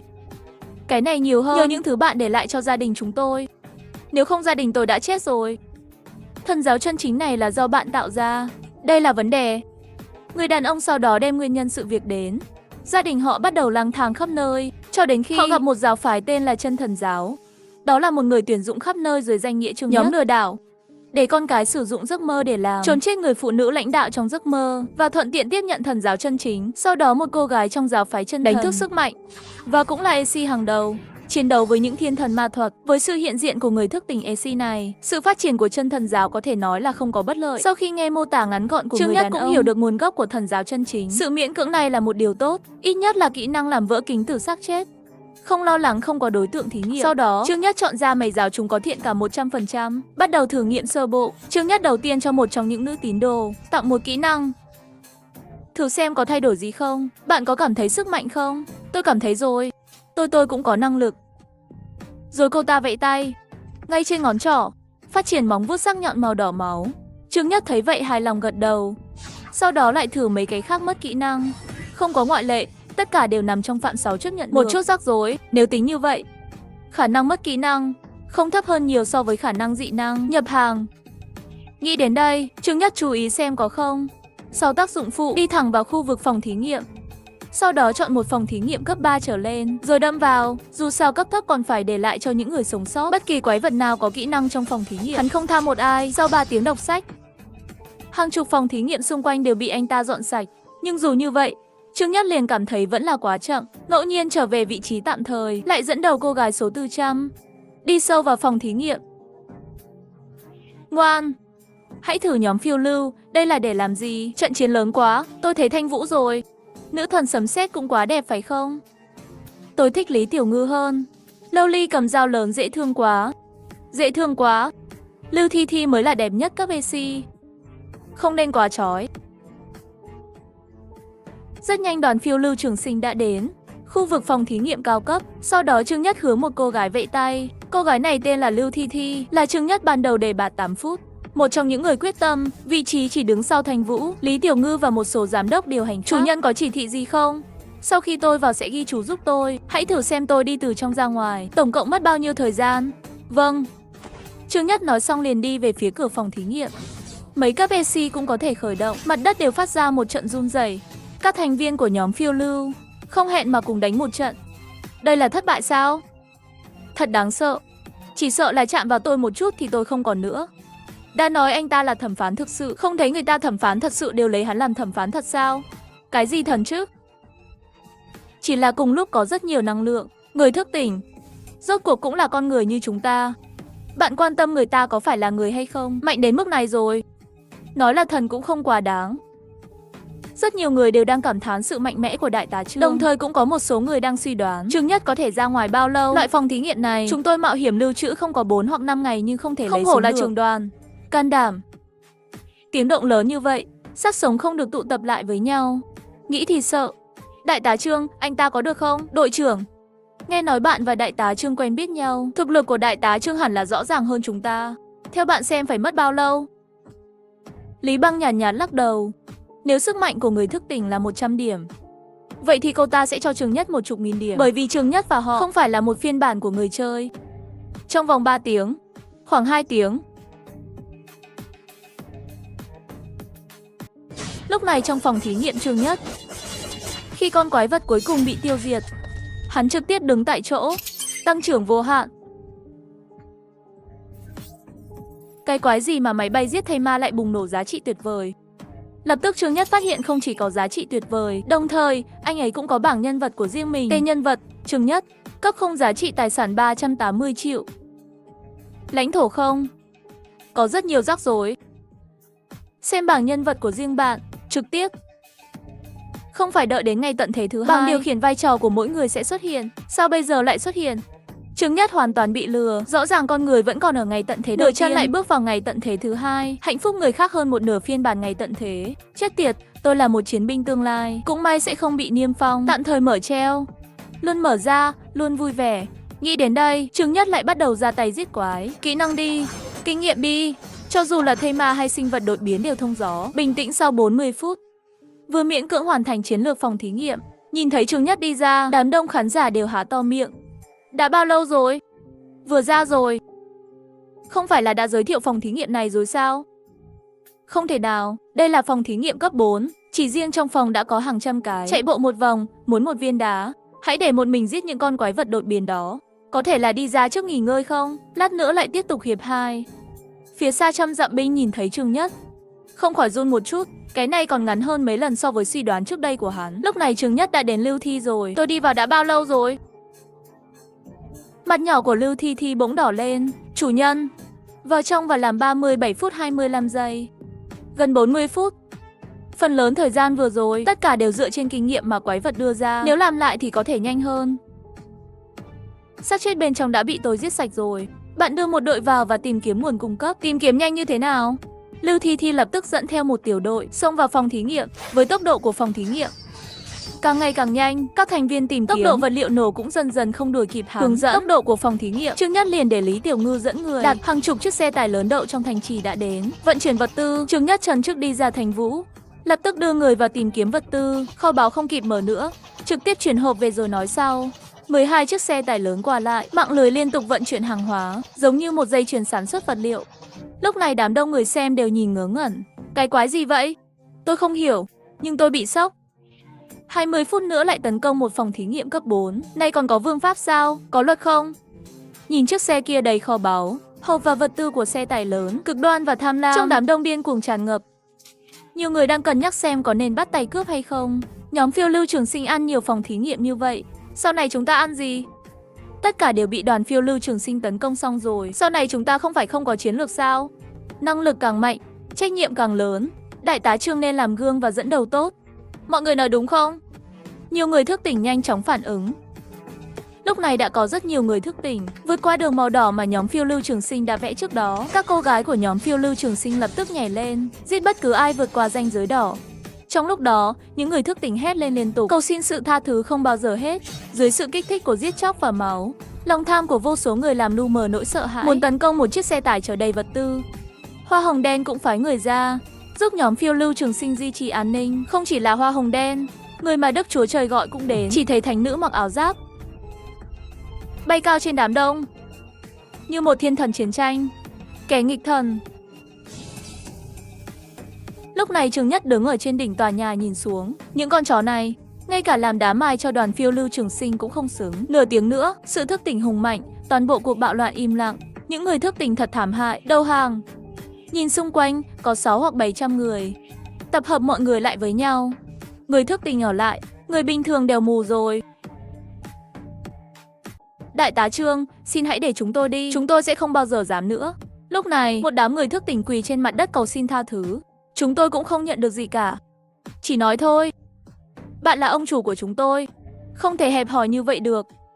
Vâng, đại úy Trương, năng lực càng lớn, trách nhiệm càng lớn. Bạn nên nghĩ nhiều hơn cho những người bình thường như chúng tôi. Chúng tôi cũng chỉ muốn sống mà thôi. Đại tá Trương, đừng tức giận. Nếu bạn có sức mạnh này, nên cứu người dân. Đúng vậy, bạn mang về cũng vô dụng, đặt trong kho bị mốc. Thật ích kỷ. Như vậy là không thể. Trương Nhất giơ tay lên, bảo mọi người yên lặng cười tê tét. Nói, hôm nay các bạn có thể. Tôi thật sự rất vui. Tôi cứ tưởng mọi người ép tôi. Xem ra danh tiếng của tôi vẫn còn tốt. Trương Nhất vừa nói xong vừa lé lên trong tay, nụ cười ấm áp treo trên khóe miệng. Mọi người yên tâm, kỹ thuật dao của tôi rất tinh tế. Tôi cố gắng để các bạn, tất cả đều rất yên bình, lên thiên đường hưởng phúc. Nghe thấy lời của Trương Nhất, những người thức tỉnh đều hoảng sợ, nhút nhát thậm chí còn sợ đi tiểu rồi. Mọi người đừng động đậy, máu đang chảy. Yên tâm đi, các bạn đã hết cứu rồi. Lời này vừa ra, mọi người sợ hãi hơn, bắt đầu liều mạng chạy trốn. Trương Nhất biến thành quỷ dữ trong đám đông, thu hoạch hết sinh mạng sống này đến sinh mạng sống khác. Ít hơn 5 phút, mặt đất đầy xác chết.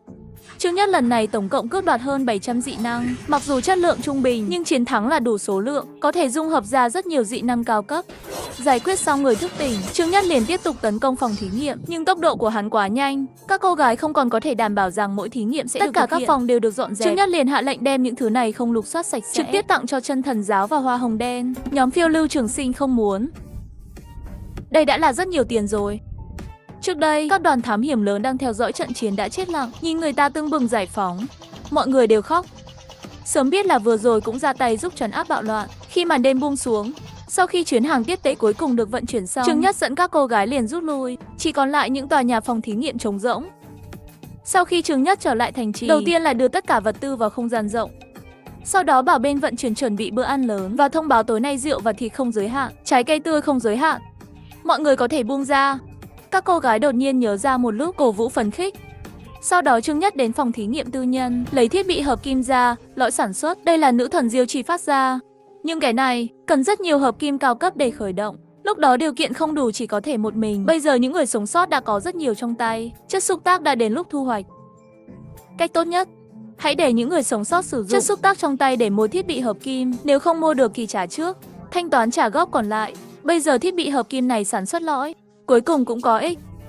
Sáng hôm sau, Trương Nhất chuẩn bị tấn công phòng thí nghiệm một lần nữa. Với kinh nghiệm của ngày hôm qua, mở một, toàn bộ đoàn phiêu lưu Trường Sinh đều động đậy. Sau đó lại ra trận với 28 tiểu đội. Trước khi đi, để mọi người thông báo cho thần giáo chân chính và hoa hồng đen. Đi nhặt rác. Từ 10 giờ sáng, mãi đến 8:30 tối mới kết thúc. Sau đó Trương Nhất dẫn các cô gái trở về nhà. Không lướt nữa, không chỉ hôm nay không lướt nữa, ngày mai cũng không lướt nữa. Tự mình ăn thịt thì phải để lại chút xúc cho người khác. Ngày hôm sau, Trương Nhất để người ta dán thông báo trên khu vực giao dịch. Đám đông sôi sục. Các anh em, đội phiêu lưu Trường Sinh sắp bán thiết bị kim loại rồi. Bạn có thể mua thiết bị hợp kim trực tiếp từ nhóm phiêu lưu bất tử. Các anh em, bán đúng giờ lúc 2 giờ chiều. Một thiết bị cấp thấp chỉ cần 10.000 chai chất xúc tác. Chất xúc tác không đủ còn có thể chia nửa. Đội phiêu lưu Trường Sinh cũng quá lương tâm đi. Mặc dù thí nghiệm phòng đã xuất hiện từ lâu rồi, nhưng hiện tại mọi người vẫn còn thiếu thiết bị kim loại. Những người sống sót đã phát điên ngay lập tức, không nói hai lời liền chạy về nhà đi lấy chất xúc tác. Lúc này băng trăm dặm của hoa hồng đen cũng tìm thấy. Thanh Vũ nói, tôi không làm phiền công việc của bạn phải không? Không hiểu tìm tôi có việc gì không? Lý Băng muốn nói lại thôi, mặc dù hai người là chị em họ, nhưng công khai đến đây, muốn mua thiết bị qua cửa sau, Lý Băng vẫn có chút khó nói. Chị họ hôm nay đến, chắc là vì đồ trang bị hợp kim. Lý Băng mặt hơi nóng, nhưng vẫn gật đầu. Thanh Vũ, bạn cũng biết mà, hiện tại thiết bị kim loại của mọi người đều rất thiếu, nói chuyện khác biết quan hệ của chúng ta, cho nên đều nhờ tôi đến đây thương lượng một chút, xem có được không. Thanh Vũ trực tiếp lắc đầu từ chối. Lý Băng thấy vậy thở dài một hơi, sắc mặt mờ đi. Chúng tôi Trương Nhất đã đoán ngay là bạn sẽ đến.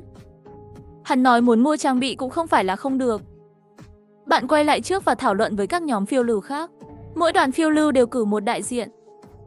Ngày mai đến thương lượng cụ thể nhé. Lý Băng sửng sốt một chút, thì ra ngay từ đầu người ta đã đoán hết rồi. Ngay cả cô ta cũng sẽ bị đẩy đến làm người vận động. Bạn vừa gọi anh ta là chồng, chẳng lẽ bạn đã cho Trương Nhất ăn bánh bao thịt rồi sao? Tiết Thành Vũ không phủ nhận, cười ngọt ngào. Lý Băng ngạc nhiên lắc đầu than thở bạn hồ đồ. Này, Tiết Thành Vũ mỉm cười không nói. Hồ đồ ư? Không hề, không bằng nói là vừa đúng theo tâm nguyện của hắn.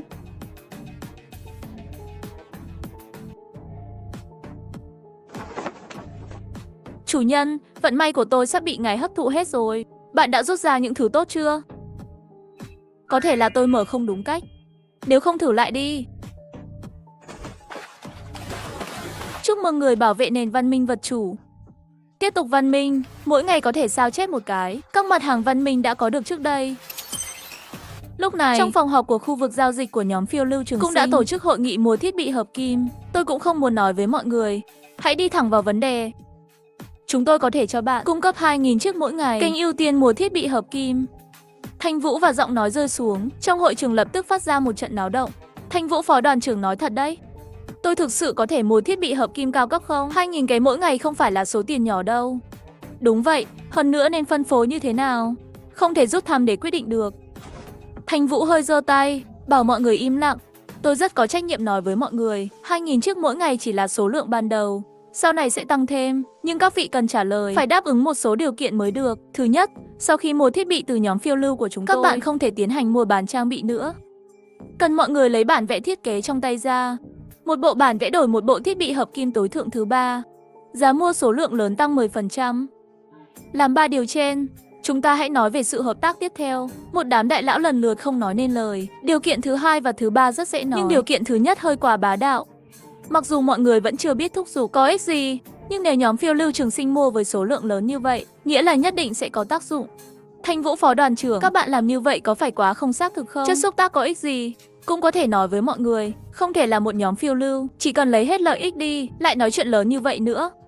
Một tiểu nữ nhân có thể làm chủ sao? Đội trưởng Trương đâu? Tốt nhất là để anh ta ra ngoài và nói với mọi người. Lúc này rất nhiều người liên tiếp phát ra than thở. Lý Tiểu Ngư lông mày cong lên, đến sau lưng người béo. Dao lớn đâm xuống. Sau đó như không có chuyện gì quay lại bên cạnh Thành Vũ. Tôi muốn mọi người hiểu một vài điều. Bạn nên cảm ơn người đàn ông của tôi. Cảm ơn anh ấy vẫn đồng ý cho các bạn một cơ hội hợp tác sống sót. Từ đầu đến cuối, không ai trong số các bạn có bất kỳ điều kiện đủ điều kiện để đặt câu hỏi. Kết thúc lại, người đàn ông của tôi cũng không phải là người mà các bạn có thể gặp. Xin mọi người hãy chắc chắn đặt đúng vị trí và thái độ của mình. Sau khi nghe những lời của Thanh Vũ, Lại xem sức mạnh khủng bố của Lý Tiểu Ngư, trực tiếp trấn áp mọi người. Không ai dám lên tiếng phản đối nữa. Thời gian đã đến tháng 1. Thực phẩm không còn cần thiết nữa. Thực phẩm tương đối khó bảo quản. Tỷ lệ chi phí của dung dịch dinh dưỡng cao hơn một chút. Khi nhiệt độ trở nên lạnh hơn, thuốc kháng sinh và các loại thuốc khác trở nên khan hiếm. Dù sao ai cũng có thể gửi một viên thuốc kháng sinh. Thậm chí có thể đổi 5 chai dung dịch dinh dưỡng. Với mức giá này vẫn có giá không có thị trường. Cuộc phiêu lưu trường sinh vào thời điểm này lại mở cửa sổ bán thuốc.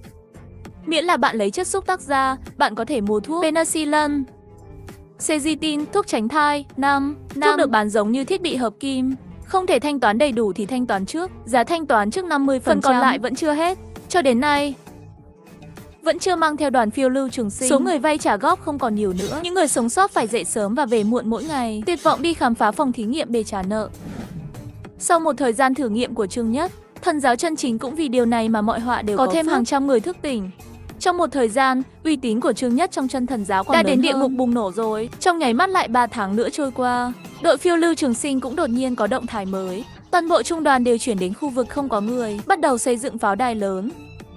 Sau đó, nhóm phiêu lưu trường sinh đã đưa ra thông báo công khai. Sau khi điều tra và dự đoán thực địa, 3 ngày nữa sẽ có rất nhiều thủy triều từ thành phố và phòng thí nghiệm, khu vực xả ra tấn công trại người sống sót. Xin mời những người sống sót xây dựng nơi trú ẩn và công sự càng sớm càng tốt, chống mất thủy triều. Công lý của nhóm phiêu lưu trường sinh đã được gửi đi. Những người sống sót hoảng sợ. Mất thủy triều ở đâu ra mất thủy triều? Sao tôi không thấy? Không phải người ta nói rồi sao? 3 ngày sau chết, những thây ma và thây ma trong phòng thí nghiệm tất cả sẽ lao ra. Không nên thế, mấy thứ đó không phải chưa bao giờ chủ động ra ngoài sao? Bạn có tin không? Dù sao tôi cũng tin. Tôi sẽ về nhà và đào hầm. Ngay cả nhóm phiêu lưu trường sinh cũng phải xây dựng công sự, thị trường kháng chiến, thật là khủng khiếp. Vậy là các nhóm phiêu lưu lớn nhỏ không nói gì, bắt đầu xây dựng công sự, chiến đấu với bức tường đó.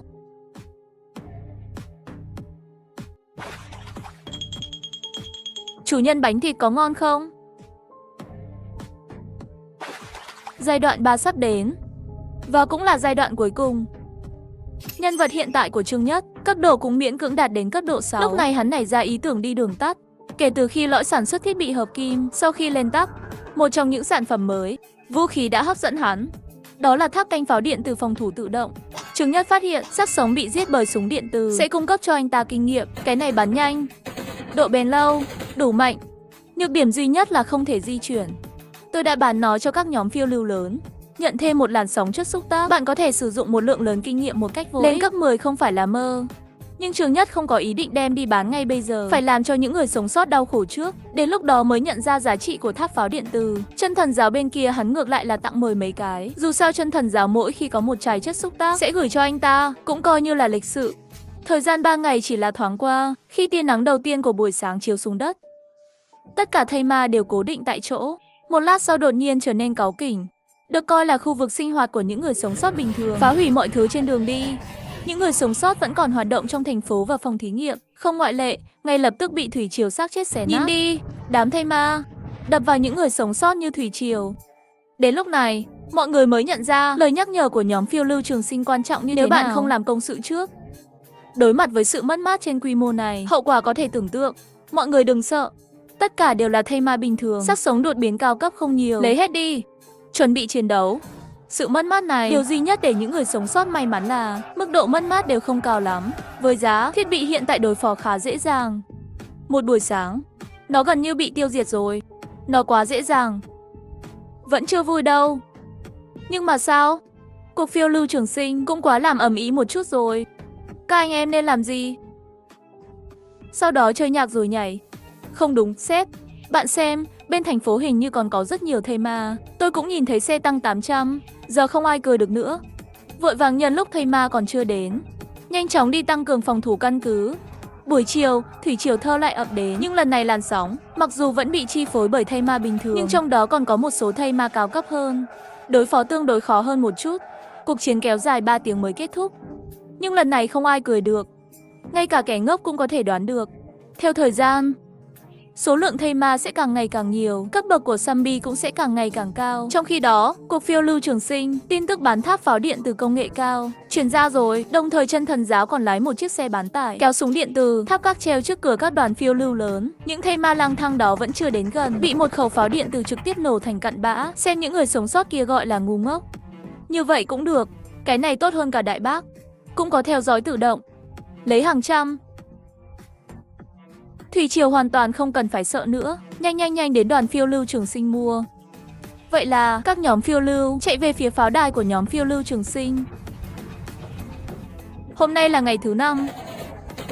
Giá trị kinh nghiệm cộng 1, giá trị kinh nghiệm cộng 2, điểm kinh nghiệm cộng thêm 2/5. Nghe âm thanh gợi ý tuyệt vời từ hệ thống, cả người Trương Nhất đều cao hứng. Cấp độ nhân vật cũng tăng từ cấp 6 lên cấp 8. Tôi tin rằng trước khi giai đoạn thứ 3 kết thúc, nhất định có thể lên cấp 10 đầy đủ. Trong nháy mắt đã đến ngày cuối cùng của giai đoạn thứ 3. Ngày thứ 7 thủy triều xuống chỉ có một người, nhưng vòng này sẽ kéo dài cả ngày. Đối với những người sống sót, ngày này sẽ như địa ngục, khó khăn hơn nhiều so với 6 ngày trước. Các người canh gác, tôi sẽ ra ngoài. Sau khi Trương Nhất nói xong, cưỡi vượng tài đi ra ngoài. Sau đó chậm rãi phía sau xuất hiện một số yếu tố mật độ cao. Đi nào. Một người một hổ đánh một ngôi sao băng lửa, trong chớp mắt đã va chạm với biển xác chết. Trương Nhất chỉ dựa vào sức của một người đột ngột chia cắt biển xác chết. Khi Trương Nhất, thần giáo chân chính cũng mở ra thử thách sinh tử của họ. Lúc này một cái cao cách đó 3 mét, người đàn ông trang bị súng máy hạng nặng chậm rãi đi về phía đám đông. Nhìn xem đó là cái gì? Lúc này, một tín đồ chân thần giáo hoảng sợ chỉ vào phía xa. Một thây ma vẽ tranh khổng lồ cầm súng máy trung bình, lặng lẽ đứng trong đội quân thây ma. Rất bắt mắt. Không, anh ta di chuyển rồi. Chỉ thấy thây ma khổng lồ giơ súng máy lên tay, bắn điên cuồng thật sự. Thật sự vội vàng dùng quang nghị bảo vệ thân thể, đẩy hết đạn ra. Hú! Thắng thân thể của thiên sứ, làm sao có thể cho phép bạn là một thây ma bắn súng máy vào tôi? Tức giận trong đôi mắt thật sự. Cắt lông trên tay, ném vào người đi bộ. Nhưng ánh sáng chỉ để lại một lỗ nhỏ trên quần áo của xác sống, nhưng không làm tổn thương bản thể học. Làm sao có thể? Bị sốc. Xác sống khổng lồ nhưng lại dùng tốc độ mắt thường khó nhìn thấy chạy về phía đấm như chớp. Thật sự sử dụng ánh sáng dễ bảo vệ nhưng cơ vẫn thể. Bị bắn bay cách đó hàng trăm mét, lăn mấy vòng trên mặt đất. Zombie tiện tay nâng súng máy hạng nặng lên, súng máy lập tức biến thành súng phóng lựu. Ngay khi hắn định bóp cò, một ngôi sao băng kéo điện quang nhanh chóng bắn tới. Đi đâu? Đội quân thây ma máu thịt bay, đưa xác chết khổng lồ bay ra ngoài ngay lập tức. Là chân thần đại nhân thật sự đến cứu chúng ta rồi. Có tín đồ nhận ra Trương Nhất, đám đông lập tức bùng nổ thành tiếng reo hò. Trương Nhất mang theo vượng tài xuất hiện trước mặt mọi người, thật sự. Một đầu gối, chủ nhân, xin lỗi. Tôi không thể giết anh ta. Trương Nhất tiện tay ném ra cấp AC chữa khỏi một chút, phục hồi vết thương thực sự. Bạn quay lại đi, đó không phải là thứ bạn có thể xử lý. Ngoài ra rửa sạch bánh bao thịt, tối nay còn muốn ăn nữa. Mặt người đẹp hơi đỏ, ngoan ngoãn gật đầu, mở cánh ánh sáng ra và bay trở lại vị trí. Lúc này thây ma khổng lồ cũng chậm rãi đi tới. Mặc dù xấu hổ, nhưng sự sụp đổ, phục hồi với tốc độ có thể nhìn thấy bằng mắt thường. Trương Nhất nhìn thấy thông tin trên đỉnh đầu hắn. Vũ khí sinh hóa hữu cơ nhân tạo cuối cùng, tên mã nữ thần báo thù, cấp 40 kỹ năng. Tái tạo phân hạch, tăng giới hạn, có thể vào thành phố siêu tốc nhiễm trùng. Nhìn thấy tin nhắn của người đàn ông thây ma, Trương Nhất cười tê tét. Ông chủ giàu có. Đi giết mấy thây ma gần chân thần giáo đi. Đừng cản đường tôi. Vương Tài nghe vậy liền bỏ chạy. Trương Nhất chúc mừng, bước một đoạn về phía mặt đất. Đột nhiên sóng cát đá dâng lên, tạo thành một bức tường đá cát để ngăn chặn thây ma. Chỉ còn lại những thây ma khổng lồ. Dọn dẹp địa điểm, Trương Nhất vẫy tay với thây ma khổng lồ. Chỉ thấy thây ma thở ra một hơi lạnh, giơ tay phóng một cổ tên lửa RPG về phía Trương Nhất. Trương Nhất lập tức biến mất tại chỗ.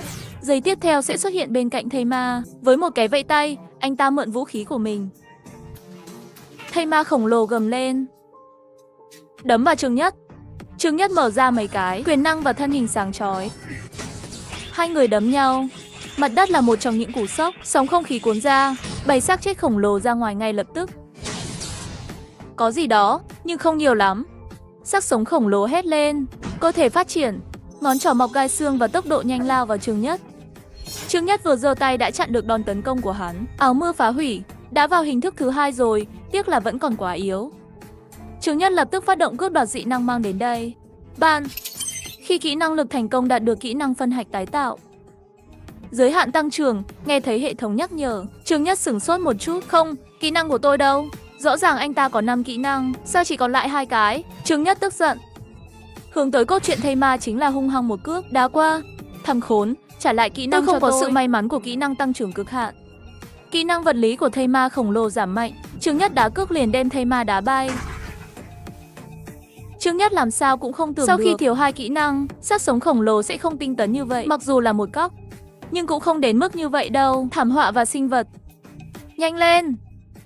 Ngay khi Trương Nhất nghĩ rằng đám tang khổng lồ, khi thi thể được xử lý vội vàng như vậy, một bên chỉ thấy chiều cao thây ma ngay lập tức phát triển đến độ cao 5/10. Hết cái này đến cái khác xương trắng gai nhọn, trông dọc theo lưng, giống như một chiếc bánh lưỡi dao sắc nhọn. Nhìn thấy thây ma khổng lồ, Trương Nhất không khỏi phản tỉnh. Biết bạn sẽ không yếu thế mà. Bạn chắc chắn sẽ mang đến cho tôi nhiều bất ngờ hơn. Chỉ thấy thây ma khổng lồ rơi vào cuồng vọng, bắn về phía Trương Nhất. Trương Nhất cũng không chút do dự đồng thời mở ra hàng trăm %, xác sống xông lên. Nào, để tôi xem bạn có gì. Tôi muốn gọi bạn là mạnh nhất zombie. Tuy nhiên, khi xác sống tiếp xúc với năng lượng nguyên tố, nó bốc hơi ngay lập tức, chưa đầy 2 giây sẽ biến thành tro. Nụ cười xám xịt đóng băng. Đây là trận chiến cuối cùng. Quên đi, về nhà tìm một cuộc đoàn tụ mới đi. Chủ nhân có một bài hát tên là Sau Này. Bạn biết không? Tất nhiên. Hôm nay là ngày cuối cùng của giai đoạn thứ 3 của ngày tận thế. Mọi người đã có một đêm khó khăn. Xác sống như thủy triều tiếp tục tấn công trại của những người sống sót. Gần 1/3 số người không bao giờ có thể đợi đến bình minh. Khói và lửa ở khắp mọi nơi. 8 giờ sáng, tất cả xác sống đồng thời ngừng động tác. Cả thế giới rơi vào một sự tĩnh lặng kỳ lạ. Trên người thây ma phát ra một tiếng động giòn tan. Quân đội được gửi đến không lâu thì biến thành một nắm tro bay, tiêu tan vô hình. Ngày càng có nhiều người sống sót từ những bằng chứng rách nát bấm đi ra, nhìn mờ. Xác chết đều biến mất sao? Kết thúc rồi. Cuối cùng cũng kết thúc, tôi đã sống sót. Những người sống sót ôm nhau khóc và cười, là một tiếng reo hò vang dội. Các cô gái của nhóm phiêu lưu trường sinh cũng rất vui mừng. Nhóm phiêu lưu còn sống sót, tất cả đều có mức độ tổn thương khác nhau. Nhóm phiêu lưu trường sinh, từ đầu đến cuối đều không có ai chết cả, thậm chí không bị thương. Trương Nhất vừa trở lại thành trì, Kiều Kiều liền lao mình vào lòng Trương Nhất. Nước mắt mơ hồ nói, ngày tận thế có thực sự kết thúc? Chúng ta có thể quay lại cuộc sống cũ không? Các thành viên còn lại đều vây quanh, trên mặt mọi người đều tràn đầy phấn khích không thể tự chủ được. Nhiều người đã tưởng tượng sau này trở lại bình thường, đời sống xã hội. Đại tá, sau này bạn mở công ty đi, chúng tôi đều đến công ty của bạn làm việc. Vâng, tôi nghĩ thế là tốt rồi. Tôi là chuyên ngành kế toán, có thể giúp. Tôi học ngành tài chính, tôi học thiết kế thời trang. Tôi muốn làm vợ nhỏ cho đại tá. Tôi muốn biến thành người của đại tá. Tôi nữa. Còn có tôi muốn cùng đoàn trưởng. Trương Nhất lại là cười khổ một tiếng, bất đắc dĩ lắc đầu. Giá như ngày tận thế kết thúc đơn giản như vậy. Mặc dù tôi cũng rất muốn có một trận động đất nhỏ với các bạn, tổ chức một cuộc họp thể thao 100 người, tiếng vỗ tay vang lên hay gì đó. Nhưng tôi rất tiếc phải nói với mọi người, chúng ta không thể về được nữa, còn 3 phút nữa. Ngày tận thế thứ 2 sẽ đến, nên văn minh nhân loại sẽ biến mất hoàn toàn. Hãy nhìn thế giới lần cuối. Nghe thấy lời của Trương Nhất, mọi người cứ ở yên, nhìn xung quanh. Còn 1 phút nữa. Mọi người nghe báo động, điều quan trọng nhất của bạn. Ngoại trừ những thứ trên người, mọi thứ khác sẽ biến mất sau. Ngày tận thế đang đến, giọng nói của Trương Nhất rơi xuống, giữa trời đất bỗng nhiên nổi lên gió mạnh, bụi bay. Lý Tiểu Ngư ném con dao lớn trong tay xuống, nhảy lên lưng Trương Nhất. Tiếp theo là Liễu Huệ. Thông tin, tất cả các cô gái của Lưu Thi Thi đều chạy tới. Lấy Trương Nhất làm trung tâm, ôm chặt thành một đoàn. Trương Nhất chưa bao giờ bị bao quanh bởi nhiều thịt viên như vậy, nhưng anh ta có năng lực hơn nữa, trong một thời gian cũng khó chấp nhận. Bão ngày càng mạnh, bụi bay lên bầu trời. Tất cả đều ở trong cơn bão kỳ lạ này. Dần dần biến thành bụi và cát vàng, phát triển nền văn minh nhân loại hàng vạn năm. Trong khoảnh khắc này đi đến kết thúc, 2 tiếng rưỡi nữa. Chờ cơn bão dừng lại, mọi người chậm rãi mở mắt. Nhìn vào, trên trời đất khắp nơi đều là một mảnh màu vàng khô. Tất cả đều không còn thành phố. Đường xá, núi sông đều biến mất. Tất cả đều biến thành cát vàng đầy đất. Trương Nhất cũng khó khăn bò ra khỏi đống thịt viên. Dậy đi nào các cô gái, đừng bận tâm đến phong cảnh, còn một thời gian dài nữa. Đủ để các bạn xem từ từ. Sau đó Trương Nhất lấy ra trước đó từ tay các thành viên thống nhất. Vũ khí và thiết bị nhận được, gửi đi rồi. Trương Nhất lập tức lấy mặt trời làm đối tượng tham khảo, lấy hướng đông làm tọa độ chuyển tiếp. Đi trước. Nếu tôi nhớ không nhầm, đi thẳng theo hướng này, nửa ngày nữa là có thể đến ốc đảo. Đó sẽ là nơi an toàn duy nhất cho những người sống sót, có nước, có thảm thực vật che chắn ánh sáng mặt trời để tránh bị quái vật sa mạc tấn công. Đến càng sớm càng tốt, có thể chiếm vị trí thuận lợi trước. Nhìn thấy nhóm phiêu lưu Trường Sinh đi đầu, một số người có tầm nhìn xa cũng lặng lẽ đi theo phía sau. Đầu tiên theo kịp là tiếng gọi thật, tiếp theo là hoa hồng đen. Không quá 2 tiếng, đã có người bị say nắng rồi. Trương Nhất lập tức ra lệnh nghỉ ngơi. Trước tiên hãy để Kiều Kiều dùng cát sỏi để thống trị tạo ra một chiếc váy gấm có thể tấn công mọi người để tận hưởng sự mát mẻ. Sau đó lại lấy nước khoáng từ không gian rộng lớn. Đã phát đi. Bất cứ ai đã từng đến sa mạc đều biết, người khác uống nước tôi xem, người khác phơi nắng là cảm giác gì. Lúc này, các cô gái của nhóm phiêu lưu Trường Sinh đang nuốt nước ngọt kia. Mỗi lần nuốt đều mang theo nhịp điệu hấp dẫn, khiến những người sống sót nhìn chằm chằm. Khó cắt nữa. Cơn bão này đã tắt hết rồi. Nước khoáng của họ đâu ra? Chúng ta đang chết khát. Nghĩ xem không có gan đổi đồ. Hình như cũng không có gì có thể lấy ra được. Người ta còn chỉ nhận chất xúc tác thôi. Nhưng chất xúc tác bị hỏng. Ngày tận thế thứ 2, ai quý hơn đồ ăn? Mặc dù người thức tỉnh dị năng hệ thống nước được hoan nghênh, nhưng giải phóng sức mạnh thì khó, còn chưa có sức chiến đấu. Như một kẻ giết người thông minh, tuyệt vời trong sa mạc này. Sức chiến đấu tăng từ 100 lên 500. Là vua của nghịch năng. Lúc này Trương Nhất đi tới chân thần giáo bên này, lấy phần chống thấm nước ra khỏi không gian diện rộng và đặt nó trong cái hố lớn có thể đào trước. Sau đó bơm nước từ không gian rộng vào bên trong, dưới sự chỉ huy. Người của chân thần giáo cũng bắt đầu xếp hàng nhận nước trong nửa giờ. Trương Nhất vẫn đang đổ nước vào hồ bơi, bên này đám đông lại truyền đến náo động. Nhìn xem đó là cái gì? Chỉ thấy hàng chục cồn cát nhỏ ở phía xa đang bay nhanh về phía thành trì chân thần giáo, vội vã đến đây. Trương Nhất thấy vậy cười tê tết. Nào, các bạn đang đợi. Máy bay bay ra hàng chục hạt sấm sét nén cao, những gò đất này bắn phá, sấm sét nổ, đồi cát ngừng di chuyển, mở ra, dùng đá cát kéo ra quái vật Lý Tiểu Ngư, cũng nhanh chóng vây lên. Trông, đây là cái gì vậy? Trương Nhất liếc mắt nhìn, lập tức phát động cướp đoạt dị năng. Kỹ năng dao, thành công đạt được kỹ năng. Đây là tai to, là quái vật cấp 8, bây giờ mọi người nên có bảng nhân vật. Quét bằng kỹ năng thăm dò trong thanh kỹ năng. Bạn có thể biết cấp bậc và tên của quái vật. Nghe xong, nhanh chóng thay thế bảng điều khiển nhân vật để xem, đều kêu lên kỳ diệu. Thật đấy. Như chơi game. Tại sao tôi mới là cấp 1? Tôi cũng là cấp 1. Ngay lúc này, đôi tai to và sáng lên khắp cơ thể, biến thành một của hạnh nhân trông như hạt đậu phộng. Trương Nhất lập tức cầm lấy hạnh nhân cùng các cô gái giải thích. Cái này gọi là hạt giống văn minh, có thể dùng làm nhân vật nâng cấp kinh nghiệm. Một hạt giống văn minh là 50 điểm kinh nghiệm. Trương Nhất nói, lấy ra một chai chất xúc tác từ không gian rộng, nhỏ một giọt lên hạt giống. Hạt giống lập tức phát ra ánh sáng xanh yếu ớt, sau đó một chồi non liền vỡ vỏ ra. Trương Nhất lại đặt chồi non vào cát, đổ cả một chai chất xúc tác xuống. Chồi phát triển điên cuồng với tốc độ có thể nhìn thấy bằng mắt thường, chẳng mấy chốc đã biến thành một cái cây hơn 5 mét cao. Loại cây này gọi là mộ hộ mệnh, nó sẽ phát ra một mùi đặc biệt. Quái vật trong sa mạc sẽ đi vòng quanh khi chúng ngửi thấy nó. Trương Nhất nói xong muốn lấy ra một chai chất xúc tác, tưới nước xuống rễ cây. Bảo vệ. Đồng thời, trên tán cây bắt đầu nhận được trái cây cỡ lòng bàn tay. Trương Nhất hái trái cây đưa cho người khác. Những trái cây này chứa rất nhiều nước, có thể uống trực tiếp, là những người sống sót trong tương lai. Một trong những nguồn nước uống chính. Hạt giống văn minh cũng là hàng hóa phổ biến trong tương lai. Còn nhiều thứ hơn cả công dụng của hắn. Sau này các bạn sẽ biết. Sau khi nghỉ ngơi một chút, Trương Nhất dẫn theo một đám người tiếp tục tiến lên phía trước, chỉ là vẫn chọn không được. Những chiếc xe này phát ra âm thanh quá lớn, sẽ thu hút rất nhiều quái vật sa mạc. Thời gian đến vào buổi tối. Khi đêm tối dần, nhiệt độ cũng nhanh chóng giảm xuống âm 10 độ. Mọi người đều không thể không phát động run rẩy. Trương Nhất cũng không để mọi người nghỉ ngơi qua đêm, mà ra lệnh nói.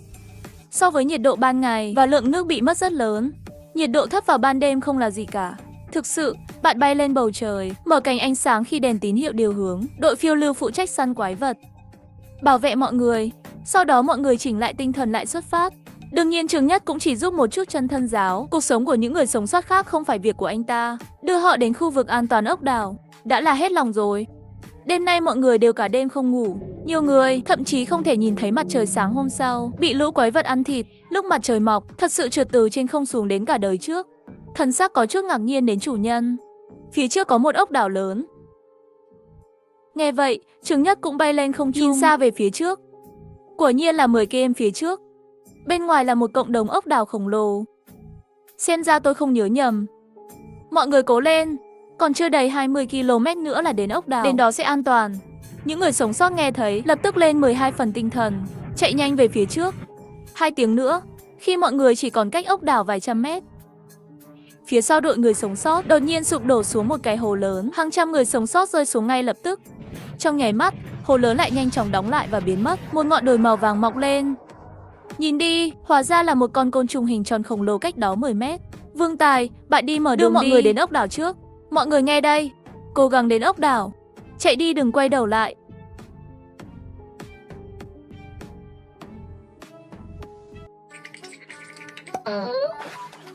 Lúc này Vương Tài dẫn mọi người chạy về phía ốc đảo. Còn con quái vật to lớn như con bọ kêu một tiếng rồi đâm vào cát, biến mất. Trên mặt đất xuất hiện một gò đất khổng lồ, đuổi theo mọi người. Trương Nhất thấy vậy mở ra các sỏi thống trị dị năng, xây một bức tường nặng dưới lòng đất. Chỉ nghe một tiếng hỏi thuyền nhỏ như trọng hành động buộc phải dừng lại. Khoảnh khắc tiếp theo, một cái đầu khổng lồ bay lên từ dưới cát. Kỹ năng nuốt chửng. Hàn đế. Trương Nhất phát động mấy loại dị năng kịch thủy, giết chết nó, đồng thời cũng cướp đi 2 kỹ năng. Trong khi đó, những người sống sót cũng đã đến khu vực. Nhưng không chỉ có một đội quân những người sống sót. Những người sống sót ở khắp mọi nơi sẽ vô hình, khoảng cách gần hơn, đang tiến về phía cộng đồng ốc đảo. Ốc đảo này tổng cộng bởi 10 mảng ốc đảo có kích thước khác nhau. Số 1 lớn nhất, số 2 tiếp theo. Lúc này, một số lượng lớn người sống sót đã đến ốc đảo. Lần đầu tiên liền liều mạng đi hải kê, hoặc lặn xuống ao nhỏ của ốc đảo để uống nước. Trương Nhất còn là để thật sự nhanh chóng dẫn dắt chân thần giáo đi chiếm một ốc đảo lớn. Tự mình mang theo các cô gái của nhóm phiêu lưu trường sinh hướng đến ốc đảo số 1. Sau khi đoàn người đến ốc đảo, Trương Nhất hạ lệnh đóng quân tại chỗ, đốt lửa nấu ăn nhanh nhất. Sau bữa ăn, một nửa số người sẽ hoàn thiện trại, những người còn lại đi săn với anh ta để có được hạt giống của nền văn minh. Và lần này không còn là đi bộ nữa, mà là lái mấy chiếc xe tải lớn. Phía sau xe đều có một hàng dài, chai kim loại và lon, dùng để tạo tiếng ôn, không nhiều. Phía sau xe đầy những con quái vật sa mạc. Trương Nhất từ ghế phi công phụ quay người lên nóc xe, ngắm nhìn những con quái vật đang tới. 1000, về cơ bản đều là dưới cấp 10, cần đủ rồi. Trương Nhất lập tức mở ra ánh sáng một khi chụp về phía sau, rơi trên mặt đất. Một chân, một bức tường đất cát được dựng lên để ngăn chặn tất cả quái vật. Sau đó các cô gái được trang bị đầy đủ vũ khí xuống xe một cách giết con quái vật. Trương Nhất bay lên nóc xe, lấy dù che nắng ra khỏi không gian rộng. Ghế ngồi, cứ như vậy vừa uống câu cơ, trong khi thưởng thức tư thế anh hùng của các cô gái chiến đấu. Một ngày xuống, đã giết hàng ngàn con quái vật sa mạc. Hạt giống văn minh cũng thu hoạch được 1.500 quả, chuyển đổi thành giá trị kinh nghiệm là 75.000. Có thể nâng 75 cô gái lên cấp 2 rồi. Săn bắn gần hết rồi, đoàn xe quay đầu lại và bắt đầu điều hướng. Chỉ là còn chưa đi được bao xa, bị người ta chặn lại. Đây là có hàng chục nghìn người sống sót. Có vẻ như đây là một nhóm phiêu lưu độc lập. Khuôn mặt của anh ấy rất lạ, chắc là từ các khu vực lớn khác.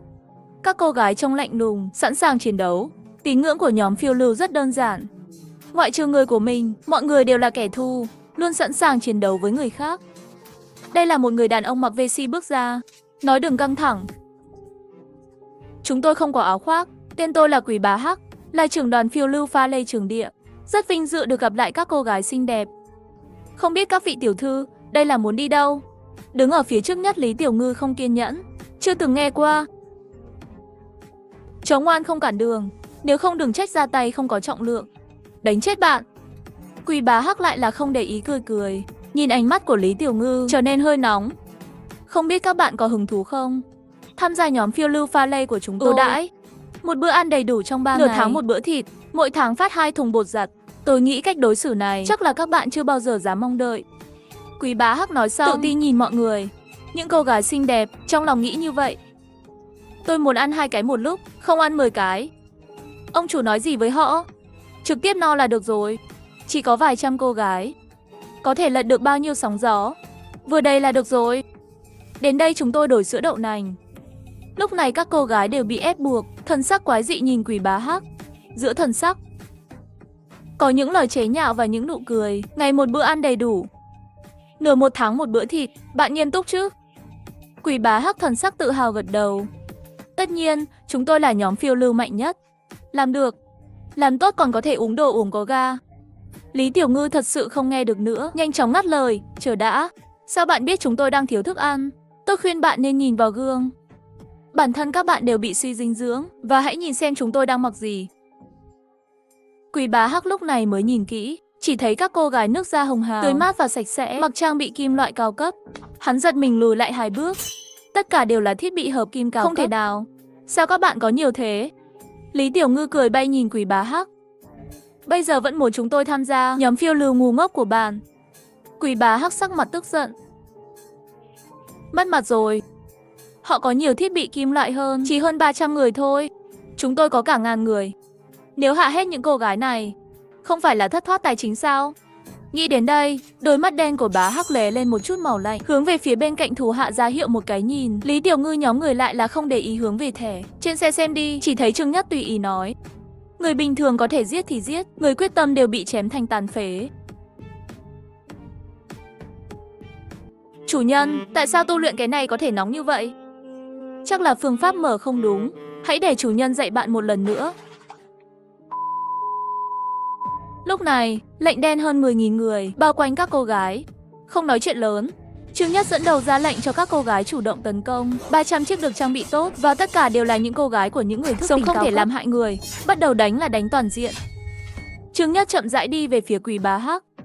Như kẻ thù lao tới, còn chưa kịp đến gần đã bị ngọn lửa dị năng nuốt chửng. Nhìn các thành viên rơi thành từng mảnh trắng bạch. Hoàn toàn không ngờ một đám chị em xinh đẹp. Nói về con người thì lại kinh khủng như vậy. Tôi đã gây ra quái vật gì vậy? Lúc này đều hối hận. Ước gì có thể tự đánh mình vài cái.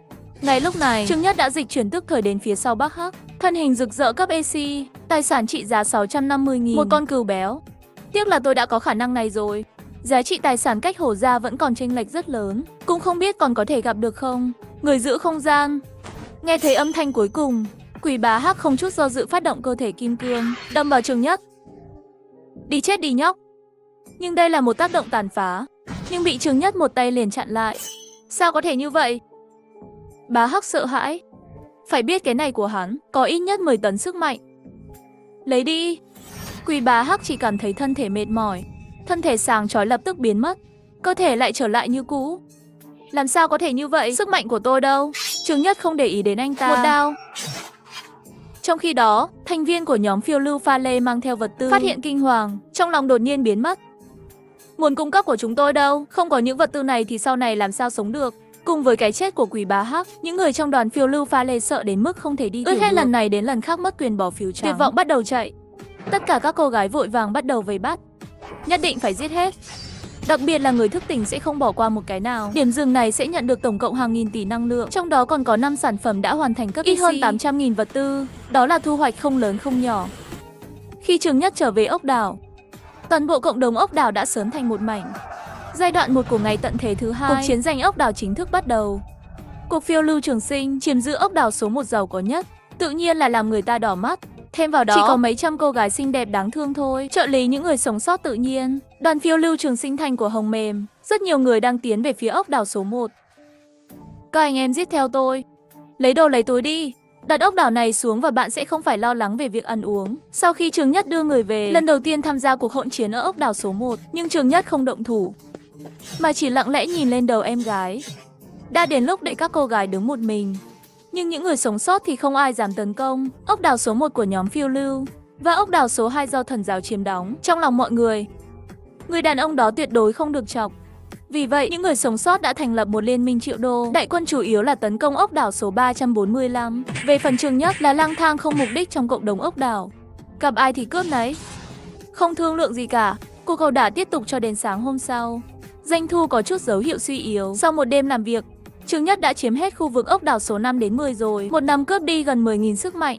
Chỉ riêng cấp độ AC có 18 cái. Lúc này Trương Nhất đang hướng về chân thần giáo, bay đến ốc đảo số 2. Lúc này sức chiến đấu mạnh nhất vẫn còn đó. Và hai người nữa thức tỉnh người quật lấy. Một là người thức tỉnh thổ hệ cấp AC, một là người thức tỉnh gỗ cấp AC.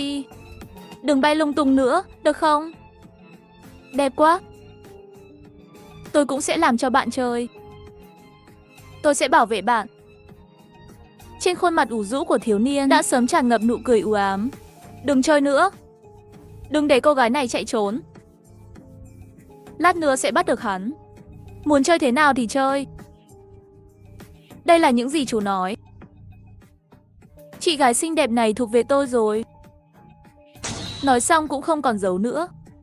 Thân thể đã lớn hơn gấp đôi, hướng về trên bầu trời thật sự bỗng nhiên đi ra ngoài.